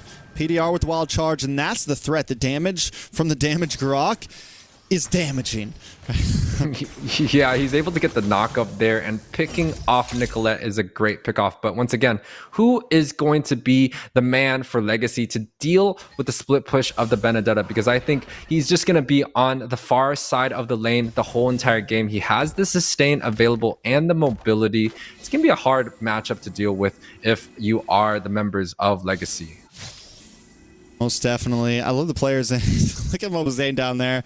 Everyone else is just kind of like chilling. He's like forehead in the camera, fingers moving a mile a minute. I mean, you can tell the seriousness. You can tell the pressure, I think, that's just on BTK in general for this game. They know the loss yesterday was huge. They know they have to do something. But LG as well, keeping their cool right now. The game is not yet gone for them, I feel. The major problem is Basic. If he keeps scaling like this, it is going to be hard to find him. We saw it last time with Toru. The Harith with the Purify is a very hard catch. It's most definitely hard to catch, but looking at the split push, you can see the Grok on the all far side of the lane, but the 4-man BTK siege on the top side. Yeah, Koya gets hit by the Holy Baptism. Gonna get chased down, though. BTK aren't coming for members, though. They're coming for towers, and they're able to secure it. And they're able to get pretty much the objectives that they were looking for. This is pretty much all of BTK's plan. They're not necessarily looking for team fights all the time, right? It's very objective focus. You can see the Ube strategy coming out from BTK already trying to pressure a lot of the sides of LEGACi. Yeah, did they take another one from him? Riles unable to get any orange buffs here. Grok. Mobazane on his trail. Basic in the backside takes a lot of damage. Blazing Duet comes in. Jolie doing unloading. Riles finds Basics, and LG finally comes out on top in a team fight. And you can see PDR's damage is actually quite a lot, but the minnow does get picked off here, and BTK looking to siege onto this mid side. They should be able to get a lot of damage done. Riles just escapes, but the tower may fall soon. Milo as well with the split push. You mentioned it earlier. Milo's not been involved in almost any of these team fights, but he is doing so much on the map. It's so smart coming out from BTK to build a split pusher onto the XP lane, right? Force members of LEGACi to split up, because once again, I think the Grok and the Minnow are extremely good in team fights, but when it comes down to the split push of the LEGACi, they're definitely much lacking. They could send the X-Borg onto the far lane to defend, but it's just not the viable situation. They need the X-Borg onto the objectives to get the 50-50 Retrian. Look at the pressure of BTK. Members at top, members at bot, just splitting the whole entire strategy of LEGACi apart, getting this neutral objective without any problems. Yeah, oh, Holy Baptism locks on, terrified, boom, knocked out. Koyaken hit by the Hayaken. Koya Nash might just be next. Riles gonna take a lot of damage. BloodThirstyKings on the prowl. PDR comes in, gets a knock up on 3 members, but no one there to follow up. And down he goes. LEGACi getting picked off one by one. It's a strong showing coming out from BTK. This is kind of what we expected for this team, and to have a dominating performance, I do think this is going to match well with the confidence that BTK is, desperately looking for. They didn't get the win that they were looking for against A77, but this time around against LEGACi, it seems like they have the game plan, they have the strategies involved, and they're playing quite clean now. Lord marching down onto the top side, and BTK has sieged in a 5-man unit, especially with the Wrath. It really shows kind of like a Ube strategy back in the M3. Oh, big flicker wild charge. Basic taking out Jolie with a blazing duet onto 2 members. Riles, though, gets brought in. Milo in trouble as well. Able to use the Electro Final Blow just to get away. Mobazane hold the front side. LEGACi find a kill and wait, the knock up the Eternal Guardian. Shreds them down, and Jolie and Koya Nash are taken out. Cold World putting one of those kills into his pocket, and the Lord is still coming. BTK looking for more. Terrify on a Koya Ken. BTK gets so much out of that Lord push. the unexpected damage of BTK is just so much for a LEGACi to deal with. They've lost all their towers and BTK is not stopping here. Riles gets the passive proc with the immortality, uses the last insanity to re-engage. Milo is not going to let him go. The GOAT finds him. Kuya Ken and Kuya Nash, the two big brothers of the team, are trying to defend this all alone. Jolie back onto the field with a Blazing Duet, trying to get a little bit of damage. Kuya Ken looking for a mock-up as well. But they still hold in no Minoan's Fury. He's deleted before it procs. BTK relentless in their charge. They're going to move on to the base now, and that should be game number 1.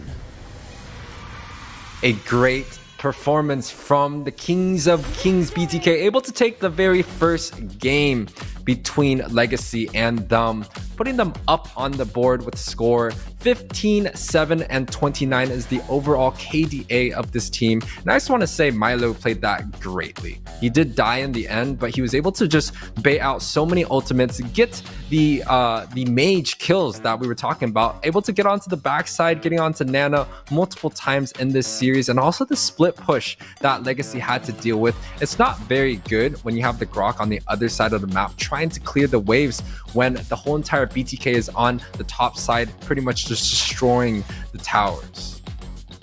I mean, it became an issue. The way that BTK was just consistently, you said it a few times during objectives, they were very spread out around the map, and LEGACi had to make a decision.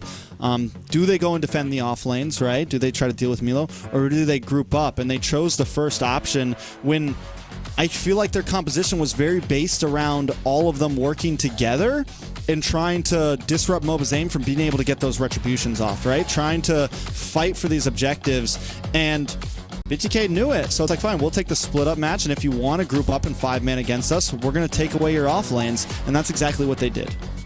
Yeah, and when you talk about the off lanes, right, the Harith was able to get the solo kill on the Claude extremely early on. It's a very bad sign, right? Because the Claude should be able to kind of deal with any matchup that he's looking for. That's why a lot of people can blind pick the Claude into anything.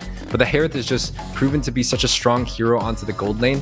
It's quite tough to deal with. And when you look on the other side of the map, right, PDR just unable to handle Milo with the Grok up there, pushed him back at level 2, and then continuously just pressuring onto the top side and even the far lanes when the objectives are being shown. So BTK definitely have a very good strategy. The draft, I would say, is pretty much perfect there. Now I'm excited to see how LEGACi decides to bounce back, right? Get PDR a hero that potentially deals a little bit more damage onto the minions so he could deal with the split push coming out from Milo, and also potentially grabbing up the Harith themselves, because it seems like the Harith is almost guaranteed on the gold lane so far. I mean, I feel like the big issue with, because all right, so LEGACi had a strong laning phase, right? They got the first blood. I think they got the first 2 kills. Imagine if they just would have kind of switched up the draft a little bit, like not go for the X-Borg, maybe go for something a bit more aggressive. Before we go too far, let's take a quick look at these replays, UA. Yeah, the Grok Flicker Ultimate Wildfire is able to pick off basic pretty much just like that. And honestly, when you look at this team fight, the damage that LEGACi was doing was quite immense. Like, we did not know that was going to be doing so much damage, but this ultimate coming out from that Vexana was huge, rounding up 2-3 members along with the knockback of Mobazane, setting it up perfectly for BTK to be victorious in that team fight, taking all the outer towers and taking the game with that fight. Yeah, they were able to, I mean, BTK was able to take the punches. Even when LEGACi got those big knockups, got those big sets, BTK was already far too ahead. Now, back to kind of what I was saying is, you know, I think that if Riles had something, if they just had a little more damage, I mean, either way, BTK's invading them, right? Like, you picked the X-Borg, either way, you were losing orange buffs, you were losing lots of things. I think that was a game, if you're going to pick that bulky of a front line, you know, maybe go for a bit more of a damaging jungle. Go for something that can really pack a punch. Otherwise, just play the utility, right? And slot something else into your EXP lane. I think there were still some moments of brilliance from LEGACi there. Like I said, in the laning phase. And it seems that's where BTK is making most of their mistakes. in the first 2 or 3 minutes. So I think if there's a win con for the side of LEGACi, capitalize on that. Maybe build something that scales a little bit, something that you can snowball on, and look for those moments of weakness from BTK. And if we're talking about the strategies coming out from LEGACi, this might be kind of a out of a box equation, but I feel like maybe they should experiment a little bit with the assassin pick, right? What LEGACi is known for, what Riles is known for, maybe picking up the Hayabusa, slotting it in the 5, right? Just slide it in the back, set it up. Get the front lines available, get the early game advantage, put something like a Lilia Tigreal where they stand well into the lane, grab the Brody for a guarantee win on the gold where the LEGACi does not have to put a lot of members on that side, and picking up the Hayabusa and getting the mobility and the split push that the Riles has always been known for. I mean, the Hayabusa is like number 4 or 5, I feel like, on the assassin options right now. They could go for the Nolan. That was completely open last time. They could go for, which even though it hasn't been performing very well here, it is still a very viable pick if used with the right team, with the right synergy. There was the Joy open last time. Fanny, they could go for something. They could still go for something aggressive. I think the Fanny isn't as viable right now with the state of the current utility jungler meta, but yeah, there's definitely some possibilities for LEGACi here. The bans are on the board. BTK bans out Faramis and the X-Borg. The response from LEGACi, though, the Navaria gets taken off the board along with the Fredra. Now, LEGACi is quite interesting. They are opting to go for a 1 ban on Mobazane and focusing and spreading the bans out throughout. And unfortunately, I feel like the strategy on the first game, even with the draft, it wasn't perfect for the side of LEGACi. I felt like maybe they could have took away a few more heroes of Mobazane, or priority focus on other people. For example, taking away the mages for Nicolette, or even taking away the Herald of Basic, because those players have impacted the game so significantly that I feel like Mobazane, he could play almost anything. The Boxia could have worked, the Akai could have worked, but first picking that Barats is going to be a lot of trouble, and it seems like BTK has that strategy, set it up correctly to first pick that. And they go for the Diggy ban this time, which has kind of been like, I feel like the Diggy ban has been the quote-unquote cop-out ban sometimes for BTK and some other teams. Yeah, it's not a bad ban. It's still a solid ban, because if it can be the game changer. We don't see it picked all the time, but when it is picked, it can sometimes be something that kind of seals your fate. So I think I just wanted to take note of that we see it so randomly sometimes, but it's like you just said, it's the throwaway ban, right? That's still viable, but it's not if you want to try to leave some things open. Yeah, but this time around, the bans are set on the table during the first phase. 3 of the mages have been taken out. So that kind of leaves that Lilia and Nana being available for both teams. They could opt to go for a little bit more non-meta heroes, but those are still 2 good options for them. I'm not going to be surprised if they pick up the Barats. If it ain't broke, don't fix it. Mobazane picking this up once again. Dominating performance in game 1. We're expecting the same for the game 2. Yeah, I mean, it's a keep riding till the wheels fall off, and I think it's not a bad vibe. I would like to see see some other things, but LEGACi is going to have to push them to that, right? As long as they're able to dominate with that, there's nothing that LEGACi is going to be. There's nothing that BTK has to do. LEGACi is the one who has to think of something, has to switch something up here. Now on their side, Ruby's open right now. CC's open. A couple options for them. I think a Lilia could be a potential threat to the Barats. I also think a Kaja carry might be a good combination that Devious has been using up against the Kings of the Kings. And just like you're saying, the Ruby has done a lot of impact in our very first series. So being able to see the Ruby this time around to be flexed onto the XP and the Roam could be something. But no, they decided to go for a Matilda. The first time that we see the Matilda being open, and also Arlott has been slotted in for LEGACi. I didn't even notice that. The Matilda's huge. Paired up with the Arlott, it's a nice way to displace Barats in some of these fights. But here's the thing, LEGACi had a decent comp for objective fighting before, but they have to be able to get there, right? They need to be able to hold down in the pit with them. And if they can't do that, then BTK will just kind of escape again. But one thing that I do not like about LEGACi so far is this Matilda pretty much shows all their cards of LEGACi. We don't have an Arlott Roam anymore. This is going to be an Arlott XP. So BTK can decide now, hey, put the Ruby there, or we put the Ruby in the Roam. Versus LEGACi, they are stuck with the Matilda being onto the Roam position, the Arlott into the XP, and unfortunately I feel like that kind of closes off their comp. I would have liked it if they potentially just took the Matilda and gone with something else, or taken the Arlott by himself. But Riles now, the Martis has been banned out in the first game. This time around, he's able to pick it up before the second phase of bans. Yeah, and I mean, there's your early game, right? There's something that maybe you can put some pressure down, but the Martis has kind of, you know, it's fallen back. It was at least pretty contested. It was like the number 2, number 3, maybe number 4. Now it feels like it's fallen out of the meta a little bit. It is still viable. There still are possibilities, but LEGACi has to be willing to bring the aggression early on, and it needs to try to find that laning phase kill again and get it onto Riles, and then try to get another one onto Riles, and then just really take off from there. I do think the Martis still has what it stands for, which is pretty much the immune CC from the first, right? He's able to dash in and out of a lot of different situations, get the decimation to last hit a couple heroes, and especially going up against the carry, I do think he can immune a little bit of damage here and there and kind of catch up with the small dashes that the carry has. But the second ban phase is coming through. BTK opted to ban out the Harith themselves. They feel like it's going to be a high damage onto the gold lane. Another ban BTK could show is the Brody.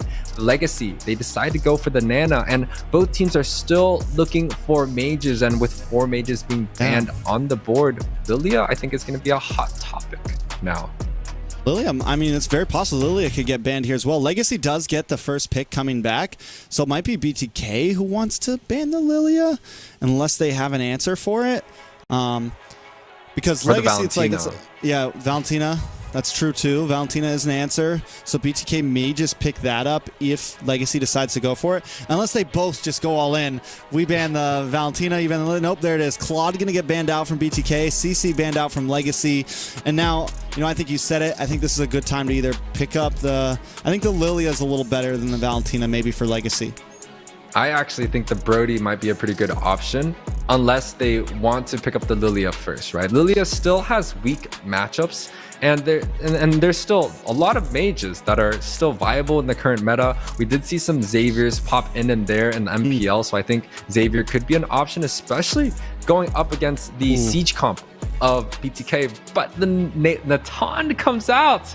This is a hero that's been widely used in MPL, and this time around, it's definitely going to shred a lot of the backside of BTK, and added that LEGACi has a lot of physical damage already. Yeah, and I mean, it kind of checks a lot of boxes for LEGACi, right? Because LEGACi, they have the early game possibility with the Martis. They have late game possibility now with this Natan. It's an insane scale, a straight shredder in the late game.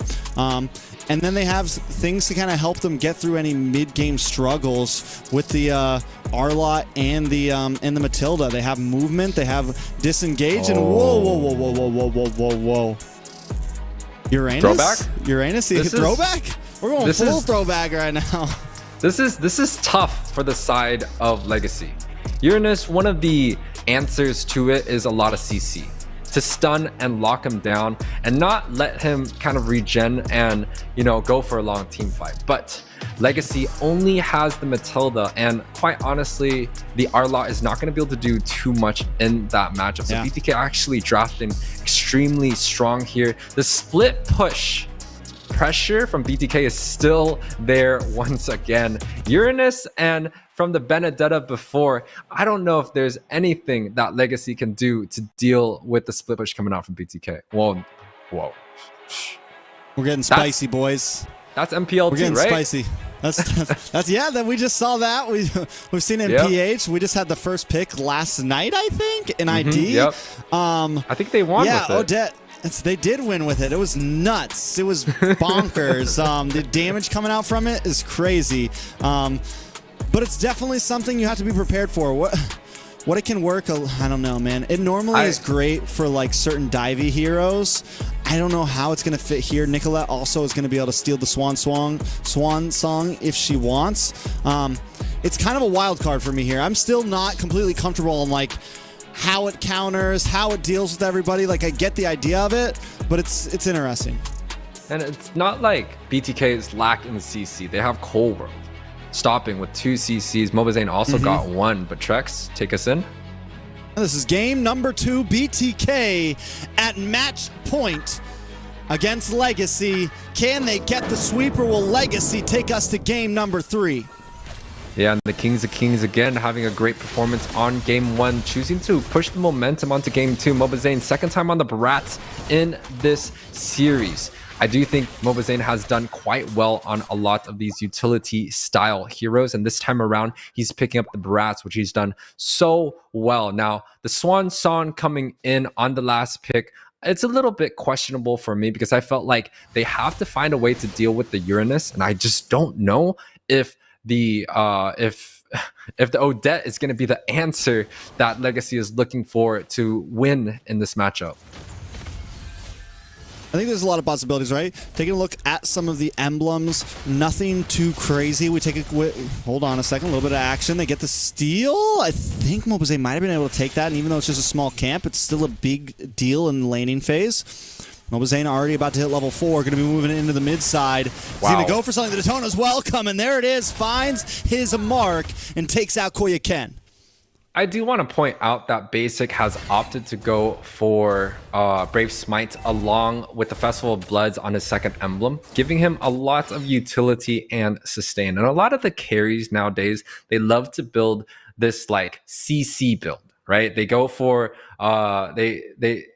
they go for the Corrosion Scythe for some slows on the auto attacks, and then they go with the Thunderbelt to get even more procs along. And damn, look at this matchup again. Milo the GOAT proving why he's got that nickname.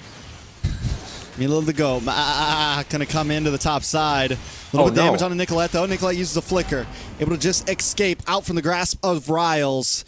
Turtle is up though, and BTK has several members ready to fight for it. Nicolette has taken the decimation, wondering if we're going to get to see that one. The Nom Nom comes in, pushes him against the wall. Nicolette going to look for the decimation, and there it is, popping off, looking for the next target. Another one goes down, no, tries to lock on to Riles, but unable to get the kill. But still, LEGACi is forced away, and the Turtle goes to Mobazane. Yeah, it's a clean fight coming out from BTK again as they take out Riles underneath the mid tower.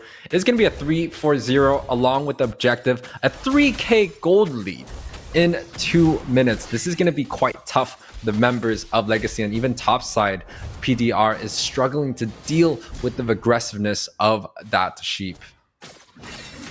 Definitely a problem.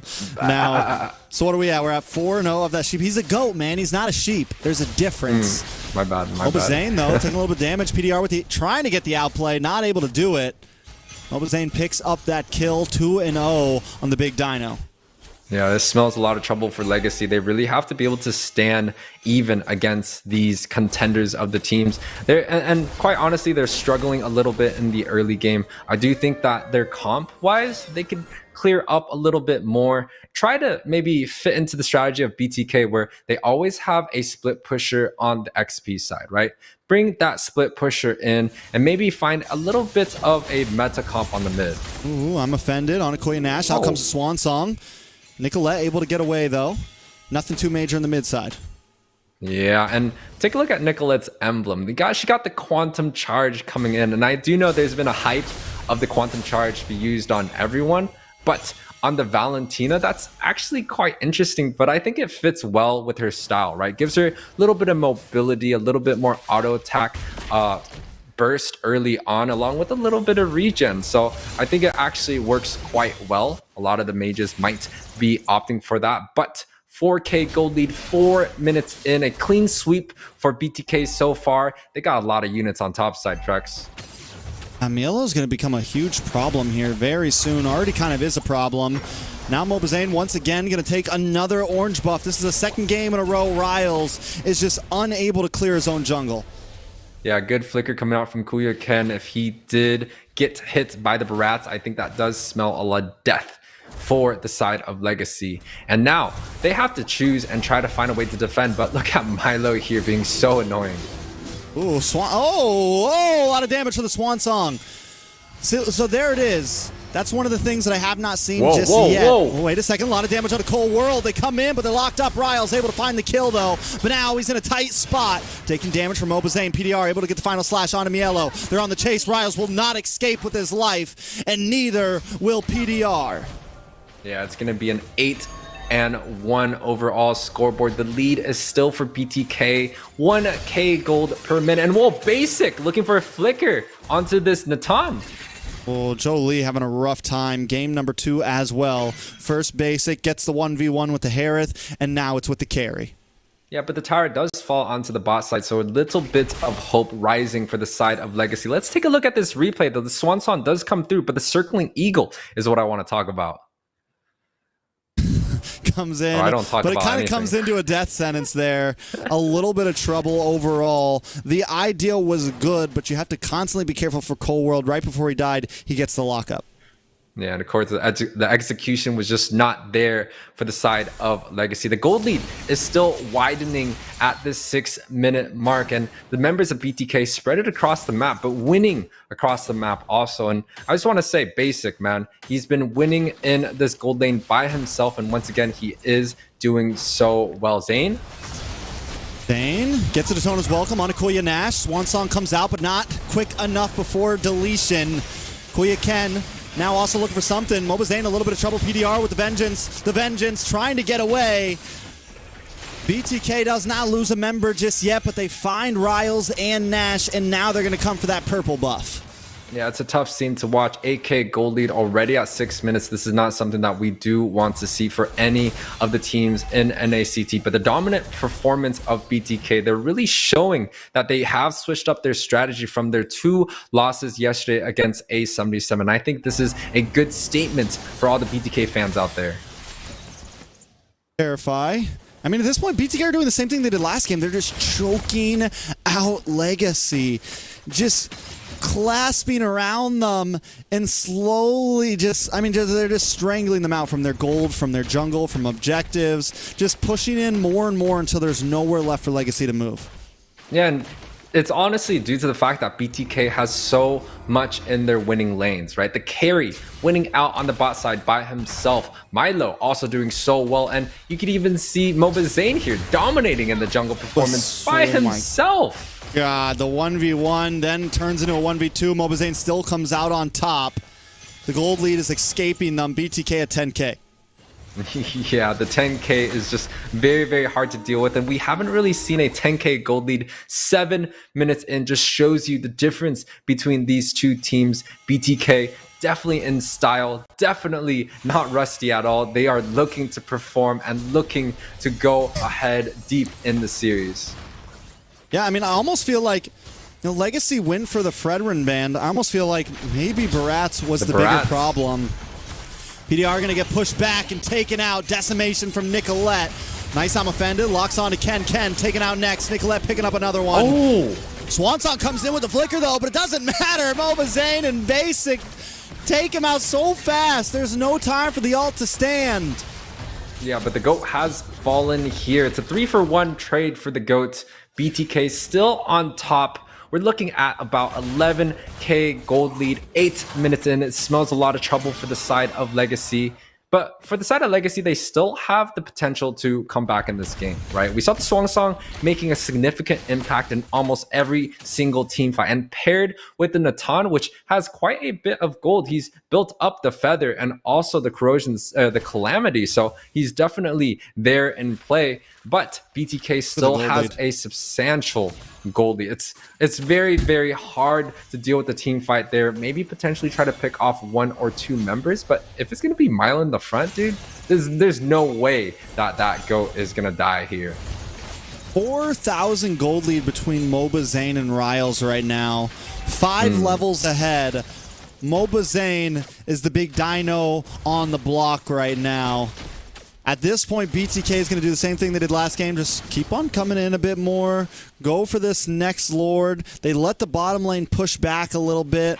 makes it a little bit harder for LEGACi to try to come in from that angle. I mean, BTK feels good right now, and it doesn't feel like there's much of an answer for LEGACi. Yeah, and Zayn 7-0-5. Once again, a perfect game for him on this Barats.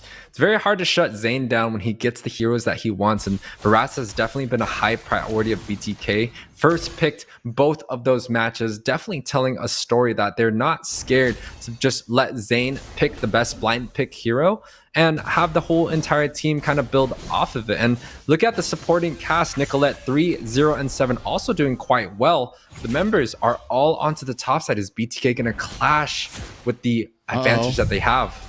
Tono's welcome. Not able to land onto anybody, but it doesn't matter because the rest of the team is here to help out. Ken taking a lot of damage. Swansong comes in though, able to unload onto several members. Nicolette goes down. Koya Nash with the shutdown and the double. Will it be enough though? Because BTK is still riding forward as Nash falls. It's 3 for 2. Just when LEGACi had a shot, they lose it. Yeah, I thought for a second the Swansong was going to deal a lot more damage, but the members of BTK having a lot of sustain. And look at the 3 members that are alive. Those are 3 tanky boys, and I just don't know if there's any response coming out from LG to be able to deal with the tankiness coming out, because look at them. They're just tanking the towers at mid lane and taking whatever they want.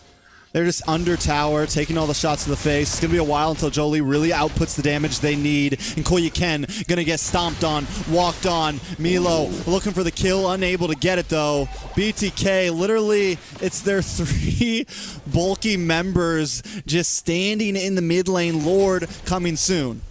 Yeah, they don't have a response for the tankiness of BTK. Fight. Ooh, Ken pulled in and Basic shreds him down with a speedy light wheel. Riles gonna be next to fall. A double kill for Basic. They're gonna move back in. Milo able to pick up Nash, and now they're on to the base. They've got 1 wave, but it should be all they need. Nicolette doesn't care about the base. She's going for kills, going for KDA, and BTK takes game number 2.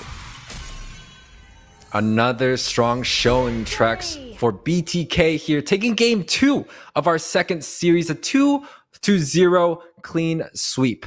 The overall score is 23-5, and I think they took care of business quite in a fashion there. 23-5-47 is going to be the overall KDA of the Bloodthirsty Kings, and of course this match is going to be led by Zayn with a perfect score. We don't have the scores on the board, but honestly, BTK drafted well, prioritize Zayn on the heroes that he wants, and the whole entire team came together, played a perfect game against LEGACi, and I want to see them push this momentum onto their next match. Most definitely. I mean, just a very clean two games from BTK, just showing dominance over LEGACi. They had a rough day yesterday, but today they came in very well polished. I feel like every member on the team executed their job to perfection. And definitely they need to be executing their job into perfection, because unfortunately they did lose out on day 1, but this time around they're able to come back, pushing LEGACi on to the bottom side of the bracket. And if you take a look at the team statistics, it definitely shows a one-sided match for the side of LEGACi. They're just unable to find any kills and bounce back, versus BTK winning at all lanes. We saw Milo dominating in the XP position against PDR like it was no other. And we also saw Basic able to grab up a few solo kills from both of the games going up against Jolie. So honestly, BTK winning out on all the lanes. I think LEGACi has some homework to do to be able to stand against the Kings of the Kings League. I'll tell you what, man. BTK, they showed up, they showed out, dude. Exactly what they needed to be doing. Again, you guys said it well. They played a little bit rough yesterday, but sure enough, they came in looking sharp today, and dangerous they were. Very dangerous indeed. I think overall, just, you mentioned it, UA, they lost out on day 1, but they came in very clean, able to get a 2-0 sweep, which is something BTK needs if they want to try to hold a high standing by the end of season. Yeah. You know, this might project a fluke on the day 1. It could be the synergy difference. And of course, we've seen a lot of teams kind of bounce around, especially early on in the season. We would think, hey man, the standings of the first week, that means something, but honestly, it doesn't. these teams, everyone can kind of beat each other, and sometimes it just takes a few losses to be able to bounce back. And I think BTK definitely is one of those teams that have the ability to bounce back after any losses. I agree 100%. BTK has been known to, I don't want to say play the field, but they've taken their losses, but they've definitely taken their wins, and they've managed to do a fantastic job in seasons to pass to effectively make their way to, a lot of the times the grand finals. So with that being said, could this be something that we're seeing? Are they just working themselves up? Maybe they didn't take the first day super seriously. Maybe it was a fluke, but it does go without saying that they did lose it. So they are going to have to put in a little bit more work for them to find themselves in that good standing. So today's wins, 2-0, absolutely fantastic for them. I do have to say this. I don't want to take anything away from Area 77, because if there's one thing I know about BTK, if there's one thing I know about Mr. Mike Koskin, Mobazane himself, he doesn't like losing. I think it's the same thing with Basic, same thing with a lot of those players, and I think they were definitely giving it their all yesterday. And Area 77 got that win, just out of pure grit. I think today BTK was a better team. They came in stronger. And I think LEGACi definitely had some rough moments from draft to gameplay. And speaking of LEGACi, this is a hard punch, right? All day we've been stressing about the importance of at least getting one game in these best of threes, at least putting a point on the board. And now they've lost 2 games, and they're sitting still at 0 points. But I do think LEGACi has a few moments that they do shine well. The Grok coming out to play wasn't a strong showing in the XP lane, but sometimes the rotations coming out from PDR, the impact that he has, was actually quite a strong showing. I think there's definitely a lot of hope for LEGACi to kind of build around and adjust. And especially since it's early on in the season, they have a lot of adjustments to do. And once again, you're facing against the Kings of the Kings. These guys have won quite a bit, and with the leadership of Mobazane, it's going to be a tough matchup. But I don't want to count LEGACi out just yet. I feel like the season is quite long, and I think they have a lot of work to prepare for. But I don't think it's completely impossible for them to turn this new leaf and get the lead back into their favor. I think that was very well said. And I think the big thing that, again, we do have to take into account is LEGACi is a little bit newer. But with that being said, I think that their potential for growth, immediate growth, is a lot higher than some of these other teams that they've been going up against, because again, they are more experienced. Does that mean that they have a larger skill gap between them? No, but when you're talking about when this team gets that synergy going and gets that practice that really helps open up things for them, they're going to continue on a week-to-week basis to become more lethal. So every match that they go into, we can expect to see a stronger LEGACi. We saw PDR trying to set up for some really good plays. We just have to find that team there. Yeah, I think all of them, it's the common mistakes that you see sometimes from certain teams. It's, you go in one at a time, you look for those big plays, and then the rest of your team isn't there to quite follow up. On the Grok PDR, there's a few times he got 3-man wild charges, but it was a little too late, a little bit not at the right time. So LEGACi, I think they have some opportunity, but maybe don't get a little too crazy, kind of tighten things up, and definitely some possibilities for them. I mean, it is a slightly shorter season, so time is of the essence, right? It's not a double round robin like a lot of MPLs. It's a single round robin. You only got 7 games, 7 series. You're not going to get to play every single team again. So once you lose to a team, you lose your shot at getting getbacks until you see them in playoffs. So it still is important for LEGACi. They're going to have to learn quick, right? They're going to have to evolve fast if they want to compete in NACT. And BTK is a extremely strong team. We can see the showings of the lanes. Milo pretty much just dominating in that split push area. It's not even like the XP lane itself. It's how he's putting himself in the role of BTK for them to win, right? He's split pushing constantly. The Benedetta, the Uranus, both are extremely strong at that perspective. And, making sure that he is winning in the XP lane. And Basic also did not let loose of the gas pedal. He was just dominating in that gold lane, losing the tower, but gaining kills left and right by himself. And that is extremely hard to deal with, especially when you're talking about the best of the best players in this NACT. They've dominated in their lanes and against majority of the players out there. but unfortunately LEGACi did fall short to the Kings, and I feel like, man, this time around the Kings definitely is burning a lot of fuel to get themselves back into a good standing. Again, I agree. BTK, they showed up today, they showed out. But without further ado, let's get into this MVP spot. Trex, you want to take us through it? Yeah, I think something important too that we kind of missed out last time is this is going to be MVP of overall series, the MVP that we show at the end. Last time I was a little confused. I thought it was just of the game, but every time we show the MVP at the end of the series, it's who did the best overall, and Mobazane definitely had a very strong performance in the last game. We can see some of these highlights, Yue. Yeah, the highlights coming through. Zain, of course, being the dinosaur himself, just dominating everywhere. It doesn't really show the full entire game here, but Mobazane definitely picking up a lot of kills. And take a look at that, the CC coming through. He's able to get that solo pick off of the Daytona's welcoming and further pushing their team into that lead. And the Zain second skill on this Barat is so good. He's able to display so many different members and zoning out in plenty of different opportunities. Completely well-deserved. 7-0-9 is his KDA, and honestly, he's done so well in the last few games. I think even in the very beginning, getting that early, remember he got the early level 4 by stealing the camp. So immediately fast. Goes to mid lane. I mean, yeah, quick level 4. Immediately moves to mid lane and gets that Atona's welcome, and it was just vicious, Zeke. Yeah.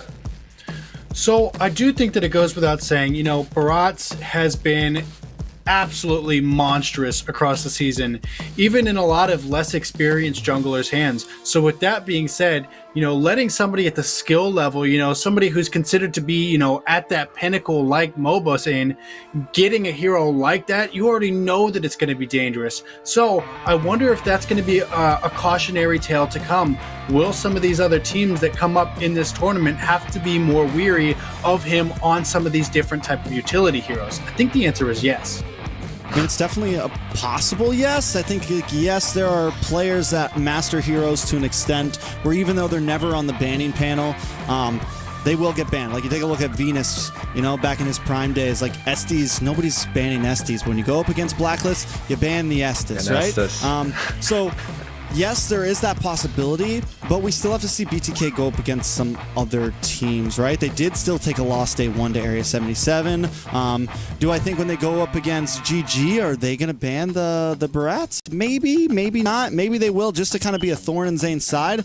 But I don't know exactly. We still don't have enough data to be like, is this all or nothing for Mobazane? Like, do we always ban Fred and Barats against Mobazane? I think that story still has to be told.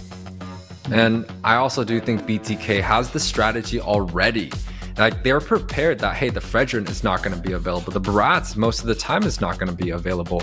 And if they don't pick it up early on, they're going to lose out on that pick. And I think BTK already understands that strategy. They're not giving any heroes away. Like, they're taking the Barats as soon as possible. They're getting Zain on his favorite heroes as soon as he can to be able to deliver the performance. And we're not talking about last picking for Zain. It's a first pick for him, and he dominates the lane. That's extremely hard to do, especially when there's so many heroes, so many counter matchups, so many slows. Zain is just pretty much brute forcing it through with his favorite hero and dominating the game. Well said. Again, we see Zain as just one of those jungles who just, it seems like on any real hero, you know, in any real matchup, he's just somebody who's very capable of getting in and doing what he has to do and being one of the best players on the map at doing it. So with that, all due respect. Trex, how do you feel about LEGACi's performances in the end? What do you feel like they could have done a little bit towards the end to try to clean up? Well, before I go on too far, I'm pretty sure we got to go to a break real fast so we can all get ready for the next series ahead. I know you wanted to keep talking, Zeke, but it's time to take a break.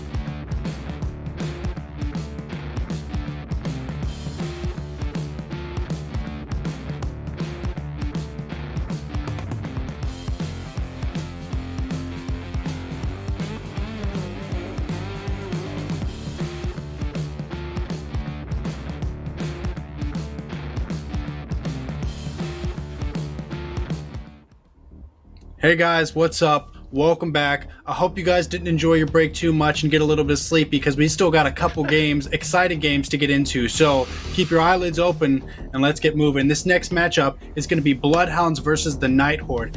Trex, how you feeling about it? This is a game that was a toss-up for me. I did some predictions early on in the week, and this was like my cop-out game. This is the game that I didn't want to choose because for me it was a very hard choice. So I think this could be one of the closest matches of the day. And, you know, BloodHounds has shown a pretty strong standing throughout every single NACT, placing them, you know, high ups, especially near the 4-5 position, pretty much contending for the top 4. And also NightHorde has shown a very strong standing before with their new with their old roster, and now with a complete different one. NightHorde is definitely a team to watch out for. We don't know how they do against any of these top teams, and to stand against a very experienced lineup for BloodHounds, it's definitely going to be quite tough for NightHorde to maybe find the momentum in the series. Absolutely. I do think in terms of experience, I do think that, you know, the ease of it might come a little bit more naturally to the BloodHounds. But again, at the same time, the NightHorde has been extremely potent within the community. They've been making a lot of big moves and doing a whole lot of different like small tournaments, etc., to try to bring themselves up to the level. And I think I like what I see up to this point. I right along with Trex, this is one of those matchups where I said, you know, it really could go either way.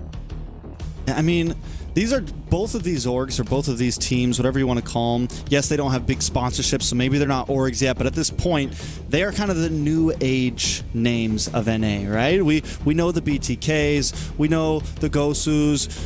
I know the name has changed a few times, but GG, the players are all still kind of household names for NACT. BloodHounds and NightHorde are two teams that have definitely had a journey over the past year and a half, right? They used to be top 32 teams, top 64 teams, moved their way up, became top 16 teams, finally break into NACT top 8 in the past few seasons, and kind of sat towards more of the bottom, and they've been inching their way up. So seeing these two teams clash, kind of for who really belongs as the number 4 slot, who really belongs as the number 3 slot, which one of us can kind of maybe even break it to a grand finals before the other one, because that's a story to tell, right? Seeing NightHorde or BloodHounds possibly make it to grand finals could be something very insane for NACT.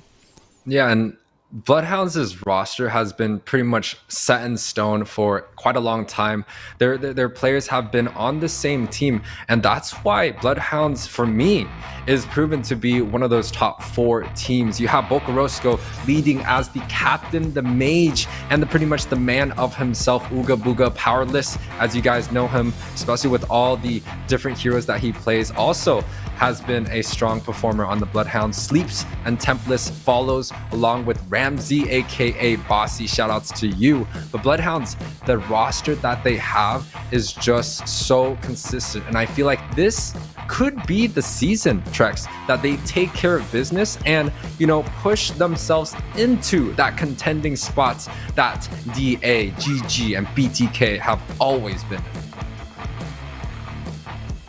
So I think for me, I'm looking at the lineup, and I just can't get over how potent it is on the side of BloodHounds. You know, we see Boca, we see Templess, we say Ooga Booga, you know, and friends. But this team, it's just across the board, just such strong North American players. Like, I just know it couldn't be me. It couldn't be me going up against these guys. I'd probably just get into the game and just quit it, you know?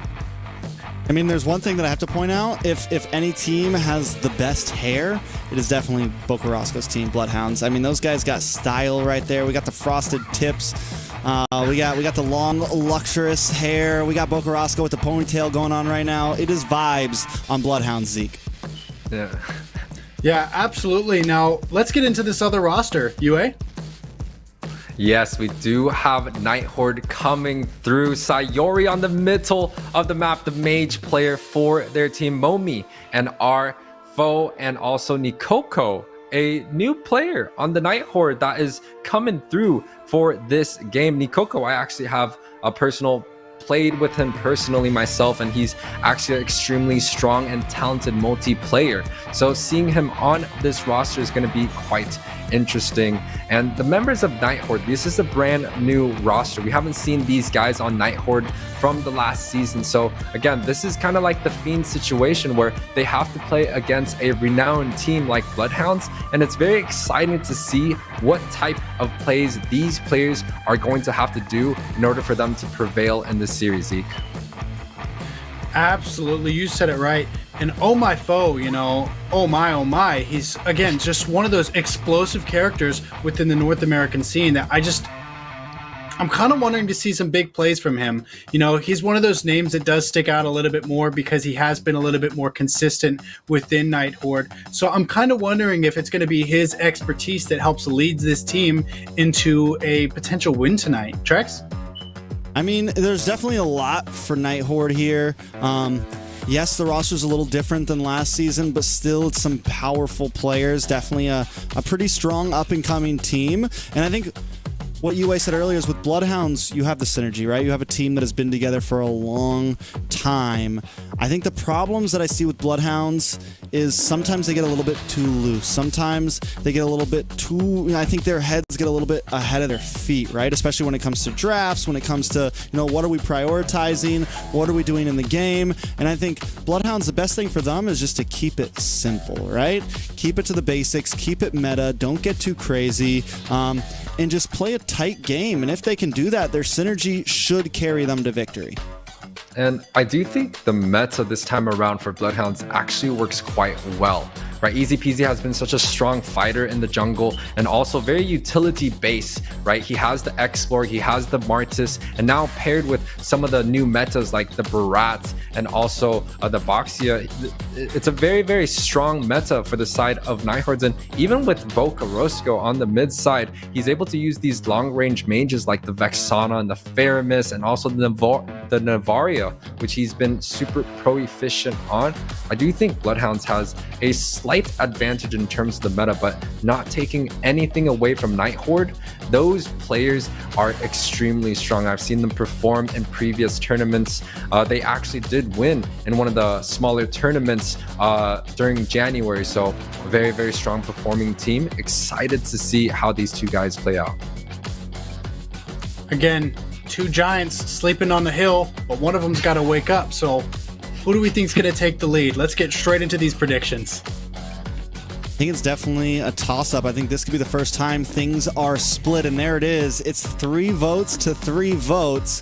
For me, I did end up taking NightHorde here. I think BloodHounds have the potential to pull it off, but after the loss yesterday, after some of those early season problems, I think NightHorde is going to feel good about this game.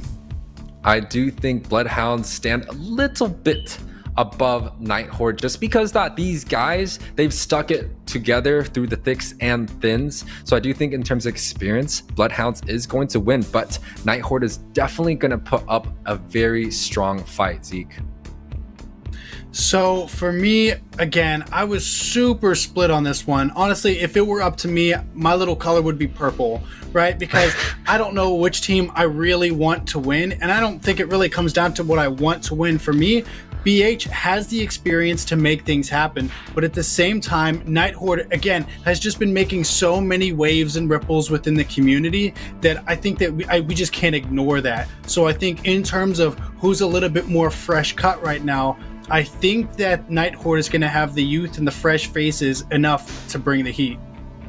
I like it. And what makes this game interesting again is, and it's been this way so far for all 3 matches tonight, is it's either the 2 teams that won yesterday against each other, 2 teams that lost against each other, and once again now we have 2 teams that got swept yesterday going against each other, and then the final series of the night is 2 teams that won again. So no matter what, there is some mix-up happening on the board tonight. Someone's got to get a dub, someone's got to get some points on the board here, and someone might get a point if it follows what happened last time. Maybe another team stays at 0.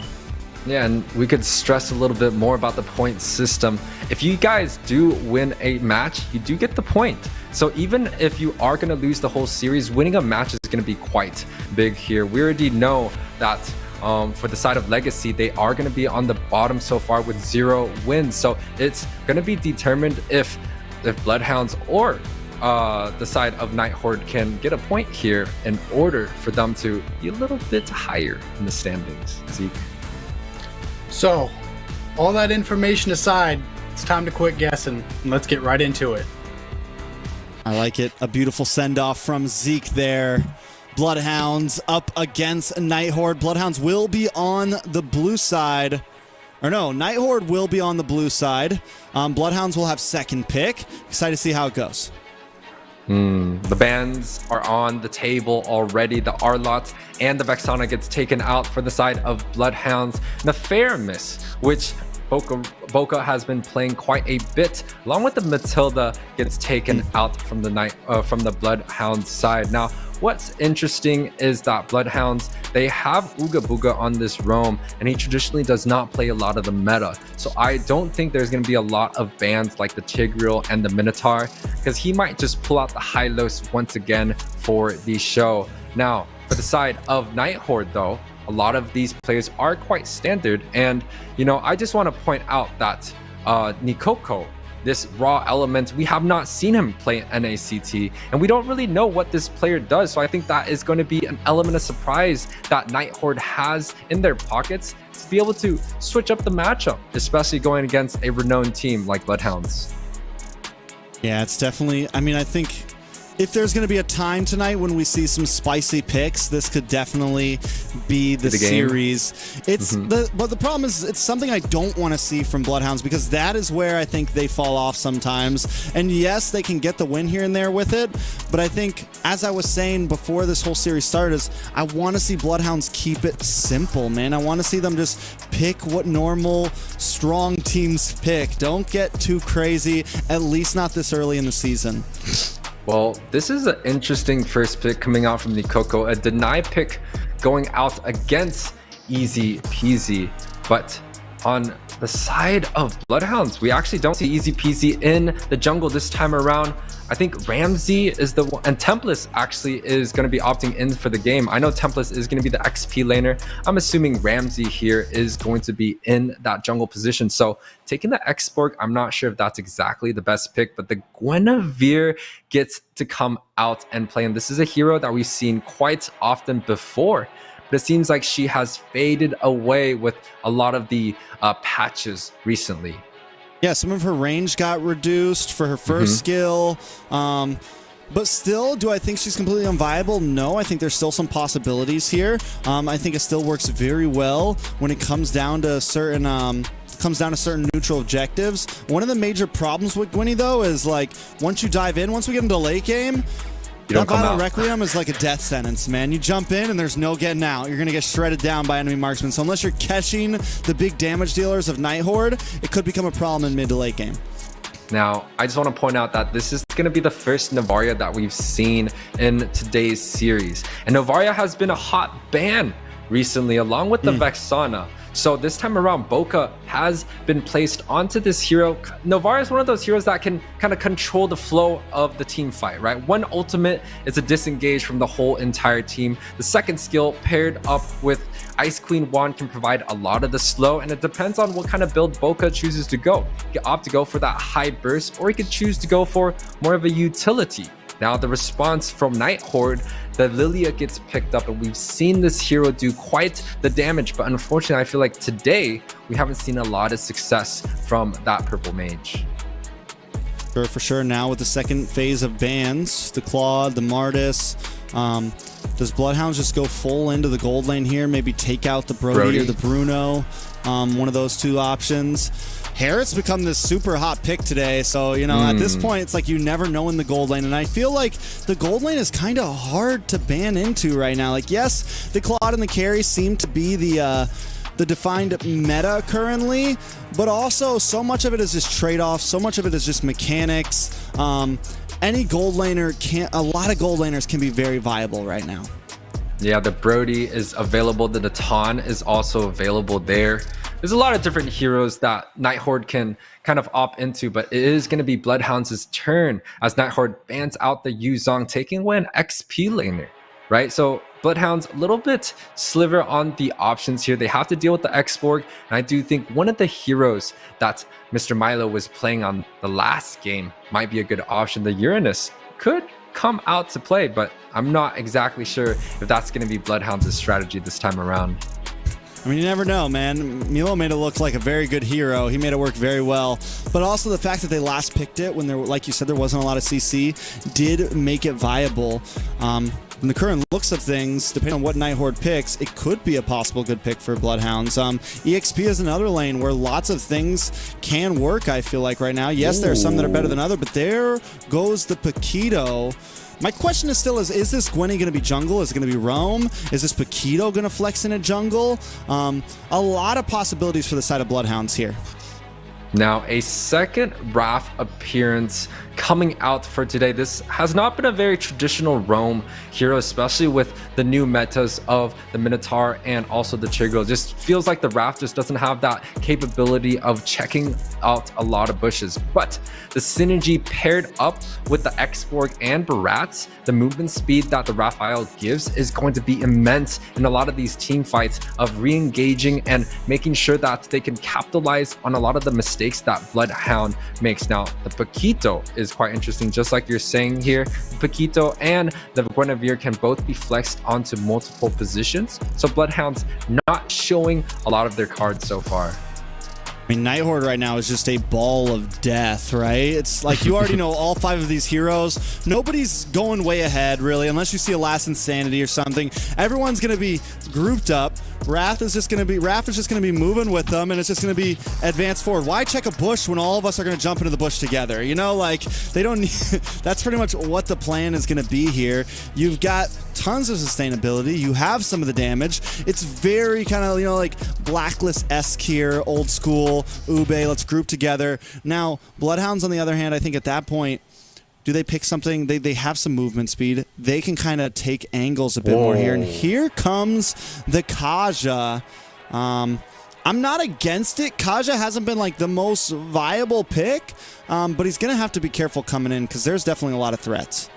I would have liked that BloodHounds picked up a stronger front line, right? Right now, so far, there's not many members of NightHorde that can get onto Boca on this Novaria. And typically, when it comes down to this situation, Novaria is going to go unchecked the whole entire game. Even at a losing game, he's going to be like 3-0 and something, right? But the Kaja coming out in play means that BloodHounds is looking for a lot of pickoffs, and paired up with Sleeps can be quite the dangerous situation, but it does not provide the front line that I think BloodHounds is looking for. The pack in the front, it's not going to be possible. He's building a lot of physical damage, and the Guinevere, yes, there's the Violet Requiem to be able to go in, but it is still not a one-size-fits-all solution to deal with the front line, the sustain, the mobility of the Raphael paired with the Barats and the Xborg.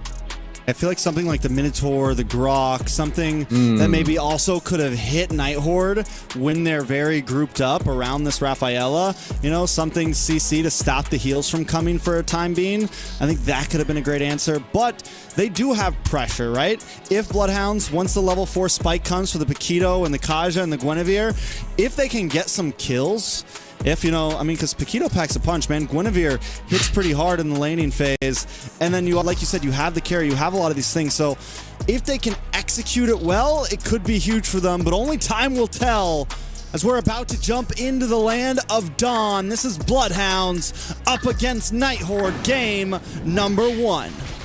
Yeah, is it going to be the newfound team NightHorde coming through with a brand new roster? Or is it going to be the veterans of BloodHounds, where they have taken a lot, especially with the team of Sleeps, Boca, Tempest? We've seen all these people paired up with Uga, Booga, and Ramsey. It's going to be a tough showing from both of these teams. Already a lot of aggression onto the mid sides, but both mids are quite low here. I mean, there's definitely a lot of options here. Like I said, I feel like BloodHounds need to know their time to shine and when not to, right? And I think once they hit level 4, once Kaja gets level 4, once Ramsey's on this Paquito gets the ultimate and gets the knockout strike in, that's going to be an important time for BloodHounds to look for plays around the map. Ramsey's is going to need to rotate. You know, right after this first turtle, if they can secure it, they need to hit hard. And Arlott with the focusing of Assassin, trying to maybe single out the export, is it export? There's no Arlott here, so a little bit of a image. This is last game. This is this is the last game. But what's interesting is that we got Tempest in the jungle this time around, and Ramsey on the side lane. Take a look at some of the spells. I do think the Purify might be a little bit overkill, especially when Guinevere is going to be the only one that's available. So I do think BloodHounds have the ability to capitalize on the amount of Purifies that NightHorde has, because they can't Purify the Kajin, right? So a Flicker Conceal is almost guaranteed to hit onto that Bruno, but maybe they're just betting on the counter engagement and the sustain of the Purifies and the Ube strategy that NightHorde has set up in the draft. Now look at Tempest's positioning here. He is alone right now. Needs to be careful. Ooga Booga does not have level 4 just yet. Tempest able to dash away. Out comes the last Insanity. Nico using it more as a zoning mechanism. Ramsey's looking for an angle as well, but oh my foe, able to get it. Paired up with a Daytona's Welcome. That's a kill and a turtle over to the side of NightHorde.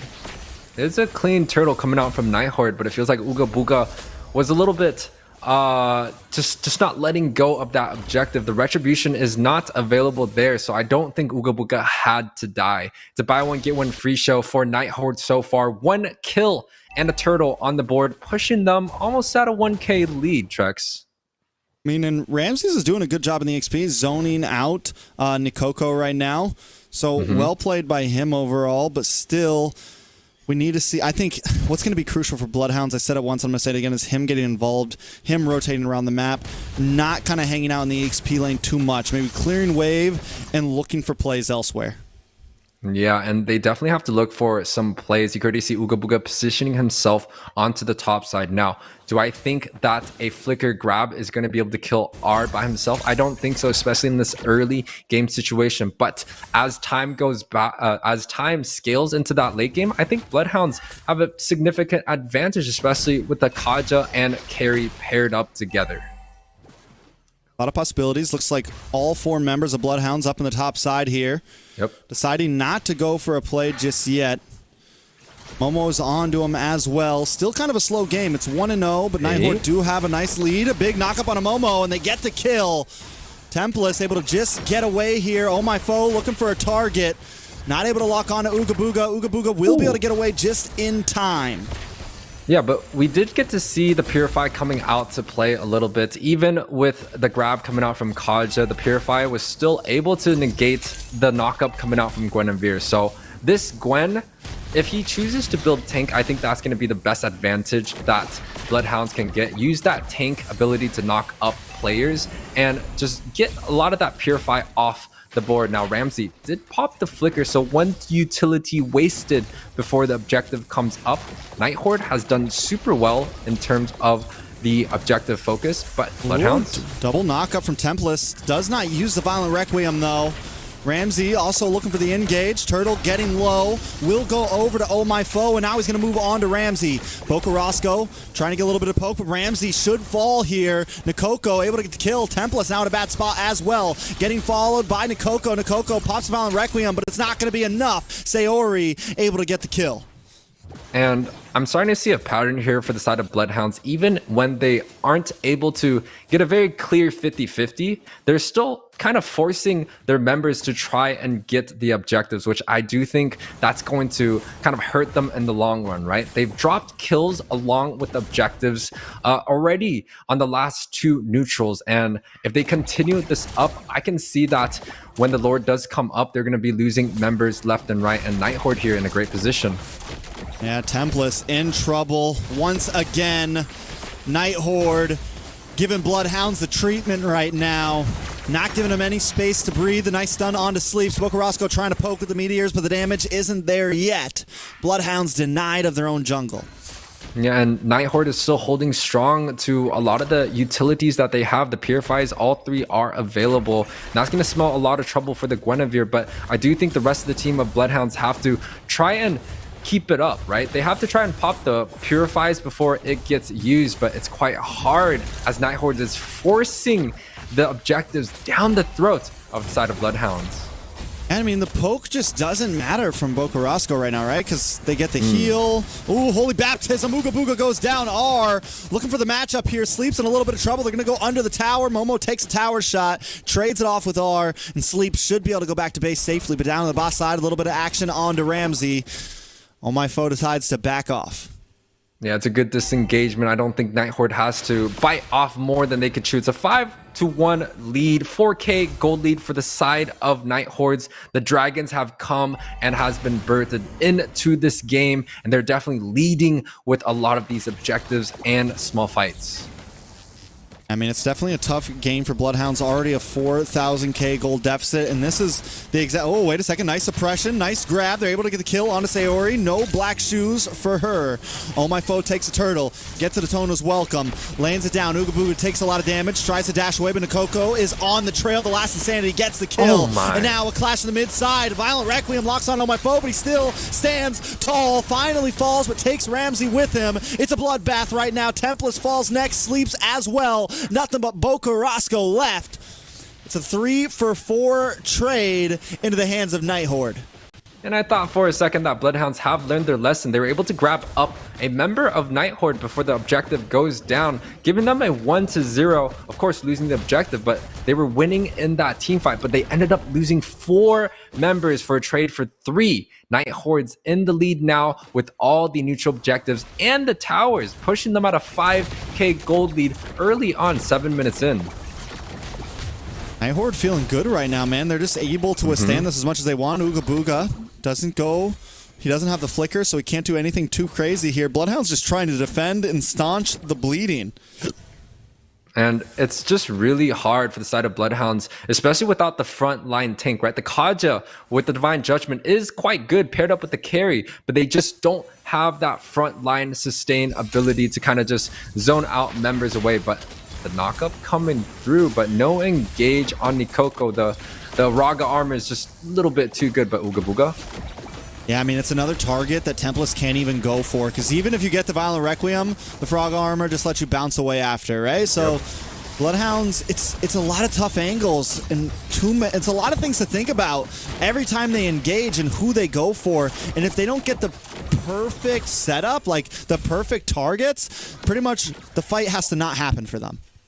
And it's hard because Boca is on the backside trying to snipe a lot of the members from NightHorde, but it doesn't seem like the impact is there yet. The side of BloodHounds just lacking in terms of that significant front line, and they're just struggling, right? Boca is unable to get a few snipes that he's looking for this whole entire game. He is still 0-0-3. The members of NightHorde still cannot touch the Novaria, but if the impact is not there, the damage is not available, and BloodHound is just losing on a lot of these fights, it's gonna smell a lot of trouble, and it's gonna be quite tough here. Yeah, Tempest needs a big steal here. The knockup does land down. NightHorde have taken control of the top side of the pit. Ooga Booga flickers in, gets suppression on into Nakoko. Bocarasco going to pop out onto that Fraga armor, but oh my foe, gonna get caught up here. Violent Requiem tossed up, knocked up, and taken out. Tempest able to bounce back. NightHorde still controlling the pit, but BloodHounds might need to try to make a play here. They have some time, no retreat on the field for NightHorde. And it's quite interesting that BloodHounds actually looked like they were going to lose that fight, especially when Ooga Booga did get poked out. But the response coming through with the Violent Requiem sets up the Barats perfectly for that carry to free hit. And BloodHounds, with a little bit of hope, does take out the jungler in that fight, stopping the neutral objective for being taken. But how long do they have for the clock? The Barats coming back into play. 10 minutes in, the gold lead is still significant for the side of NightHorde to play with. Yeah, I mean, at this point, NightHorde's like, fine, we don't even need a retreat. We're going to go for this. Oh, my foe does finally get in here. Tempest able to get the knockup on Sayori. Is not able to pressure out the Purify, though. And that's what Tempest keeps looking for. He's like, maybe I can get him to use the Purify. But as long as all those 3 members have it, there's nothing you can really do, man. And this is the problem. Like, everything that BloodHounds brought, NightHorde just denied. And Ramsey able to finally pick up a kill. And hopefully Ramsey can maybe be the saving grace here. Yeah, the knockup does land. Hold on. Oh, my foe taking a lot of damage. does finally go down. Sleep's able to get the kill. The shred from the Speedy Light Wheel just a little bit too much. Lord also going to get melted. Ramsey with the re-engage. And NightHorde finally pushed back a bit. Yeah, NightHorde finally seemingly losing a little bit of the small fights here and there. The hope coming back to the side of BloodHounds, able to get a small pick off, especially going up against the Barats, right? The Barats doesn't have too much mobility. Paired up against the Divine Judgment and the Speedy Light Wheels, it's a complete burst for the side of BloodHounds. And now it seems like BloodHounds have the map available. And talking about their spells, we talked about the Purifies not being popped. I think that's actually fine for the side of BloodHounds. I think they have to abuse that they don't have that much CC and use that flicker to get onto the action here. Put damage onto Sleeps there. Suppression does lock on, and Sayori goes down once again. 1, 3, and 4. When BloodHounds do find their targets, they lock on well. And oh my phone, Sayori are definitely taking the brunt of all of this damage.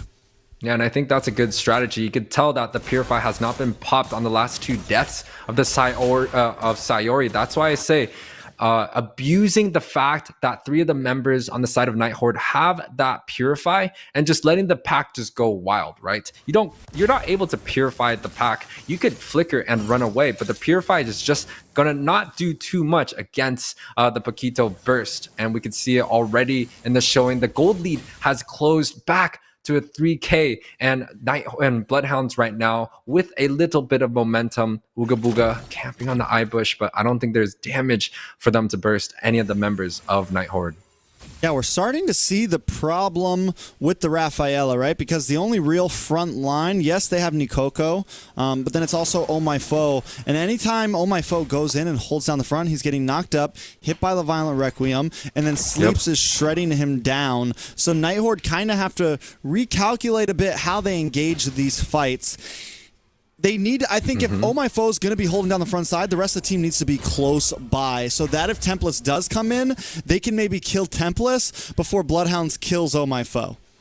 And Boca is starting to show that there's really no counter to the Novaria so far, but coming in. Ooh, suppression does come on to Sayori, but the black shoes pop just in time. Ooga Booga, now the target under NightHorde, but they're unable to succeed, unable to move forward, and NightHorde is just blunted back. It's like the stiff arm in a game of football, man. Every time they try to advance, the meteors come from Boca Roscoe, and the rest comes from, oh, wait a second, a little bit of damage on into Coco. The frag armor is popped. Ramsey makes a couple shots to the face from R.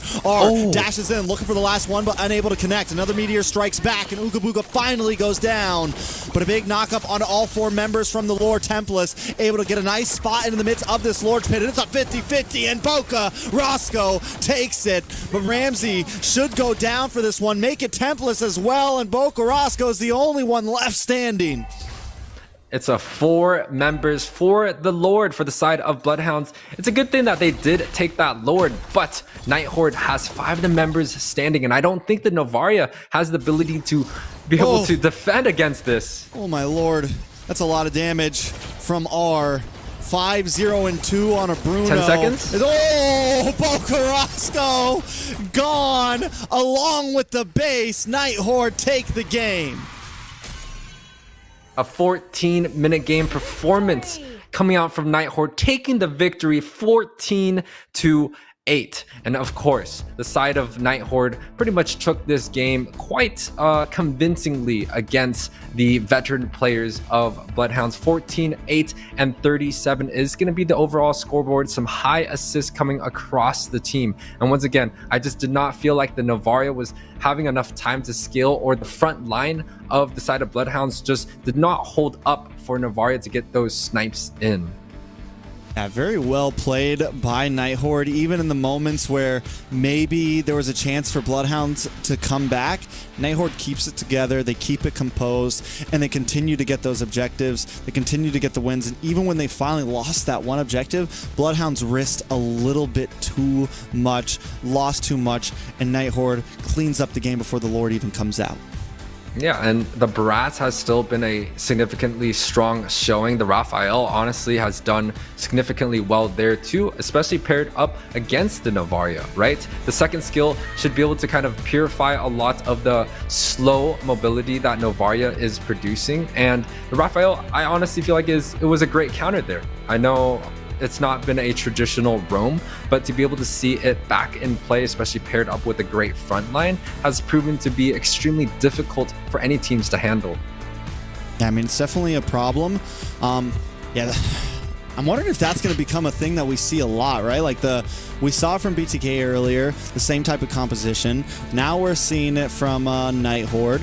It's definitely something that is slowly kind of leaking into the NACT meta. And how common is this going to be? I'm kind of excited for it because it's a composition that we haven't really seen in a while. Like that support, you know, Rafaela, yeah, the Ube, man. You know, to not keep on reusing the same words, but yeah, the Ube strat is back in action in NACT. Yeah, and you know, the side of NightHorde is definitely using that to their advantage. I do think Barats is going to be the key element here, doing a lot of damage and having a lot of that sustainability, and paired up with the rework on the ultimate, giving him that dash, has proven to be quite a good change for the little dinosaur. But I do think we have a few replays coming up, Trex, so potentially we're going to see that last exciting game in action once again. Yeah, definitely a couple spicy replays coming in. I'm excited to see how exactly they did it. NightHorde feeling very strong. We're about 7 minutes in right here, and this is where we saw some of the possibilities from the side of BloodHounds. But even though they were able to get pickoffs here and there, they weren't able to get the objective. And then when they did finally get objectives, they weren't able to stay alive, so definitely something lacking. Definitely something lacking here. You can see Foe getting shut off, and this is where BloodHounds, I felt like they got a very good pick off on the objective, right? For the first time in the last 3 turtles, they were losing out members for the neutral objective, but this time around they had a good team fight, and now the Lord is coming up. I also thought that this was a good fight for BloodHounds, but it just feels like the sustain and the Raphael just slowing and healing the members, just too much sustain for the side of BloodHounds. They end up losing 4 of the members in this team fight. They did get the Lord, but the game was lost in the hands of NightHorde. Yeah, and I mean, one of the big problems towards the end there was, you know, you mentioned that they couldn't find Bocarasco, but also BloodHounds could not get to R. He just had this wall around him of strong heroes. He had the heal and the movement speed coming from Momo. It was a problem, and once he got to 4-0, 5-0, was really scaling. I mean, he's probably one of the biggest crit heroes, one of the highest just like burst damage marksmen there are. Being able to like 2-shot just about anybody, and it became a major problem.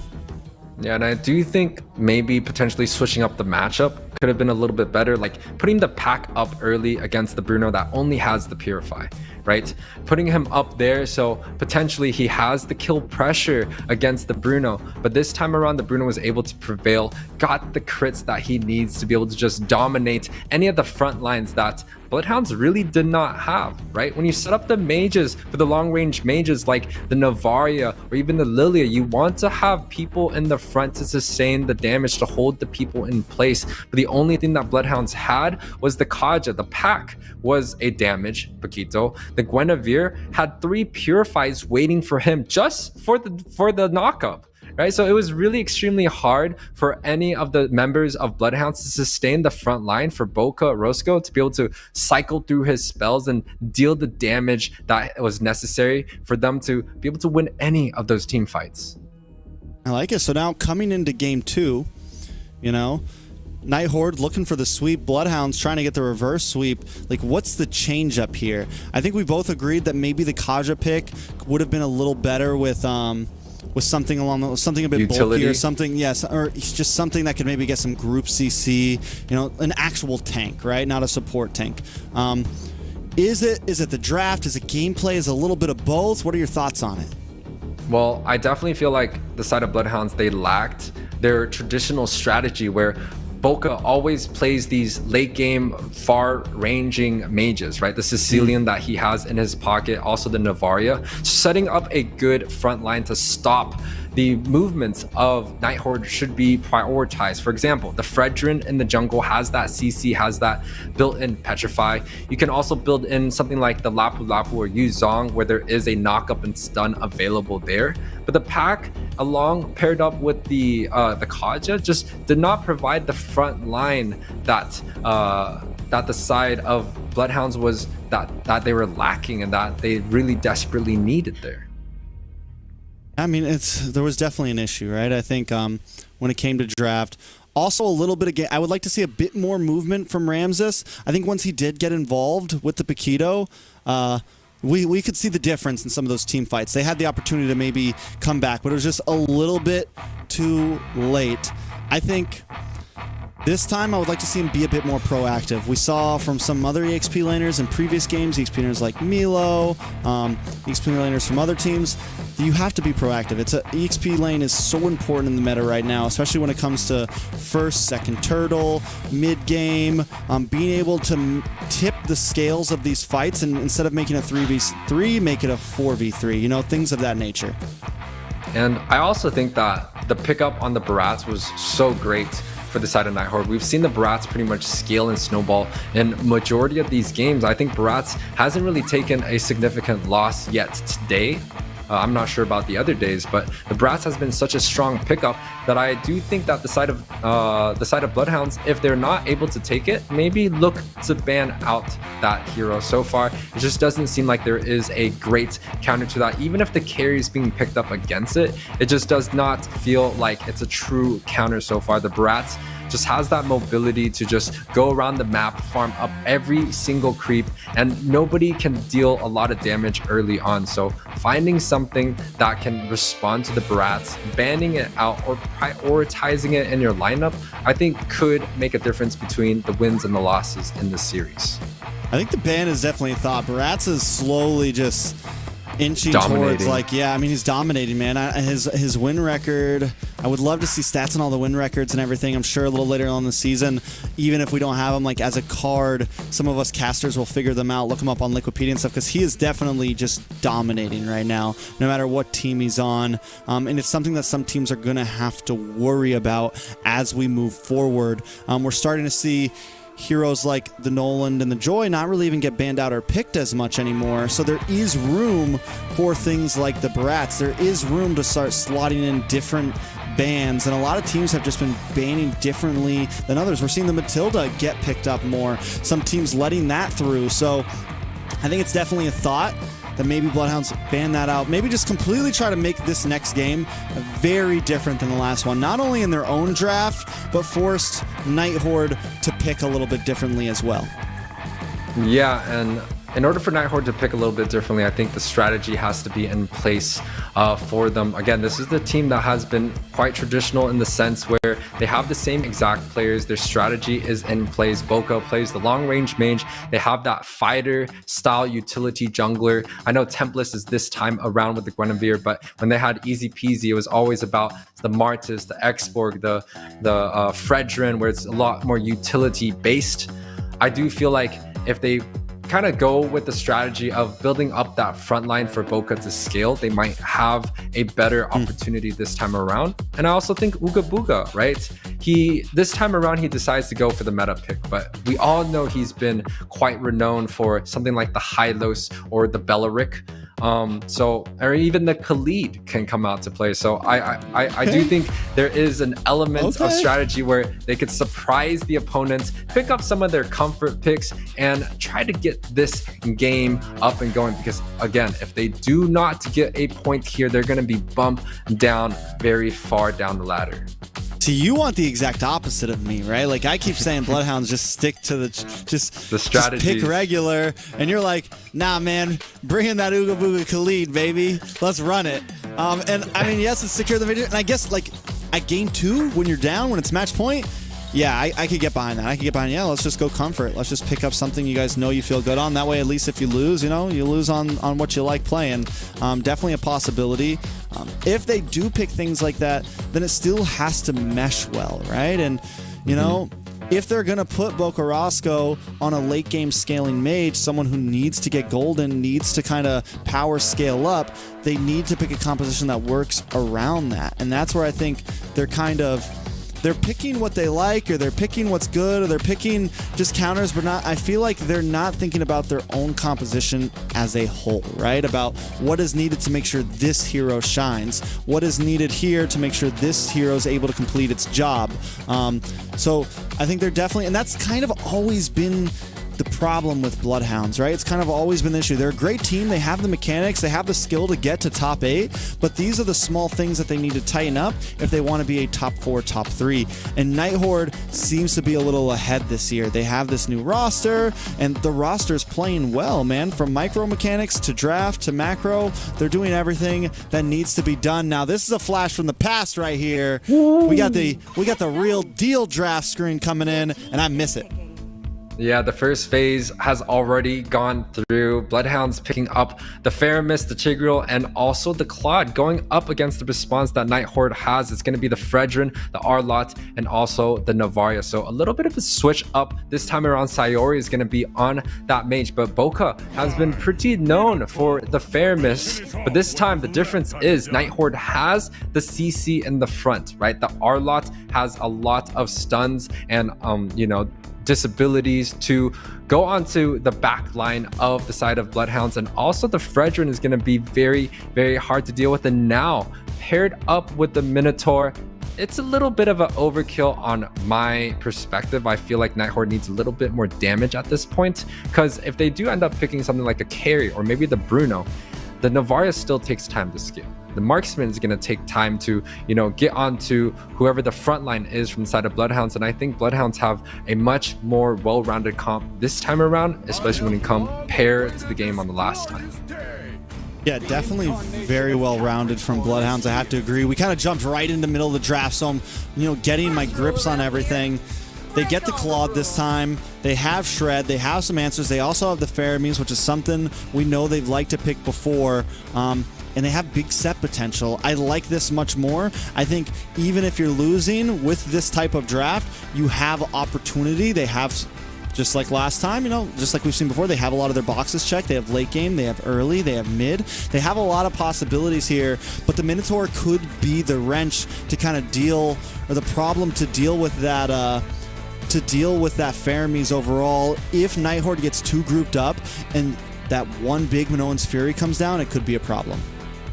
Oh man, but we get to see the Levi in action here. This is a great skin. I'm super excited for a lot of these skins. And honestly, the Claude, we also got to rework on the Mech Dragon, so it's going to be quite the fashion show this time around. But take us into the game 2. Yeah, we're going to be jumping into the land of Dawn. Nothing fancy here. We're keeping it old school at NACT right now. And I'm excited for it. NightHorde sitting at match point. BloodHounds looking for the comeback. Yeah, and we're trying to jump into the match, but it seems like we got a small technical difficulties. I do want to talk about the Lapu Lapu that Ramsey is on. I've seen him play this hero quite a bit, and he's been shown to have extreme dominance on that hero. We did see Mikasa yesterday pull out the Lapu Lapu. Huge impact, level 4 on a lot of the objectives. I'm going to be projecting that Mr. Ramsey himself is going to be doing the same thing here in their match point. All right, here we go. Yue, you take us in this time. Yeah, so guys, welcome to the Land of Dawn. It is between BloodHounds this time around, up against NightHorde. It is match point for the Dragons here. BloodHounds looking and finding a way to defend against the new team that NightHorde is. I love it. I love it, Yue. Felt good, looks good, sounds good. Here we go, boys. Let's jump on in. Now, any win cons? I know we both, we got acquainted with the draft real quick. Now that you've had some time, what do you think is important for each team here? Well, for the side of BloodHounds, I think they have to put a lot of pressure onto the carry, right? The Navaria is going to be pushing the lanes, clearing the waves by himself. And you can see they are even pressuring onto this mid side, not letting her hit the wave. So a little bit of deny early on. And I think they're using that advantage that the Minnow does not have a great early game. Now, the damage dealers of NightHorde is very obvious. It's the Navaria, which is a little bit hard to catch without a dive, and also the carry. Right? If they can shut down the carry, especially early on, NightHorde is going to be lacking in a lot of damage. You can see the aggressiveness coming out from BloodHounds. They know they have the advantage. They know they have the clear, and they're able to kind of shove the side of NightHorde away from their minions so early on in this match. I mean, BloodHounds with the ability to kind of zone and control river, they're going to have the advantage in some of this laning phase, and that is something that NightHorde had last game. And this time, if BloodHounds can kind of scale and get this early game under their control, they do have some big snowball possibilities. If Tempest can get a kill in early on, if Ooga Booga hits this level 4 quickly and they make a big turner, no. Maybe not. Ooga Booga in a little bit of trouble, forced back, and that's going to be one member down for this turtle fight. Yeah, and Ooga Booga is a little bit greedy on that clear. He decided to use his second skill paired with his first to get that wave clear. But top side, Boca is able to pick up the first blood for the side of BloodHounds. A little bit of a comeback in terms of the momentum, but is Tempest going to be in position for this 50-50? I mean, now he is, and not only that, they're up a member. Oh my foe, still able to secure it though. Tempest gonna maybe look for something here. Momo in a little bit of trouble. Boca looking for the drag back, the Shadow Stampede, but Tempest isn't there to capitalize. And a nice stun on 3 members, but still not enough damage. A big final slash. Now BloodHounds in trouble. Ramses takes out Momo, but Ramses may fall, gets the bravest fighter. The stun on Oh My Foe, but Oh My Foe picks up the kill. It's a 2-for-1 into the hands of NightHorde. Yeah, but the gold lead is still quite close. 2 for 2, 3 minutes in. Both could be anyone's game so far. BloodHounds, though, they do have a much better opening this time around compared to the last. It feels like they have a little bit more control in a lot of these team fights. They're able to get that pick off that we were kind of emphasizing in the game 1, right? They were getting picked off after objectives on each of the turtle, but this time around, they're the ones that get that pick off. Now the gold lead is quite close, and Mr. Bossy on the top side with the Lapu taking care of business, getting that advantage all the way on the top side of the map. Yeah, Ramses, aka Sir Bossy. The Lapu is definitely a signature pick for him. He's comfortable on it.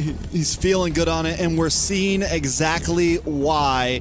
Nikoko on the Arlot is just getting bullied right now. Up in the top side, you can see Ramses on the minimap cutting lane, just keeping Nikoko back. You see no minions under that tower.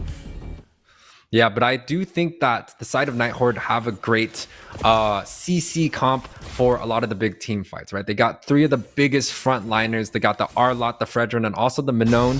So that's going to be quite a bit of CC for the side of NightHorde to kind of deal with. But the counter engagement for Ooga Booga, especially early on, has been quite good. He got a 3-man implosion early on, and I could expect the same thing going once again. He has the flicker available. Members are closing in onto the mid side. Ooh, a lot of damage on it. Oh, snipe shot, locked and loaded. Sayori picking up the kill. You know, last time Sayori was on the Lilia, and I felt like was maybe a little bit too aggressive, kept kind of jumping in and not able to pop the black shoes in time. This time, a long-range mage may be the perfect choice for her. Turtle getting chipped down. Oh My Foe looking for the angle. Can he get the steal once again? Tempest able to get it this time. But a little bit of damage does come down. Ooga Booga with the flicker and push back on to Nikoko, but wait, BloodHounds still falling. Nikoko with the vengeance, picking up Tempest. Ooga Booga goes down. Oh My Foe finds Ramses as well, and NightHorde find the swing, find the tempo. Nikoko with the vengeance under the tower. Does not have the final slash right now. Sayori maybe looking for a snipe shot here. Does not land onto Bocarasco, but it's 6-4 now, and NightHorde take the lead. Yeah, it's a small bloodbath coming out from both teams. NightHorde able to take that little fight. 3-4-1 there. Momo is going to be the only one that falls. So BloodHounds actually kind of going behind now in terms of some of these skirmishes themselves. I do think that Boca has to be in a better position, right? He popped the cold altar a little bit early. The knockup comes through from Momo, and the side of NightHorde is just able to capitalize on that. And also the implosion only hitting onto Momo with the rotations coming down from that R-lot was just a little bit too much to handle for the side of BloodHounds. And I think the big turnaround there is Momo hitting that flicker Minoan's Fury. And there's the difference. There's the importance, because he was able to get 3 members. Ooga Booga only catches 1. And those are the moments that change a game. Yeah, but now for the side of BloodHounds, it seems like they still have an advantage across the map here. Foe looking to see if he could bite off a little bit, but I don't think the side of NightHorde is going to choose to fully engage onto this, right? It seems like BloodHounds, they still have the map in their favor, and they're just using Bossy as kind of like the frontline lead. Wherever Bossy goes, they're going to try to get the win off of that map, and the top side tower now has fallen for the side of NightHorde. Even though NightHorde seems like they're winning in some of these small skirmishes, Bossy has been proven to be a very, very hard problem, and I don't know if they have the response to deal with Sir Bossy here. Ooh, and Sayori also starting to pack a big punch with those meteors, and Sayori's always connecting onto the members that matter. They're targeting out. Wait a second. Lapu with the bravest fighter, forces to get away, but no, finally a nice 2-man stun, but the Minoan's Fury able to delay them just enough time. Oh My Foe finds Tempest, and Ramses now on the run as well. Sleeps, looking for a target though, trying to lock onto Momo here. Ramses has fallen. It's 3 members down for BloodHounds. Make it 4. A maniac for Oh My Foe. 7-0-2. Yeah, man. Oh My Foe has been playing an incredible game in this series, taking 4 kills right there. The side of BloodHounds just doesn't feel like their fights are working out in their favor. Boca here. How to get taken off the board here. Look at the damage onto Boca. Boca, goodbye. Another kill for Sayori. A turtle, a tower, a maniac. NightHorde, 4,000 gold ahead.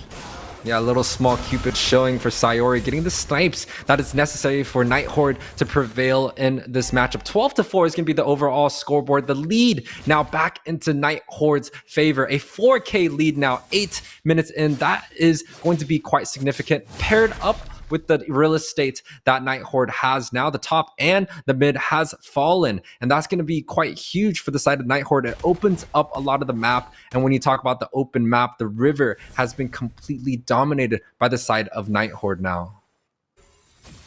All right, so where do we go from here, right? I mean, BloodHounds, I think the big redemption, what's better this game than last game, is they still have set potential, right? They decided not to go for, you know, a one hero pick-off roam. They still have something, but it falls a lot onto Ooga Booga. It falls a lot onto Ramses, and it falls a lot onto Sleep, so might be able to get a kill here onto Nikoko. Nikoko, though, with the outplay. Vengeance back and forth, but Oh My Foe comes in and picks up Sleeps. Now they're going to move on to the next, possibly. BloodHounds, they're looking for moments of greatness, but can't seem to find them.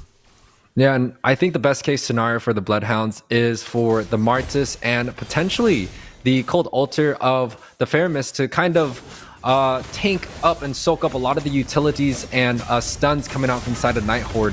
And right here comes through. Big flicker from Momoy there. Nice pick. Out comes the Nether Realm. Helps them survive just enough, but Oh My Foe holding down the front side are there as well. This should be a purple buff over the side of Oh My Foe, but Tempest wants to fight for it. He wants to go for his own land, and he tries to get it, but it's taken from his fingers once again.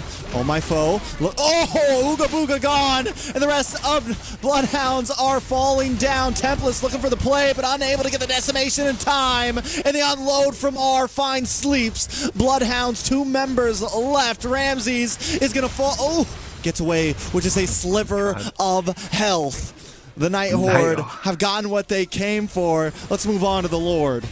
That's a 3-for-0 trade for the side of NightHorde. Again, dominating a lot of these small skirmishes. The front line of NightHorde is just way too tanky for that Lapu to do too much at this point, right? He had that advantage early on, but unfortunately unable to capitalize too much. And even look at this. Foe is just soaking up all the CC coming out from the side of BloodHounds. They don't really have a choice in order to win any of these team fights at this point. I do think they need to scale a little bit back, play a little bit slower, let Sleeps grab up even more gold, right? They need Sleeps to deal a lot of the damage, especially picking off the carry and the Novaria, but they are so well protected. 2, 0, and 10, 1, 0, and 7. They're playing a supporting cast, but honestly, the side of BloodHounds is just not able to hold up the front line that NightHorde has. Take a look at the replay real quick. I mean, overall, we're seeing R really start to scale here, right? We're seeing the threat of him. And oh my foe, I mean, what's going on from last game with BTK to this game? These utility jungles are packing a punch.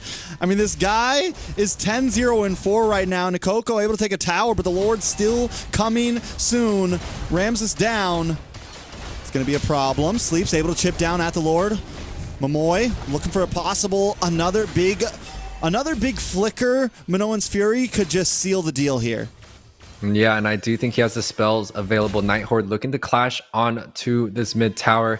I don't know if it's going to be disciplined, but they do not want to lose any of the members that they have, but the engagement. Oh, Coco flickers in, looks for the final slash. Big by Ooga Booga, able to get them all onto the tower. The Minoan's Fury gets the knock up onto Tempest, and R finds the kill. A big stun though on the top side on into Coco. Sleeps able to pick up the kill as well. It's 1 for 1. NightHorde still unable to break through the inhibitors just yet. Yeah, and it's really hard for them to even get a hit onto Sayori, right? They don't have the dive necessary to get onto the backside. Maybe the Claude, especially with a good Blazing Duet, can hit Sayori, but that's honestly, if that does happen, Sayori is going to be out of position. But the front line of NightHorde is just too much to deal with. Look at R here. R finds the angles time after time, but he's pushed under the tower. Gets brought low. Bocarasco taken out off cam. NightHorde looking to keep pushing in. They take the middle inhibitor. Back off. Wait for the next wave of minions. Ramses also kind of keeping the flank. NightHorde finally decides to back off. Yeah, NightHorde backing off, I think, is going to be the best decision that they can. I don't think they need to really push onto BloodHounds' base right now. They could take the objectives and play it slow. It feels like they have that late game potential, and especially with the carry and the Novaria. If the side of BloodHounds cannot shut them down, especially in the early game where the damage is not as crazy, now that we're going into this 13-minute match, and especially with the gold lead of a 10k from the side of NightHorde, it's going to be really hard to get onto the backside. The front members are just too tanky on the backside. They're just shredding so hard whoever's coming into play from the side of BloodHounds. All right, so once again, 10k what are we deficit going for on BloodHounds. from here? I mean, where do we go from here? It feels like NightHorde just has them figured out. I think if this game, if BloodHounds can maybe survive this Lord, maybe one more Lord, or they win another big team fight and kind of lower the gold lead, they have some opportunity, but Momoy not going to let it happen. The Minoan's Fury unable to connect, though, but does zone away, does do the job. Sayori. Look at the damage, and Sayori in trouble. Blazing Duet comes in, followed up with the Netherrealm. But oh, my foe doesn't care. He's defying the odds. R takes out Ooga Booga. R moving on to sleep. R looking for the kills. Bocarasco is helpless against him. Ramses also there, but oh, my foe still sitting at the Lord, ready to take him down. Yeah, the gold lead is just a little bit too much for the side of BloodHounds to handle at this point. Kill 20 to 5, 14 minutes. You can see the impact that Momo has in this game already. That was a two-man set that pretty much forced the jungler and pretty much everyone from the side of BloodHounds to retreat, grabbing up a few kills here and there. Again, the impact that NightHorde has right now, especially on this Minnow, is just too difficult for even Ooga Booga to handle himself, and BloodHounds now caught in a pretty bad situation. They have to figure out how to get onto the backside, and I think that last fight where Sayori was caught off a little bit was their best moment, but even then, the Momo and also Foe was able to peel off the Claude on the Blazing Duet, and that's going to be quite tough for any of them to come back. Implosion does land, able to push two members back, followed in, but wait a second, the Minoan's Fury to counter back. Members are knocked up, and Chaos has unveiled the crystal.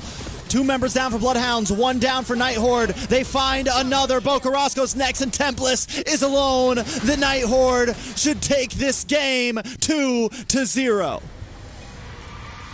Woo! NightHorde, the Dragons have been able to take victorious in this series, just like you're saying. 2-0 is going to be the score. They're not giving BloodHounds any points in this series. 24-6 is the overall scoreboard. 15-minute games for the Dragons here. And you can take a look at all the happy smiling faces of NightHorde in this series. And Nikoko with the debut in this matchup here played really well. The Arlott had so much impact in this game, and also the X-Borg was proven quite difficult for the side of BloodHounds to even handle. That is definitely a problem. I mean, just overall, NightHorde, I think from draft to gameplay, they knew what their composition was, and they were able to execute it very well. But I got to give it up to Oh My Foe, man. I think he went that whole game deathless, finished around maybe 11-0 and something. I mean, just an overall monster. And even Sayori had kind of a rough game in game number 1, even though they won, but that game knew exactly what she needed to do and just was hitting those meteors like snipers. Man, I think the draft from NightHorde is actually quite good. The 3 front lines that they had was just really difficult for BloodHounds to even try and penetrate and get a kill here and there. And when they do get the kill, it's like on Momo, right? Like they don't get the shutdown from Foe, which has played a perfect game in the last 2 games. And it's just really hard for the side of BloodHounds to get onto the backside of NightHorde. And of course, this 2-0 victory is going to be a lot for the side of NightHordes. They not only grab both of the points, or grab all 3 of the points in this series, they completely push BloodHounds onto the bottom side where LEGACi is also sleeping. But the handsome, the guy of the hour, Mr. Zeke, is back in business. We're not very good at that. What is that? Anyways, whatever. I don't know. We missed it, guys. Yeah, just we like missed. that. Fired. Bigness. Never again.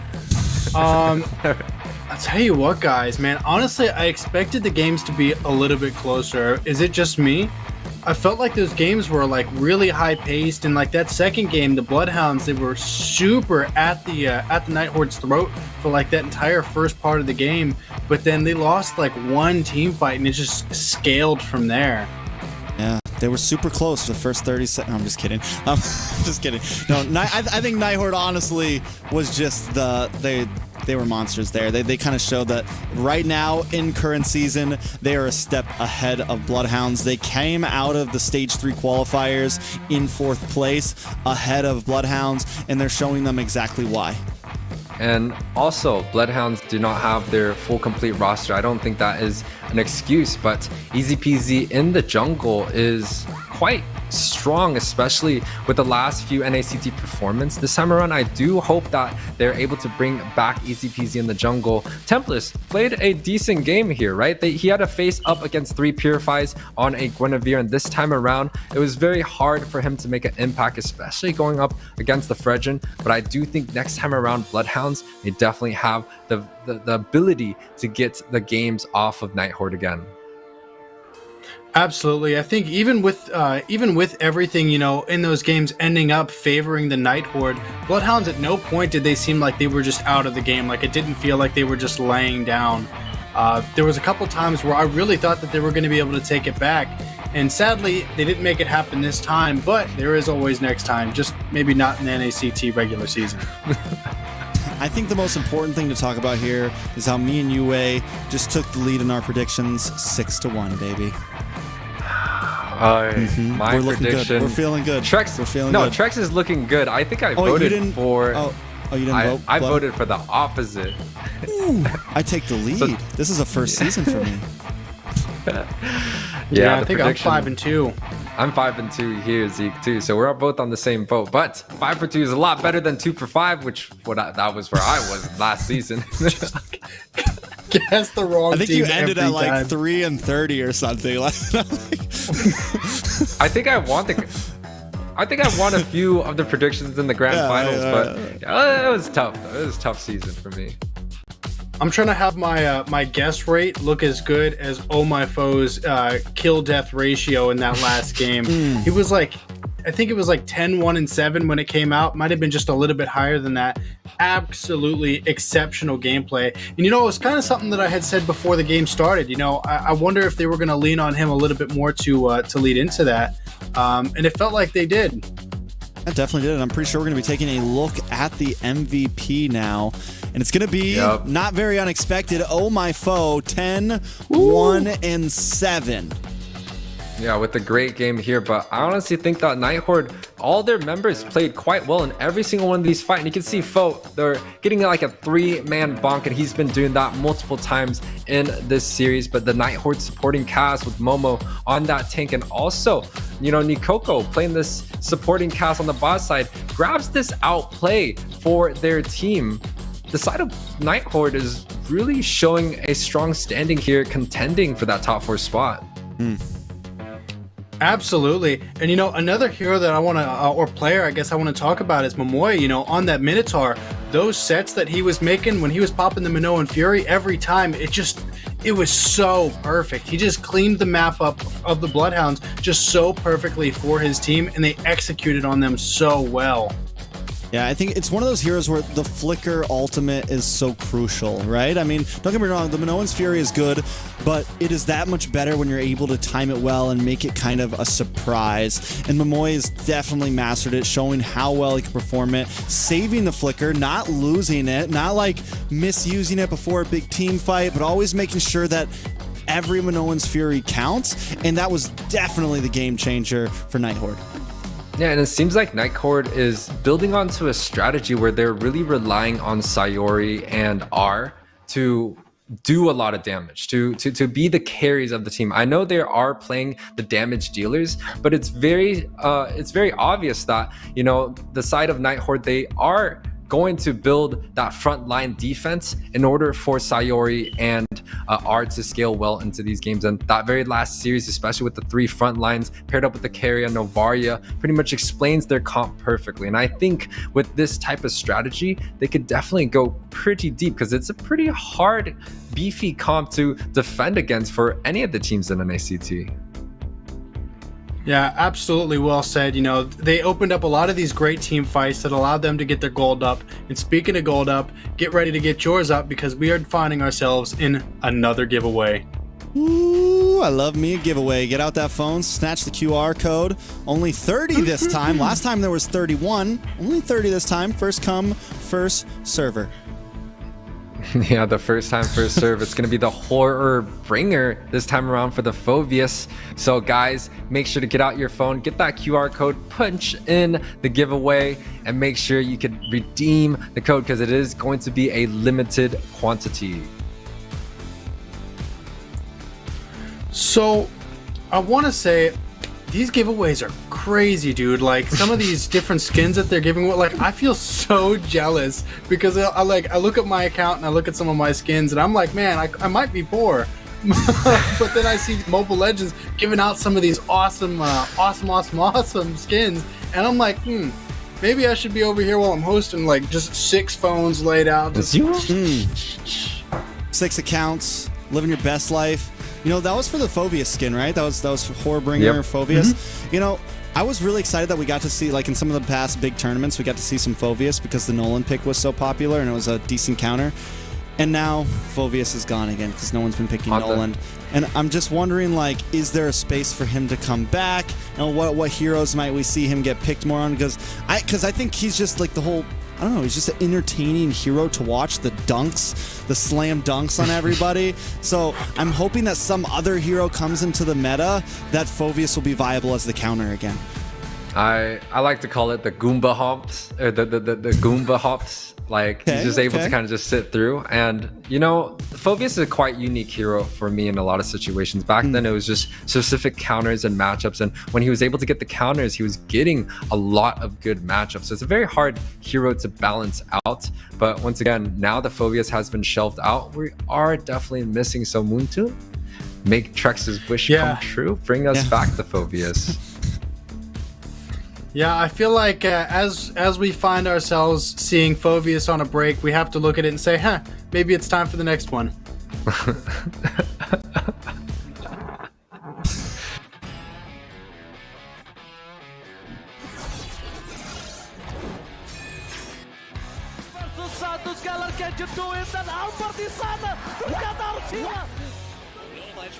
Gets instantly shot down by the Blazing Duet, as well as the Electo final blow. This is going to be easy cleanup for Todok, as most of the...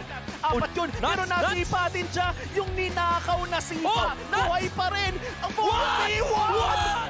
and they're running for the lines, gunning it. David trying to drag the members of RG right underneath the turret. It's not enough though. Gray coming all the way in. He cleans it all the way up. Just nowhere for him to run. Just Kita kan ada satu warrior weapon di polisi yang membuat pergerakan dari Liga tuh lalu benar-benar slow. Rafanya sudah tumbang.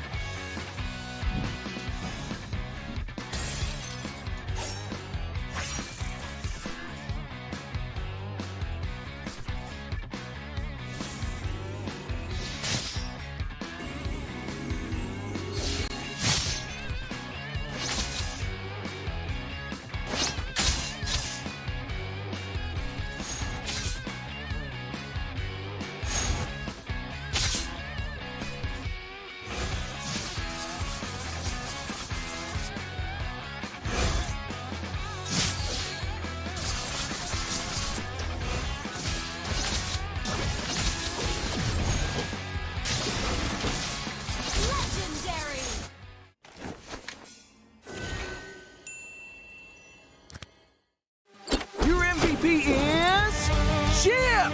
His portals completely set the pace of the match from start to finish. Wow, another MVP. That's my Chip. Just doing my job. Can I see the highlights? I'm off the clock. Yeah, I can't wait to see your portals in action. Looks like Red Team's trying to catch Chip alone up top, but he just calmly dropped his portal and Alpha ults in to flip this fight around. A great example of skills persisting through portals. Double kill. Cyclops is taking a serious beating from Gord, but it's Chip to the rescue. Will he make it?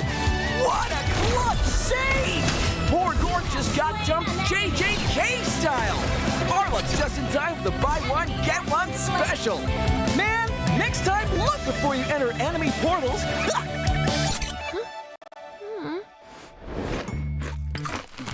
And then?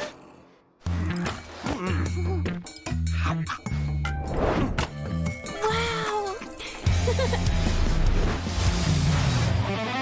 Uh-oh, Cyclops is about to overstay his welcome. Is this deja vu? Oh, wait for it. Wait for it. Boom! Melissa joins the party. Chip runs a Pixie seat. Jeez, what a massacre! And to add insult to injury, Melissa portals back to her lane without missing a beat. A skirmish breaks out. Where's Chip going? Is he gonna...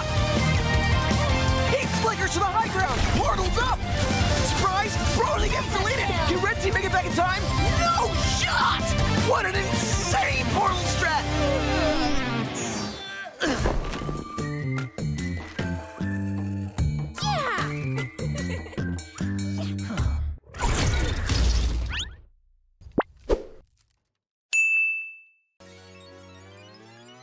Welcome to All-Star 2024! Hey, superstars!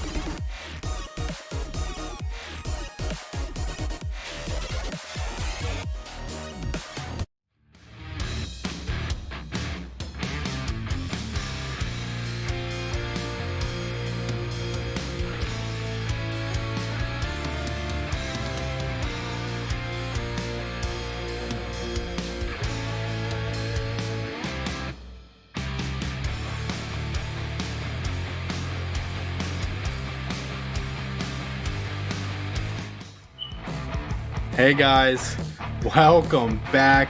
You guys guessed it, Area 77 versus the Gaimin Gladiators, a game that you guys have been waiting for. Two teams still standing at the top, but only one of them can be there. So who's gonna drop? Trex? Yo, Yeah, let me jump in real quick. I just want to show the appreciation of Zeke coming in to host for us, because the element that he brings, it's a blessing. Like it's so extremely funny, and he just tones it down and comes through with it, and we're just all kind of goofing around. He kind of just holds us in our place. But Trek's going back to you, man. I don't even know if he really means to be funny. I think this is his real personality. I'm just kidding. I'm just not smart. I love it. I love it. Yes. It's been a great day. It's been a great day one with you, Zeke. I'm glad you got to cast with us on your very first day here at NACT. It's been a pleasure to have you here on day one. And through any bumps that we've had, we've been working through it with smiles and laughs. And I'm glad you're here, man. I'm glad you're here. Yeah, I'm 100% for it. I know we got an exciting match coming up, though, right, Zeke? It's going to be Gaimin Gladiators versus A77. And these are the two teams that have gotten that 2-0 lead. So the points are on the table for both of these guys to take. And who will be victorious in this series?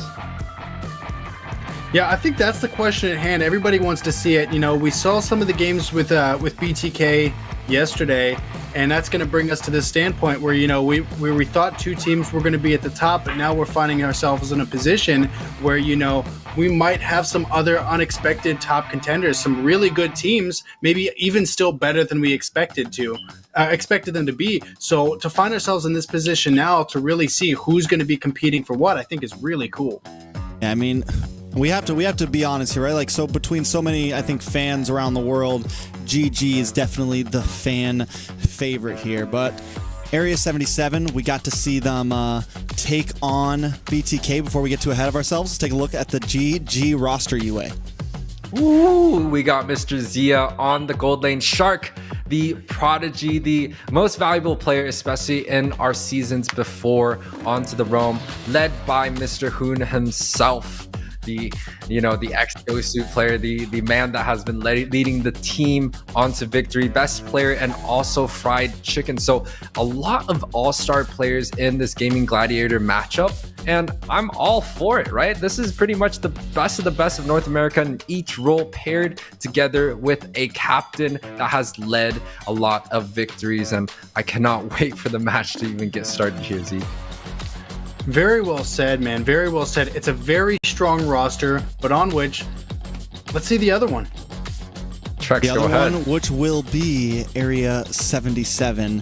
We got ISO, J Cutie, Mar Cutie, Tarzan Cutie, and Yureshi Cutie. The Cutie Gang, all up in here. And I think it's a vibe, man. I think this is a team that a lot of us have to have our eyes on. Mar Cutie, I like to call him Mark Cutie the Magician.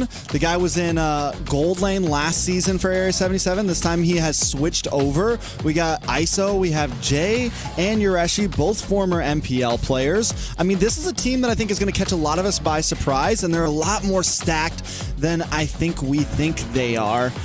They took us by storm yesterday, taking out BTK, and the next notch on their belt, the next team they have their eyes set on, has to be GG. Yeah, and I don't think they're scared at all when they compare the rosters between both teams. I think both of the teams have the best of the best players in each role. You know, unfortunately, there can only be one champion, but A77 has proven their worth in a lot of these matches. Even outside tournaments, they've done quite well, and historically has been a team to watch out for. And now, paired up with, you know, pretty much the ability to have coaches and managers, definitely A77 has pushed up their level this time around NACT, and I think, you know, A77 has a very, very good chance to push on to get a really high rank and deal a lot of damage to GG, which actually, quite honestly, last season has been quite undefeated. They've been the strongest team of the series, and this time around, I truly think that the brackets have been balanced in the favors of all the teams have the ability to beat each other, Zeke. Absolutely. We've got some of the best players, or debatably the best players within each respective role, versus a whole bunch of cuties. But let's get into the predictions. Who do you guys think has got what? Well, I mean, obviously, all 6 casters, or 4 casters, 2 hosts, all 6 talents right now are going for GG. And I think it's a fair vote. I think they're the favorite right now. They have been the most dominant so far. If there's a team though right now that's has the possibilities, it could maybe be Area 77. Yeah, I think it's a hard vote to cast even for me. I do like A77's roster. I know a lot of their players, and I think A77 has the ability to overcome Gaimin Gladiators, but Gaimin Gladiators, of course, they have the all-star lineup. They have the players that dominated in the previous NACT, and to vote them out to here, like, I've watched their games in the last NACT, and they've just continued to prove me wrong, Zeke. So I'm a fan. GG's all the way here. Absolutely. Calm, collected, and effective. 3 words I would definitely use to describe the current GG lineup. But with that being said, again, you know, you guys said it already, Area 77 has been proving to be significantly stronger than I think any of us could have really anticipated up to this point. So with that being said, if there's anybody that's going to be able to bring the heat against the GG and, you know, put out the fire, it might be them. Put out the fire indeed, but that is a raging fire right now. GG, I mean, if anyone was going to like put money on a team guaranteed to go to grand finals, GG would be your best bet, right? They have an all-star roster. They've got a bunch of monsters, and then the newest added addition, Chicken in the EXP lane. Last season, we saw Chicken in BTK. He had to roll switch a few times, had a couple hiccups, but now he's in his pride and glory lane, right? He's in EXP, and he's going to bring a whole different layer over to GG. Plus, they got the sponsorship now. That's GG now. It's no longer TOB. They got a lot to represent here. You know, hashtag winnable, all that good stuff. It is definitely something we gotta see. Area 77, a team we've all known for a while, but still, do they have what it takes? Yeah, but when we talk about the powerhouses of GG, it comes with a lot of expectations once again, and they have to be able to hold in this series. This is a quite important series because the very first match that we had, FIENDS was able to get 1 game, right? So they still have the points. If GG is able to sweep 2-0, they're going to be pushed up to the very top. If they do end up dropping a game to A77, which is totally possible, A77 is a great team here, it's going to put them pretty much in a more even bracket. It's not going to be as dominating as the overall scores that they had in the last season. I think that's very important for GG to prove themselves, especially just like Truck's saying, the new sponsorship coming through. There's a lot of high expectations coming out for both the organizations here. Absolutely. So with that being said, again, Area 77, very, very potent team, a very historic team for North America. And I know just as long as they've been here, you've been here as well. Trek, could you give us a little bit more history about them? Story time for Area 77? Is that what you want? You want story time? I can give you story time. The campfire ring. Way back in the olden days of NACT. No, but Area 77 definitely. It's been a household name. But you go all the way back to like M3 time or pre-M3 time. They were considered like the second best team. But that was when it was like Gals, Mar, Yato was still on the team. Several other members were still on the team. We are going to be jumping into the draft though. Zeke, sorry, I'm taking your toss. We'll see you next time. Every time. All right, but we do have some time. It's game number 1, so we can talk about Area 77 a little bit. They're a team that overall has changed a few rosters, had a big falling off point. Yato and T leave the squad eventually. Before, when Yato and T were still on there, they were able to achieve 1 NACT victory, but that was when BTK wasn't really around. That was when some of the big dogs were not competing. After Yato and T leave, it comes down to Gals, Mar Cutie, the rest of the team, sorry, having a little bit of a mind blank. We're asking a lot of information. We're on the spot. But now we have this new roster. And last season, they were able to secure a very surprising 4th place finish. A lot of people didn't think they were even going to make it to playoffs last season, but they're able to do that. So now they're here. Still some of the same players, but a slightly new roster. We still have Mar. We've got Tarzan here. ISO now joining the squad. We've got Jay. So we have some veterans here as well with Jay and Yureshi, some MPL former veterans. And one of the matches I'm really excited for here, Yue, is Jay versus Shark and Yureshi versus Chicken. Yeah, no, this is going to be a very, very tough series for both of these teams. I think all of them are all-star players, the best of the best.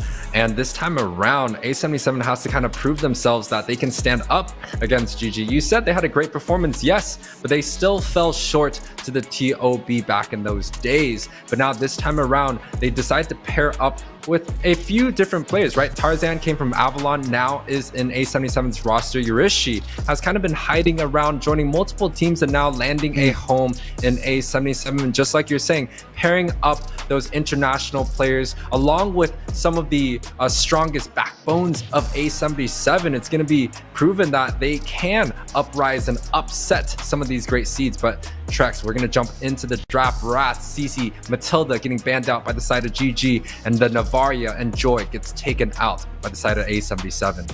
Yeah, I want to point something out. Now we're seeing how the big dogs draft, right? And we didn't see the Joy get banned much. We didn't see the Nolan get banned much. And it's kind of obsessed because I'm like, listen, I know these picks are meta, man. I know they are meta.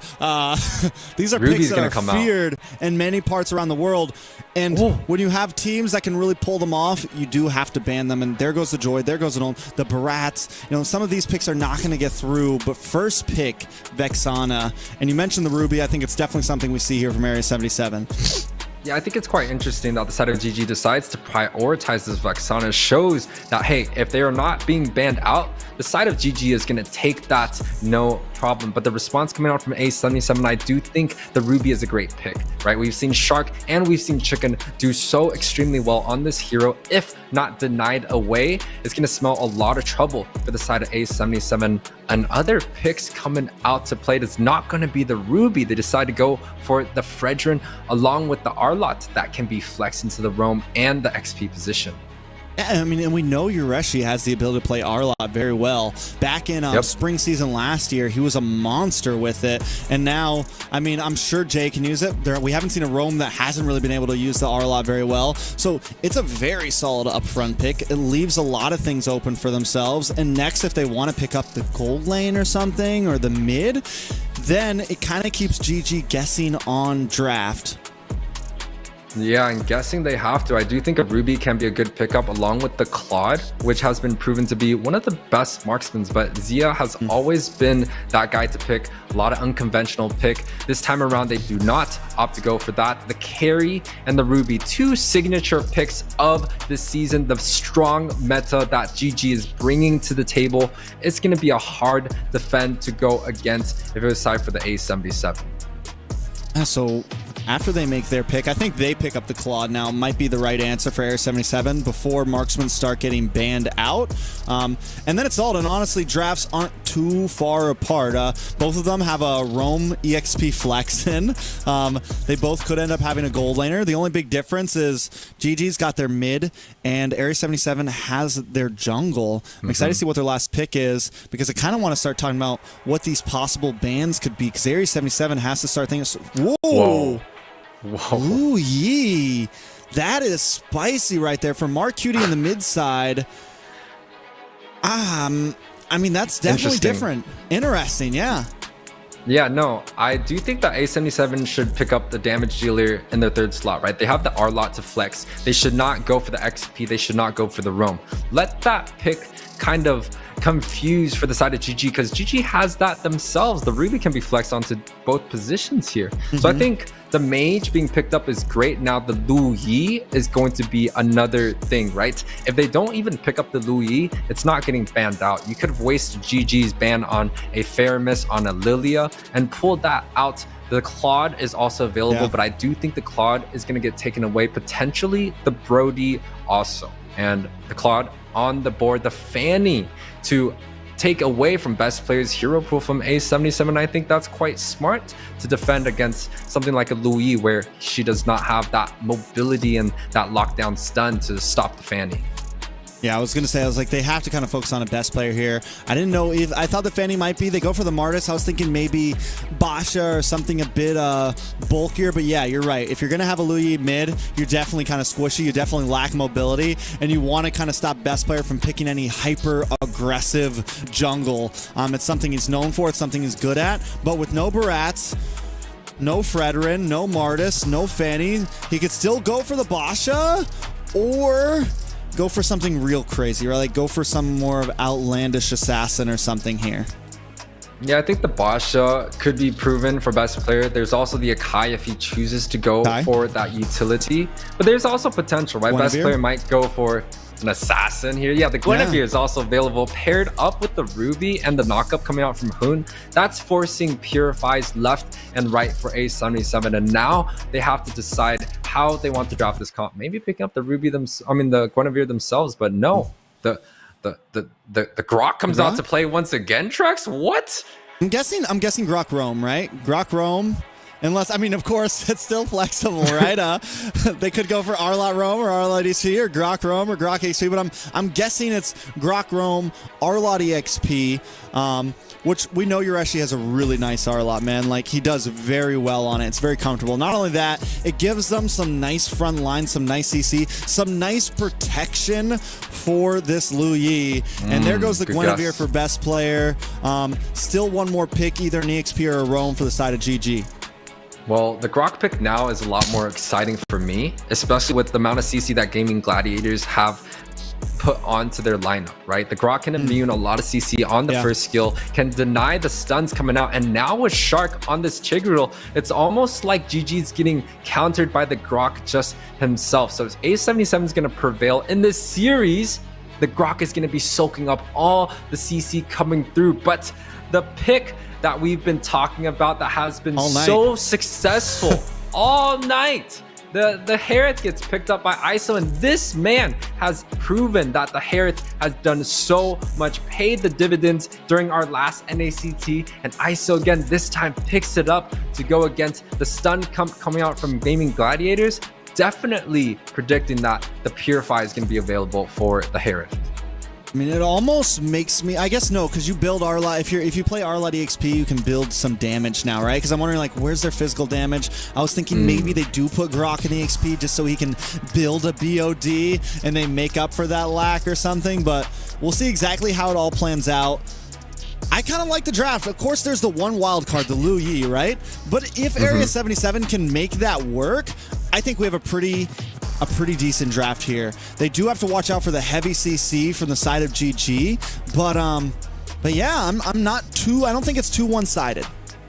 Yeah, I do think that Mar and Ice are both going to be taking the Purify. Jay just trying to soak up some of the CC coming out from Gaming Gladiators is going to be the best case scenario for them. But on the other hand, Gaming Gladiators have the initiation. They have the deciding factor to stun up and combo their stuns here, right? They have 4 members that can stop any of the front lines that A77 toss at them. So I also think Gaming Gladiator has a great draft in this series, but ISO with the mobility, maybe it might be too much to handle. The immune of CC coming out from Jay might be too tough for the stuns to come through, but I still think Gaming Gladiators here, that is an extremely strong draft. Yeah, I mean the CC is insanity from GG, man. Even if you bait out the implosion, you still have 3 more ults to worry about. Even if you bait out the I'm offended, you still have 3 more ults to worry about. And literally all of them can combo off of one another. Implosion, Violent Requiem. You got the knockup from the Eternal Guardian, Violent Requiem. You got the Implosion Guardian. I mean, it's just however you want to do it. There's an endless amount of combinations here from GG. So Area 77 has to watch out for that. And you're right, I think we're going to see a lot of Purifies. I think we might even see the Lu Yi Purify instead of a Lu Yi Flicker or something like that. We might see Harith already works very good with the Purify, so that at least they have that going for them. They do have the CC nullification with the Grok in the first skill. So I mean, there are some possibilities, but let's see exactly how this goes. Probably one of the most anticipated matches of day 2. This is game number 1, Area 77 up against GG. Yeah, we got the Aliens versus the Gladiators. It's a classic matchup between two of the most renowned teams in the North American MLBB history, and already a good start for the side of A77, bursting Hoon back into the base. This is going to be quite tough. Lu Yi, it's not really that traditional hero that gets sent down onto the mid lane. I do know we have a few mage players that like that hero, but it's pretty rare that any team is picking up this hero at this point of the stage. I mean, I definitely, you're right, but I think people do forget Lu Yi can pack a decent punch, especially in the early game. She can scale very well. The problem is that the big issue with Lu Yi, right, is the lack of mobility. But you're up against a Vexana who also doesn't have crazy mobility. Where Vexana shines, the CC she supplies, the Eternal Guardian she supplies. So it's not like Marcuti has to worry too much about like keeping up with rotations. The major problem for Marcuti is going to be not getting picked off by members of GG. Yeah, and you know, for the side of Marcuti and the A77, they do have a lot of magic damage. And going back to what you said in the draft, it definitely feels like A77 is lacking quite a bit on the physical department. The R-Lot, yes, can be building a little bit of damage, but it's still going to be quite tough. Now, to look at some of the emblems, you have Harith on the Festival of Blood, which is quite interesting, paired up with the carry, that both are taking that utility spell. So going to be some trades going on to the far side of the map. And it's quite interesting that GG is setting up camp onto the top side. Duty does pop to Purify, so they get that out before the turtle. Best player able to hint out in the bush, get the Violent Requiem off onto Tarzan Cutie, and Tarzan Cutie goes down first blood over to Fried Chicken. You're actually trying to dash back. Best player going to be able to work away at this turtle, but with a jungler down already, that's going to be an easy turtle for the side of GG. Yeah, it's a blind dash coming out from Best player, getting that hook and a flicker play coming out from Jay. Wait a second, a lot of damage does come down onto Marcuti. Fried Chicken able to get the kill. Another one possibly coming down onto Jay. Jay Cutie may be able to just get away before Fried Chicken flickers in. Not today, a double kill over to Fried. Yeah, for a second, the action was too much. I almost thought I was going to be play-by-play for a second. 3-0 is going to be the overall scoreboard. 3 minutes in, the advantage is already set for the side of Gaming Gladiators. A77, not really the opening that they were expecting here. They're getting picked off left and right along with the neutral objective. So then now they have to play kind of behind the scenes back, kind of in the traditional sense of where A77 actually thrives, right? They always play down and they can always get some of the tower defense that they have been so renowned and so known for in this series. And this time around, it's not going to be too much of a difference. I don't think GG has the lead completely, and I feel like A77 definitely has the opportunity to come back in the series already. I mean, there's definitely some possibilities, but with a 2K gold lead already, plus all three of those kills into the hands of Fried Chicken, one of the new players on Gaming Gladiators that we kind of have our eyes on, seeing how he affects this game. It's going to be dangerous. And Ruby, we already know how meta it can be, but getting ahead this early, normally it takes, because a lot of times Ruby gets put into the roam slot where it takes some time to scale, but this time could become a problem very early on. Yeah, 4-man siege coming out from GG onto the bot side. I do think that Jay and ISO has played this quite well. Tarzan here. They're split up. Marcuti in a bad spot. Needs to try to find something. Got to capitalize. Marcuti flickers back. Zwan's force does come down. Best player takes a bit of damage. Forced to back off. But Shark also could be the target. And ISO going to be able to pick up the kill. Area 77 finding one. Yeah, beautiful engage, actually. A beautiful implosion coming out from Shark, hitting 3 of the man from the side of A77, but the follow-up is just not there. There's not enough damage coming out from GG's side. Oh, they keep getting picked off. Jay able to just get the flicker through. GG now may be able to get another free turtle here. Yeah, but Tarzan is going to be in position. He has a lot of health, so the 50-50 should be quite available for the side of A77. And look at the reinforcements coming through. Yeah, with the diversion. But a big terrifying on Marcuti. Jay Cutie able to take the turtle. A lot of damage on a Shark as well. Fried Chicken in a bad position. Shark trying to get away, but a big I'm offended on a Tarzan. Shark goes down. Your Cutie able to pick up the kill. Area 77 evening out the gold lane away to the off lane. ISO gets the 1v1. Area 77 evening the playing field. Dominating throughout the map. You can see Marcuti using the ultimate, the Yin Yang, to just kind of go forward in the flicker. Final slash, the flicker. Hoon in a bad spot, and Marcuti picks up the kill. They take the lead at 5.5 minutes. Already an exciting opening from A77 as they dominate their way back into the gold lead. It's a small lead, but nonetheless, it is still a small lead going up against the Gladiators here. Honestly, A77 bouncing back in this series already. It's a pretty good term in terms of why they're bouncing back, but it just seems like Gaming Gladiators, they're just not focusing too well here, losing a couple of the small trades here and there. They're going to be able to take this tower, though, which is huge. They swapped lanes, put Zia on the top side, and that could be crucial for GG here. Area 77 also on the bot side now. Both teams looking for moves around the map.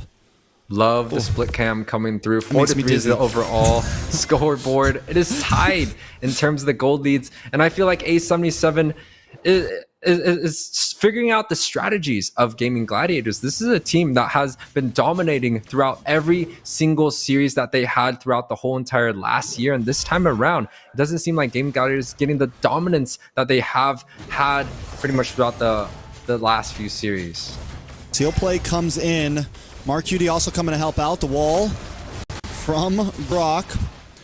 They are able to defend the tower, but Gaming Gladiators kind of getting back to the roots. We don't need to just take fights. We just need to get objectives. They know what the goal of the game is. In the mid side, though, a lot of damage on to best player. ISO picks up the kill. Purple buff goes over to Tarzan with no retry. GG might have to back off. Yeah, and this is the traditional opening coming out from A77. They love to 5-man group, but the Implosion.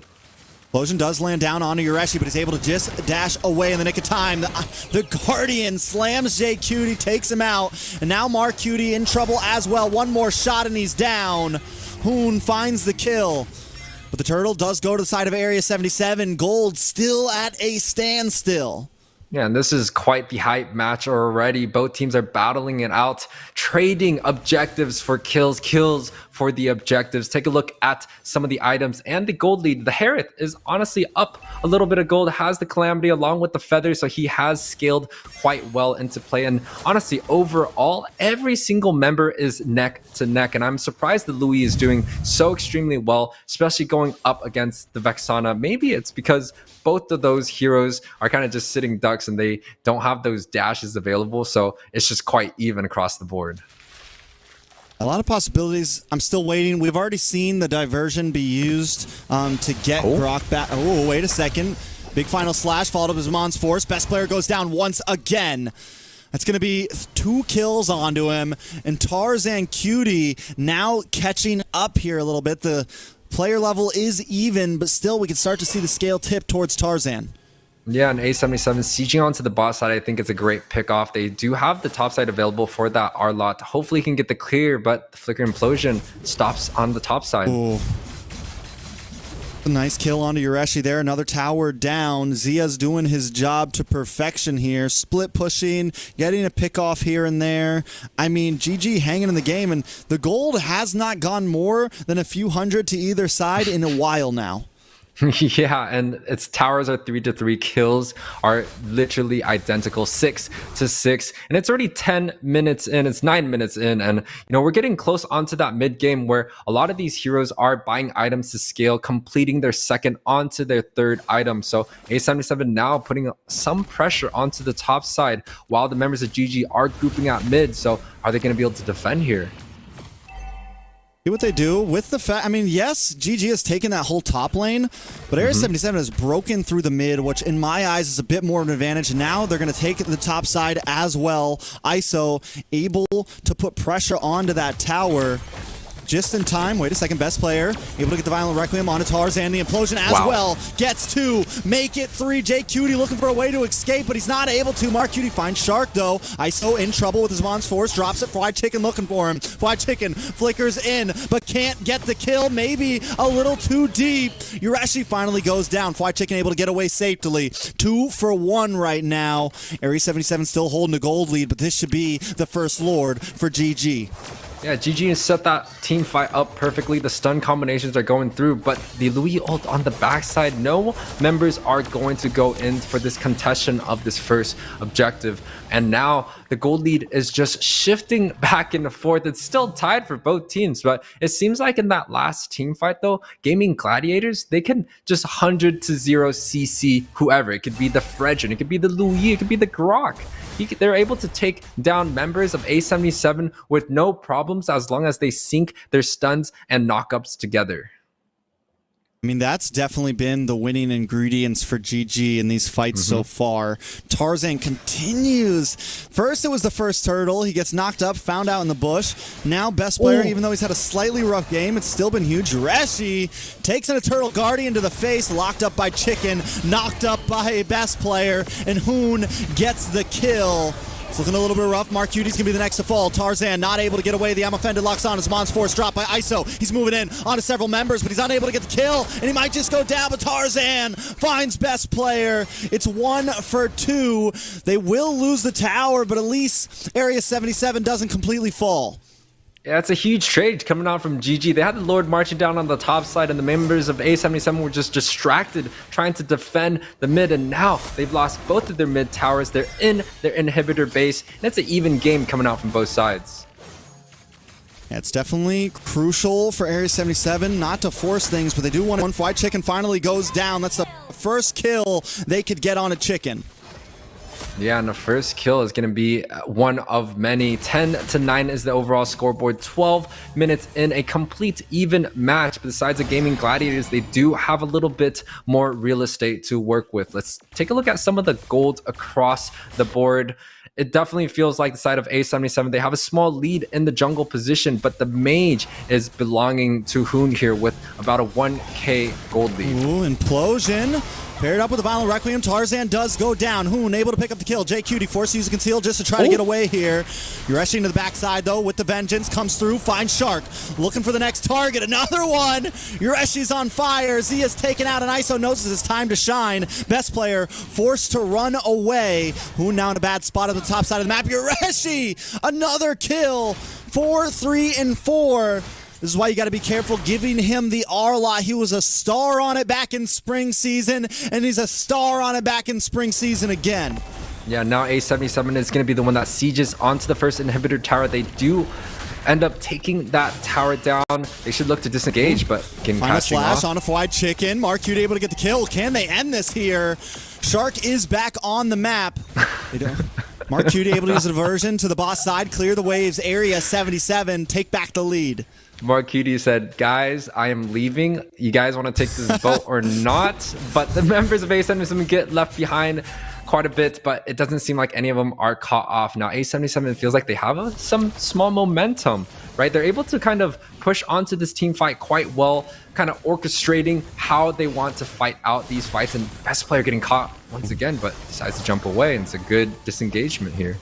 Mon's Force does drop from ISO. He's going to use it to zone. Implosion? They try to collapse on a Shark, but the implosion connects only onto one member, though. The pushback onto several. The big Guardian slams down. Shark taken out from ISO, though. Best player might just be next. A double kill for ISO. The final slash. Fried Chicken trying to fight it out. It's a bloodbath. The Mon's Force drops, and Hoon drops as well. It's 3 members for Gaimin Gladiators gone, and all 5 of Area 77 still stand. Yeah, and they're definitely going to look to siege onto this mid side. Now, I don't know if they have the firepower to be able to end this game, especially with just one small wave of minion, but they're definitely trying. It's a 4-man siege onto this mid side. Louis is coming through. Oh, White Chicken able to get the I'm offended. Tarzan Cuty goes down. Maybe they should have just gone for the Lord, but they decide not to. They want to try to force this right here, but Jay is bursted. Shark back on the field. Area 77 are falling. Did they push it too far? Gaimin Gladiators don't come to our base just yet. They came unprepared. The diversion from Mark Cuty brings them back to the base, and they're okay, but still they lose 3 members. Yeah, they lost 3 members. The Lord is going to be marching down. It seems like the Gaimin Gladiators, though, they're not choosing to opt to go for that objective. 10 seconds are on the death board. I do think the Lord is going to be a much better call here. The top side, look at that wave. It's going to hit onto that tower. I don't know if the Chicken's going to be able to get back, but Gaimin Gladiators should be able to get this Lord uncontested, but the Louis ultimate is going to be available here. Yeah, that is huge. We got the replay here. They thought they could end it, and I think this was the big ache they could make this game. Instead of going for the Lord, they're not able to connect. The health bars were just too low, and now GG back in the game. Area 77 has to make some important decisions here. Lord is going to be marching down towards Area 77. GG has taken a nice lead. Yeah, and this is where GG shines quite a bit, right? When the Lord is marching down, they could sync the waves quite nicely and kind of orchestrate this battle to siege against the inner towers of A77. But A77 is a team that is full of defense. They've always strived to do so extremely well when it comes down to these base defenses, and this time around I don't think it's going to be a problem for them. The Lord is marching down onto the top side, but A77, they do have the ability to turn things around. It's going to be quite tough for Gaming Gladiators to siege onto this mid tower, but it's still anyone's game at this point. And they have to be careful about the way they engage, because one big final slash flicker from Ureshi could be game-changing. The Lord able to crash onto the top side. Tarzan trying to make work of it. Mark Cutie there as well. Ureshi back down to the bot, trying to clear waves. They just need to defend. Try not to lose more than one. The final slash connects onto no one. Ureshi unable to make it happen. ISO drops him on force. GG unable to completely break through here. Yeah, and this is the first time that I feel like GG has struggled a little bit in terms of kind of like the regular season, right? This is kind of the first showing that GG is on kind of a 50-50 defense move. They are having the lead and coming through in the engagement. I'm offended. Only connects onto Ureshi. Doesn't make a huge difference. The Eternal Guardian drops as well. It's a lot of ults used to no avail. Area 77 should be able to breathe now. They still got a lot of green dots on their side of the map. They're not rushing it, though. They knew the mistake last time, over pushing, but this could be their chance to try to look for a play. ISO has Zamon's force back. I'm waiting to see it drop. White Chicken hits the I'm offended. ISO drops Zamon's force to use it to get away. Tarzan still going to get terrified, takes a little bit of damage. GG not letting up, though.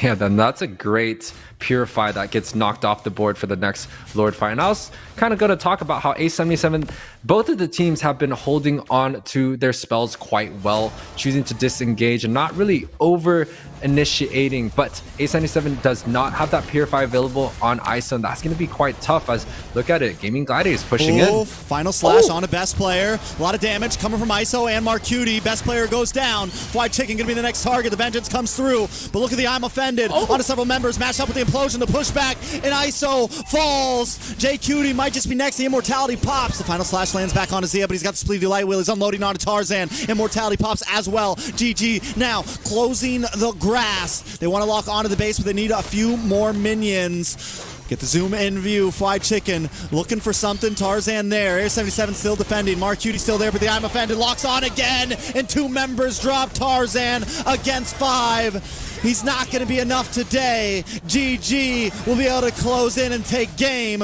number 1. GG takes game number 1. 19-17 is the overall scoreboard. A 19-minute close match between the two powerhouses of NACT. 19, 17, and 45 is the overall KDA of the Gaming Gladiators, and the dominating performance coming out from pretty much all the members of Gaming Gladiators. I felt like their draft itself was quite beautiful. They had so much knockup, so much CC, and when you talked about trading ultimates, it almost felt like when the ultimates were down, Gaming Gladiators still had so much resources and skills available to lock down and stun the members of A77. I still can't get over the fact that Area 77 pushed that last push, man. You know, and I caught some of the player cams as well. ISO knew after they failed. One of the player cams went to ISO, and he's kind of laughing. He's like, man, like you could just see, like, we shouldn't have gone for it. Like, just knew it was kind of a mess up there. And those are the small decisions, right? And that's where GG comes out on top. You know, Zeke actually said it, cool, collective, effective, and that's what GG is right now, and they're able to get through the bad times and still come out on top with the win. Yeah, and they capitalize on the mistakes that A77 have, but this doesn't prove too much that, you know, A77 did make a mistake, but they were pretty much right there in the series. If they just played that fight a little bit different, had a little bit more different shot calls. It could have gone both ways, honestly. But Gaimin Gladiators able to take the very first game of this series. 19-17 is the overall KDA, and quite convincingly, especially in the last few team fights. Popping ISO's Purify was a huge thing for the Ruby to be able to get the I'm Offended off, and then proceeding to go for another re-engagement when that Purify is unavailable for their highest damage carry. Yeah, I mean, overall, I think a lot of players played well on the side of GG, but I think Chicken did very good in the laning phase, able to just go deathless. But Zia as well, man. We saw a lot of the split pushing early on when Area 77 was really hitting the gas and pushing Gaimin Gladiators like against the wall. Because of Zia and because of Shark kind of moving around the map, they were able to really kind of alleviate the pressure and take back some towers here and there, kind of stop the minions from becoming too much, and kind of make it so Area 77 didn't close things out too soon. Yeah, and this game really proves that both of these teams are really strong contenders. I love the word contenders, Trex, and I use it quite often, but contenders I feel like are going to be the top 4 in the bracket, and A77 and GG are both teams that do represent that group of players, right? They are contending for the championship, contending for the opportunity to go across the seas and win lots of money. And I do think Gaimin Gladiators here have a strong performance, but A77, man, caught us in surprise. We knew that they had the power in them to have this upset coming through, and they were so extremely close here, Trex. And now we're going to be taking a quick look at the big moment, the replay where Area 77 was so close into the grass. This is the fight that they won. This was the big turnaround. This was the Lord they should have been able to take. Yeah, and you can take a look at a lot of the ultimates and setups being put onto GG's side. The stuns, the snares, all coming through. The Venom Force popping off. It felt like ISO and them had the strategy available, and this is the turn of fight that was unfortunate. Zia is able to get away, and members of A77 are just pretty much trading blow for blows underneath the towers, tanking and soaking so much damage, and it ended up being the downfall of A77 here as all the members been taken off the board. Yeah, I mean, what a moment. And that's, you know, you see it all the time. It's like you get a big fight at a Lord and you're able to maybe close out. I just felt like their health bars were a little bit too low. If they were all at like 100%, yeah, go for the finish, go for the 3v2, go for the 4v2. But they just didn't have that then. And GG, on the other hand, they took things slow. Yes, at the end here, they do close out, but they knew that they had all 5 members. They knew that they had everybody stocked and ready to go. Yeah, it's a tough series for A77, honestly. It's a very, very tough matchup for them, and I think they did extremely well. But also, Gaimin Gladiators, they proved to themselves that, hey, like, we are still in this series. Doesn't matter if we lose an inhibitor. Doesn't matter if the strategies did not work and give them an advantage in the early game. The late game strategies, the mind games, just, you know, pushing out targets here and there and capitalizing on the mistakes that A77 have, just prevailed them to go on to getting that point that they're looking for and hopefully turning this series into a 2-0. Sure. And I think, I mean, if they're, you know, you mentioned 2-0, and I'm wondering, like, Area 77, can they pull off what they just did again? Like, can they almost win and this time just not mess it up? Was that just a good game for them, right? And I think game 2 is where we're really going to have the deciding factor of how close are they to GG in power level, right? Because if Area 77 can come into this game again and put up as good of a fight and almost win like they did and maybe even win, I think it's huge. It's huge speaking on to the rest of the season, because Area 77 is also only going to get better, only going to get smoother in their gameplay, and it means there's a lot of possibilities when it comes playoffs, right? It's literally week 1 and we're seeing a lot of things happen. So Area 77, I'm excited to see how they jump into this next game. I want to talk a little bit about the Lu Yi pick. The Lu Yi pick actually ended up not being horrible, right? I think it worked pretty well for them. If used at the right time, it seems like something that could maybe be viable in the future.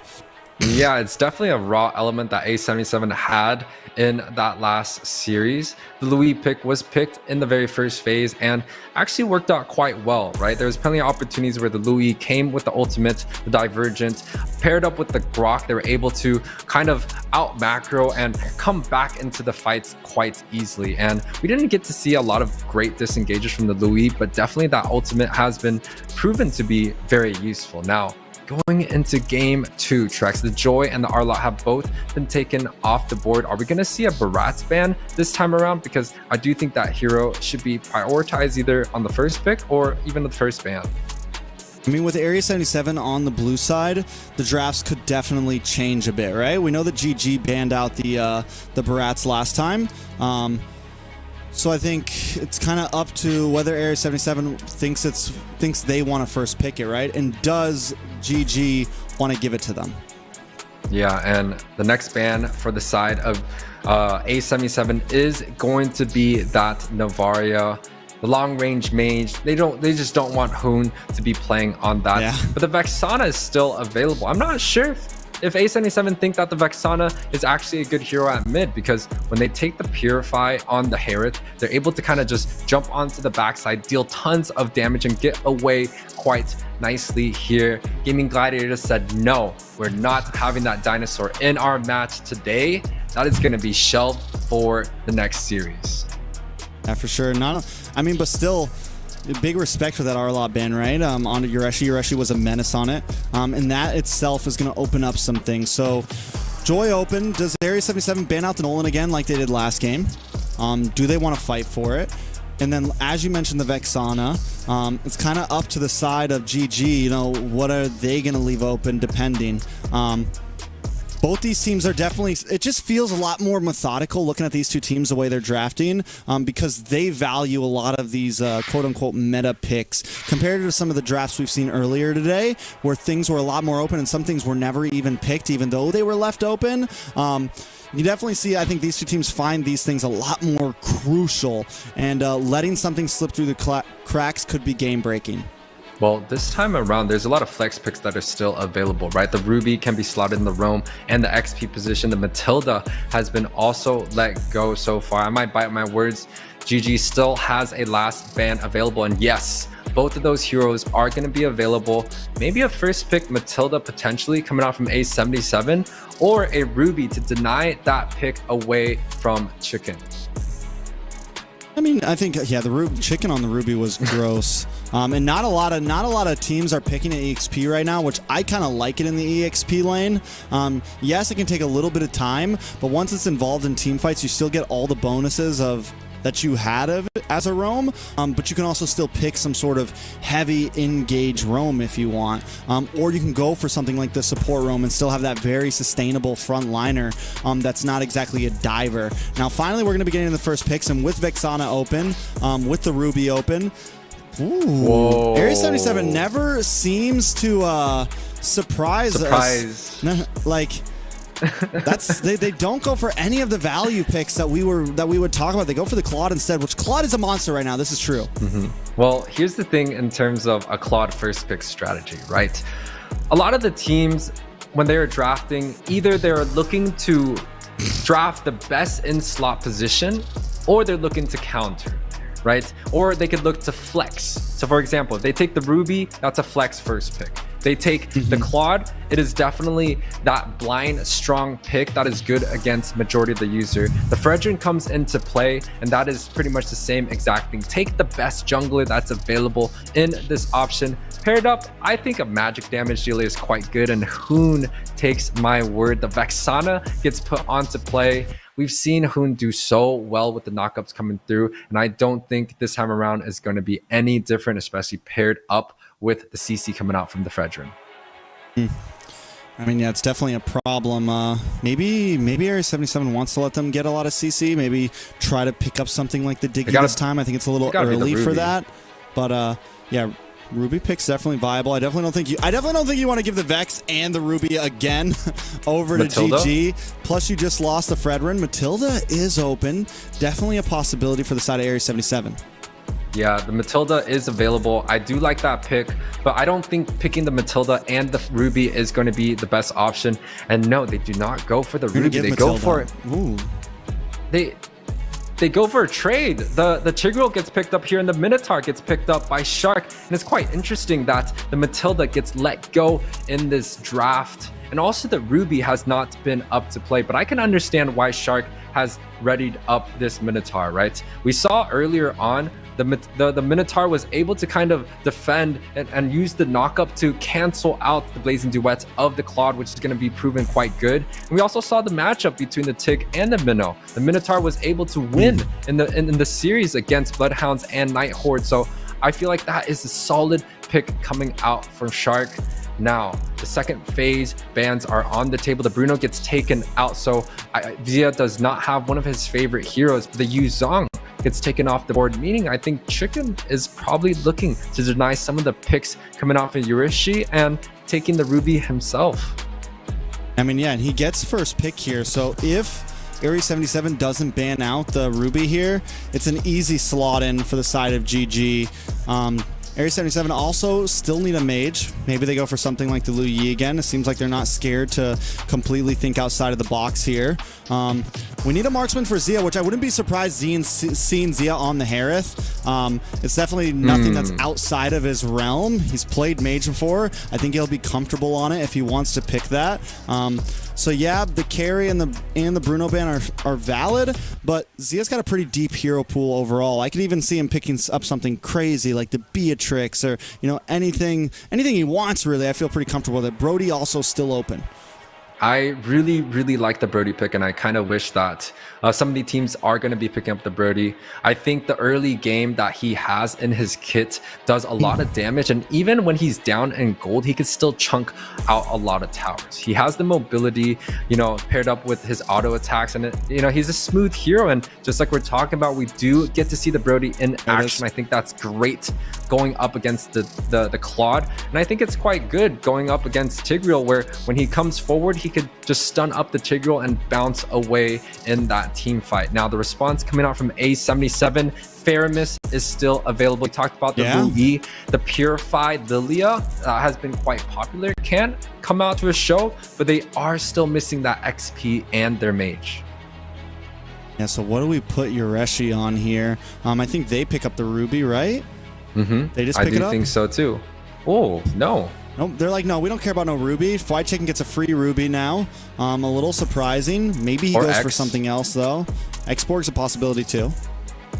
Yeah, the Lapu Lapu I think is just to push out Hoon, and I think Hoon's been quite effective on the Vexana, especially with no mobility. He's just moving around quite well in a lot of these team fights, but now a Lapu Lapu is going to be in his face. The Bravest Fighter stance paired up with the amenability that he has should be able to body Hoon out of majority of this team fights. And also Lapu Lapu does quite well against the early game that Brody has, right? The Brody is able to scale quite well, level 8, building up maybe 1 or 2 items, and that's where the power spike comes into play for Lapu Lapu. But the response, Fried Chicken, no Ruby this time around. The One Punch Man. I like the Paquito too, because you see it a lot. Paquito's damage, like the combo is so quick that it's great against Lilia, because a lot of time Lilia won't even have time to click the black shoes. Like you can take out, if you're quick enough or you catch them off at the wrong time, you can kill the Lilia before black shoes even pop. Same thing with ISO, you could make the Claude, like before you even have time to hit your BMI, boom, you're already gone. So, and we know Fried Chicken likes to be aggressive. Like, yes, he's okay with the more sustainable EXP laners, but I think where Fried Chicken really shines is when he's able to look for angles, be aggressive, and pick up kills.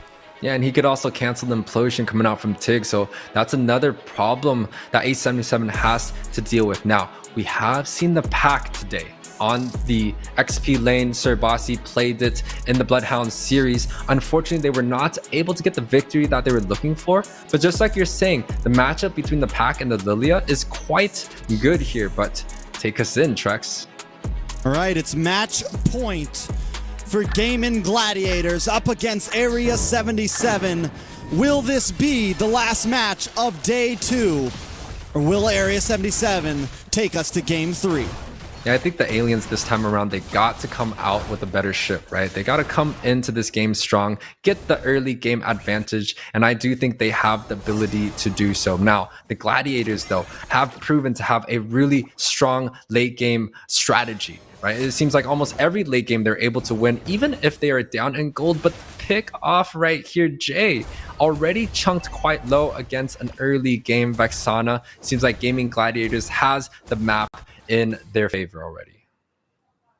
Most definitely. I think there's a lot of possibilities for both teams here. Area 77 with the Basha should have some nice movement, some nice rotations, able to stop any early aggression that Gaming Gladiators wants to bring, possibly. Able to maybe help stop GG from getting some early game ganks. And with the way that Area 77 played last game, I have a feeling that it might, because Gaming Gladiators, like the trio in mid, best player Shark and Hoon, they normally get in team's face, especially here in NA. So after taking a little bit of an almost loss, it may slow down GG's pace a bit.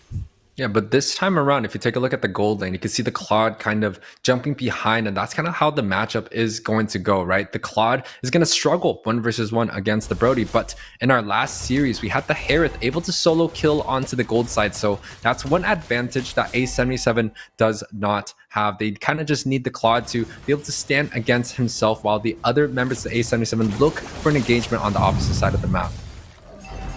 On Area 77, nobody going to get any kills this early in the game. It's a slow pace to start. Area 77 keeping up with the rotations. First turtle on the map, and everybody seems ready to fight it. Down in the XP lane, still a little bit of action though. Hoon goes down. Yureshi looking for another one. Yureshi should fall as well. It's an EXP laner for a mage. Super Shark, though, taking a little bit of damage. Tarzan looking for the final hit. Can he get it? Fried Chicken able to disengage, but he should be out of commission for this turtle fight. Yeah, no commission indeed. Tarzan unable to close off that last kill. Seems like both teams are looking to disengage, setting up for another day on this objective. And I do think when the buffs go down, both teams are going to be looking to fight this out. A little bit of a lead coming out from Gaming Gladiators. I think the top side is going to be due to that, but GGs are going to be the one that is going to start up this objective.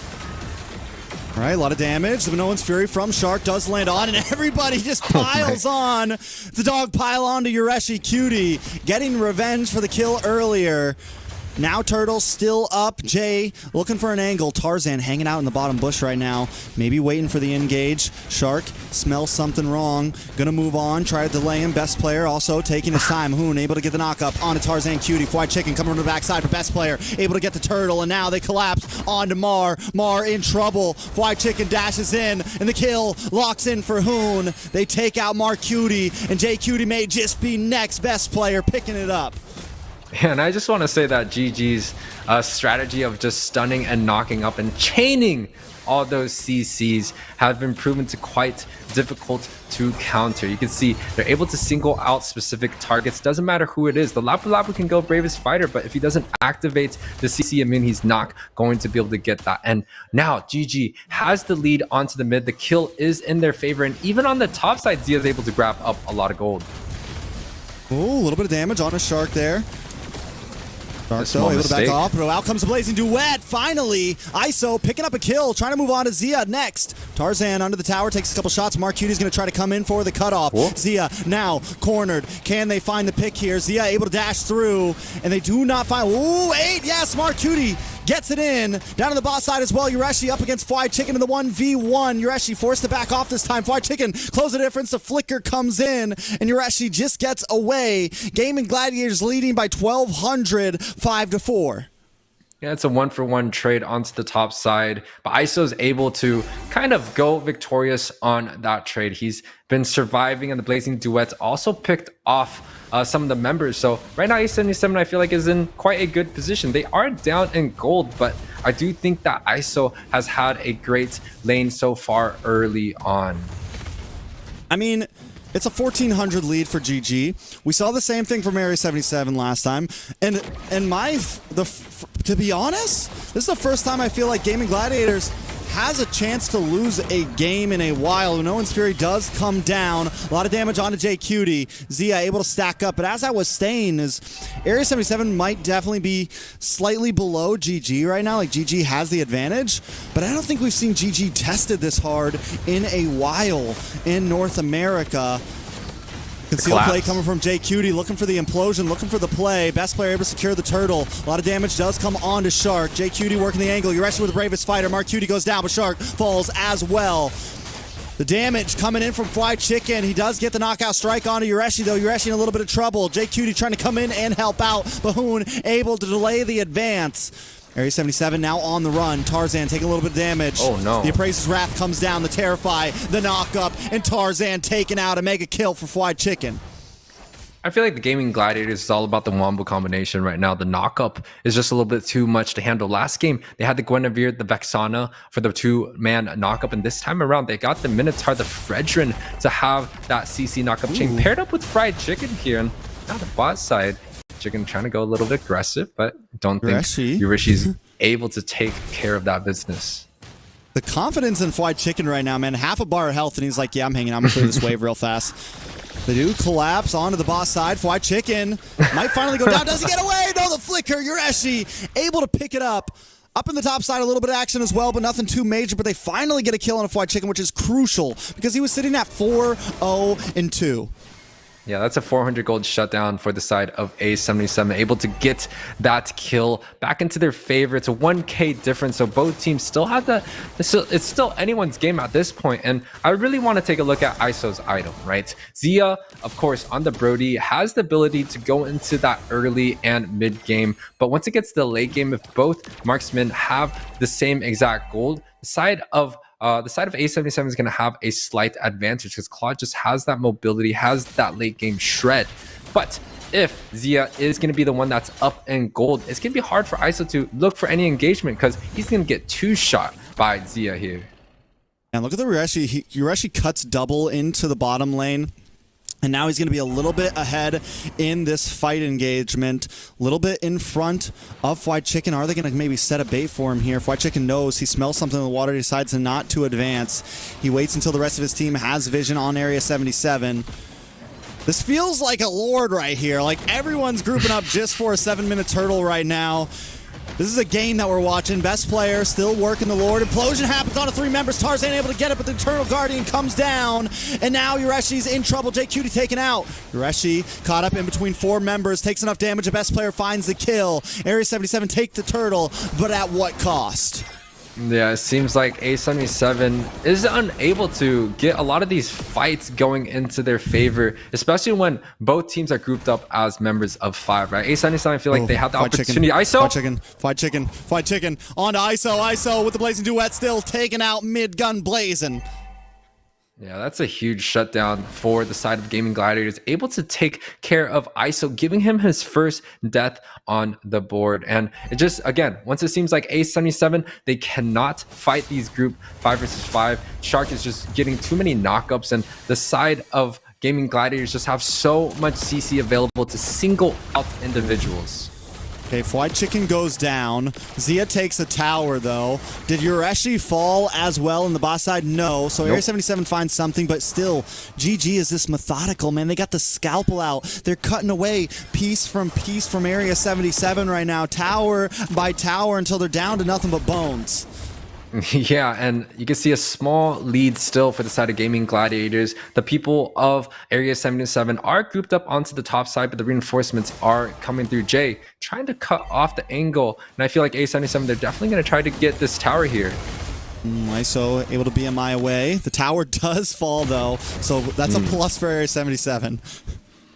Yeah, that's definitely a plus there. They do need all the advantages that they could get. Once again, it seems like the engagement's coming through. Both teams disengaging. Now, let's talk about some of the strategies that A77 could use to kind of get back onto this game. I think Hoon is going to be a very big player for them to try and shut down and maybe try to keep Chicken at bay, right? Putting a little bit of pressure onto his lane because he's going quite aggressive in pretty much majority of these clears. Chicken having a little bit of trouble in the boss side. The 2v1, Fried Chicken unable to compete there, but they're going to start rushing this Lord because they know Tarzan Cutie is far away. Area 77 may not be able to make it in time. No, they will not. Hoon able to secure that one for the team. Area 77 just got to hang out and wait now. Yeah, it's going to be a free objective for the side of GG's. The Lord is going to be marching down onto the bottom side, the far lane here, right? The side of GG. I do think the strategy for them is to group up on mid and try to go for a siege while this Lord is popping down on the bot side. But Guap's here getting chunked a little bit. I do think they're not going to have enough damage here. And A77 looking for a defense going up against the first Lord of the game. All right, Lord coming soon down the bottom lane. I don't think GG is going to be able to finish things just yet. Area 77 does have the shred with ISO. It's not like ISO's fallen too far behind in gold or anything. He's 1-1-1. Hasn't taken too many deaths. Possibilities are still there. And GG still has to be careful about the way they engage. One big set from JQT could be game-changing. And GG's looking for the engagement here. The Lord is marching down on the bot side. I do know that the Purifies are available for the side of A77, but I just don't know if the Purify is going to be enough to deal with this constant CC coming out from the side of GG. Best player looking to go in for a little bit. A lot of damage just by himself, chunking out to the members of A77.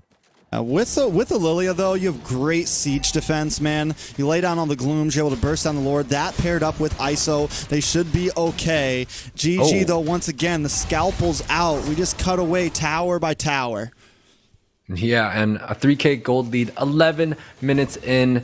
GG is still trying to push the lead. It does feel like A77 has lost a little bit of gas, but I think they might have it figured out. The two-man units of ISO and Jay is on the backside, so if GG does get collapsed here, it might smell trouble, but it seems like ISO, they're opting to go for a split push strategy, and I think this is great.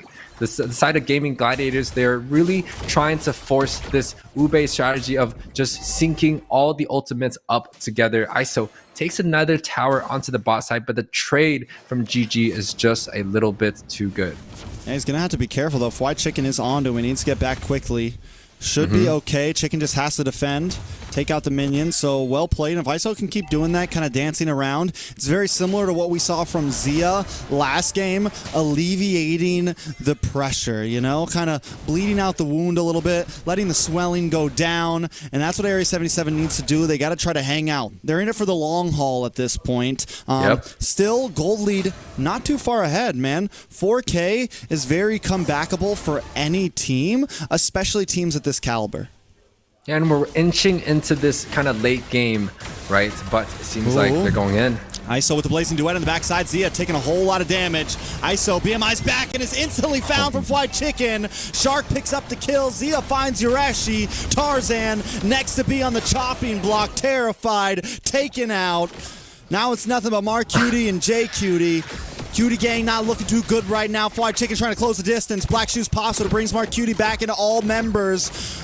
Welcome to home. Gaimin Gladiators is here. Knock, knock, FBI. They're kicking down the door right now. A terrified JQT falls. Mark Cutie gonna be next. Fly Chicken, Fly Keto, Paquito. Take them to their graves. GG takes game number 2. And just like that, GG's able to take this game in a more close fashion, right? It's a 14-minute match, a dominating performance again from Gaimin Gladiators. I was about to say, the longer this game goes, seems like A77 does have a lot more hope with the Claude, but the early game damage from the Brody is just a little bit too much to handle. And again, Gaimin Gladiators, they have the IQ decision to go and merge onto that top side, catching out multiple members of A77 and completely dominating in that team fight. KDA 15, 7, and 31 is going to be the overall scoreboard. Lots of assists coming out from Gaimin Gladiators, and I would just say the rotations that they had, especially when it came down to that mid and late game, the strategy, it was just too much for the side of game for the A70s, the aliens, to handle. And the aliens are shot down from the sky today. Gaimin Gladiators coming to play. I mean, it's game 1 was close. GG, though, definitely controlled and shows who's boss and why they're here.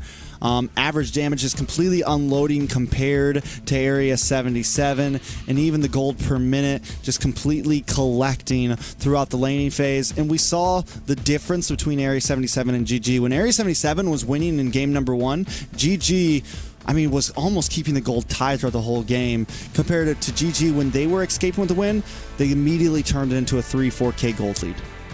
Yeah, and it's an extremely dominating performance coming out from GG here, able to take the 2-0 victory of A77, which has won in their last series. So now A77 is going to be pushed onto that 4th position, while GG is going to be in the lead for the very first one. The brackets are already showing, and we got the handsome man Zeke back into play. Zeke, how you doing, man?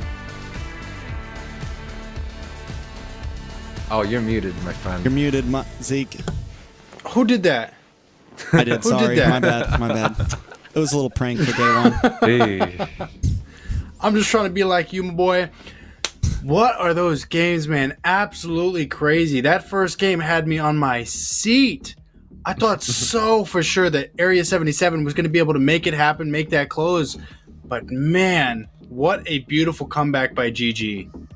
Yeah, definitely an insane comeback in game number 1, and then game number 2 they just completely roll over Area 77. But still, we saw a lot from Area 77 there. We saw a lot of possibilities, and who knows, by playoffs, anything could change. Yeah, and you know, it's quite interesting that the GG strategy, again, for me, it's quite visible here. They like to stack a lot of the CCs, and a lot of the times the knockups are unable to be negated by the tough boots, right? The knockups are still going to happen, and when they chain those CCs with that Vexana, with the Fredrin, along with the knockups of Paquito or the stun coming out from Ruby, it's a strategy set in stone. Without ultimates, they're still locking down members for Zia to free hit, for Hoon to deal the damage, and I would say Gaimin Gladiators played an absolutely masterpiece today. Absolutely. GG, they showcased, you know, just exactly who they are. But at the same time, Area 77, although they did take, you know, a 0-2 loss in games, they definitely still managed to say, hey, you know, we're here, we're alive, we're pushing, and you know what? Don't count us out of anything.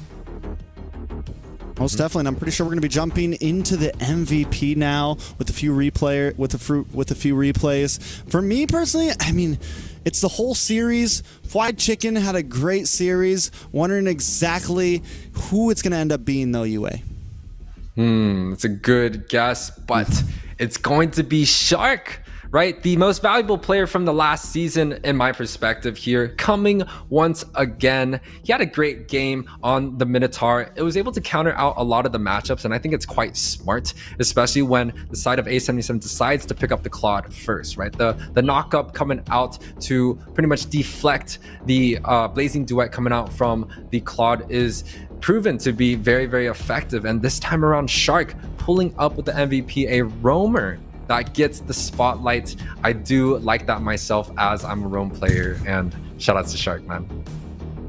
Honestly, if any roam was ever going to get it, it was definitely going to be Shark. You're talking about debatably one of the best players in all of North America, not only based on ability, but when you look at people who've effectively made it, you know, to further stages, he's definitely him. So with that being said, the star of the show, final game, MVP, Shark, I wouldn't have it any other way. Some of those sets, money.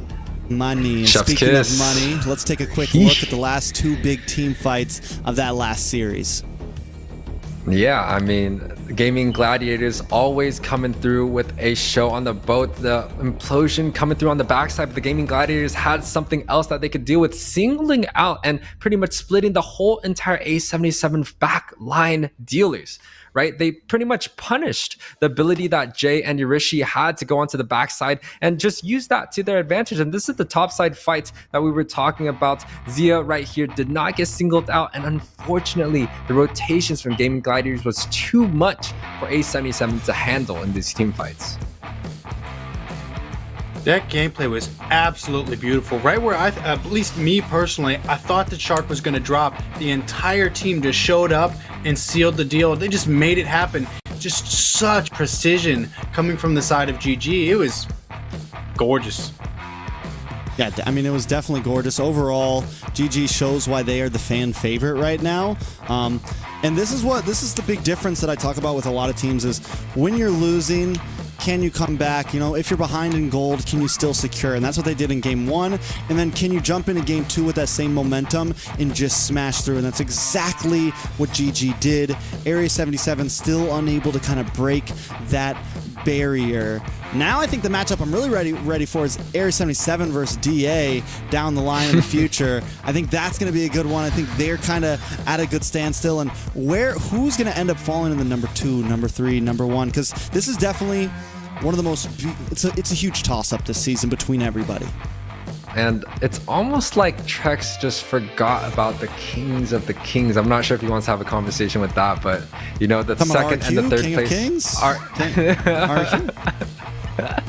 No, I mean, I honestly feel like the side of A77, they've shown a very strong showing, right? Maybe that might be the Gaming Gladiators' last match to go to that point where all the internet inhibitors are down, but there's still plenty of tough teams out there. Devious had a great match today. Same thing with BTK, able to get the victories themselves. So there's still a lot on the table. This is only day 2. Zeke, and there's so much excitement left for us to show. So many great teams going up head to head in this royal battle. Absolutely, and well said. Well, with that being said, Yue, why don't you take us through the day's recap? Yeah, so on our very first game, Devious Activities able to take the series 2-1 against FIENDS. Quite a surprising thing because FIENDS actually was able to get the upset and a reverse sweep in that series. BTK 2-0 against LEGACi. They did fall short a little bit, and Trex take us to the last few games. I mean, BloodHounds get the win. I mean, no, BloodHounds get the loss. Sorry. NightHorde able to secure it 2-0. And then even though it was a very exciting game 1, GG cleans things up very well with the 2-0 sweep against Area 77. Well said, well said. Now, by Zeke's law, Trex, you happen to be the guy who's got the most guesses right. So, why don't you take us to the standings? I mean, Gaming Gladiators secure their number 1 spot with 6 points. After that, Devious Activity with 5. And here's the big kicker, right? FIENDS holding the third place spot because of that 1 point difference. And that's what me and Yue were talking about all day today, drowning your ears out with it. After that, closely behind, Area 77, BloodHounds, and BTK all tied up. And LEGACi and NightHorde sitting at the bottom of the standings. Yeah, but here's the thing though, right? This is still only day 2 of the NACT. Anything could happen. These standings are what is happening right now, but not every team has played against every team. We still have to see how the FIENDS go up against the Aliens, how they do against the BloodThirstyKings, and also Gaming Gladiators. So it's a tough bracket for them to kind of push through. But FIENDS has definitely shown a strong showing, marking them up onto that 3rd place, and completely well-deserved in my opinion, Zeke. Well said again. You know, and at this point, it's safe to say that whether you're GG, Gaming Gladiators, or the BloodHounds, there's still a whole lot of tournament left for us. So, whole lot of room for teams to move up and down within the rankings, and every single time, we'll find ourselves one day closer to the grand finals. So, with that being said, I think we're about ready to close. Any ending thoughts? Well, whether you're Trex with a head full of hair or Yue, it's okay, because life will be good next week. Yeah, and hopefully we get a lot of these games coming through. It's been quite exciting for the day 2 series. I cannot wait for next week's action. But guys, honestly, it's been such a wonderful day. Once again, Zeke, shout outs to you for coming onto the cast. It's been such a pleasure for us to sit here and hang out with you. All right, well, with that being said, thanks everybody for coming out, and we hope you guys have a good one. Good night, Seattle.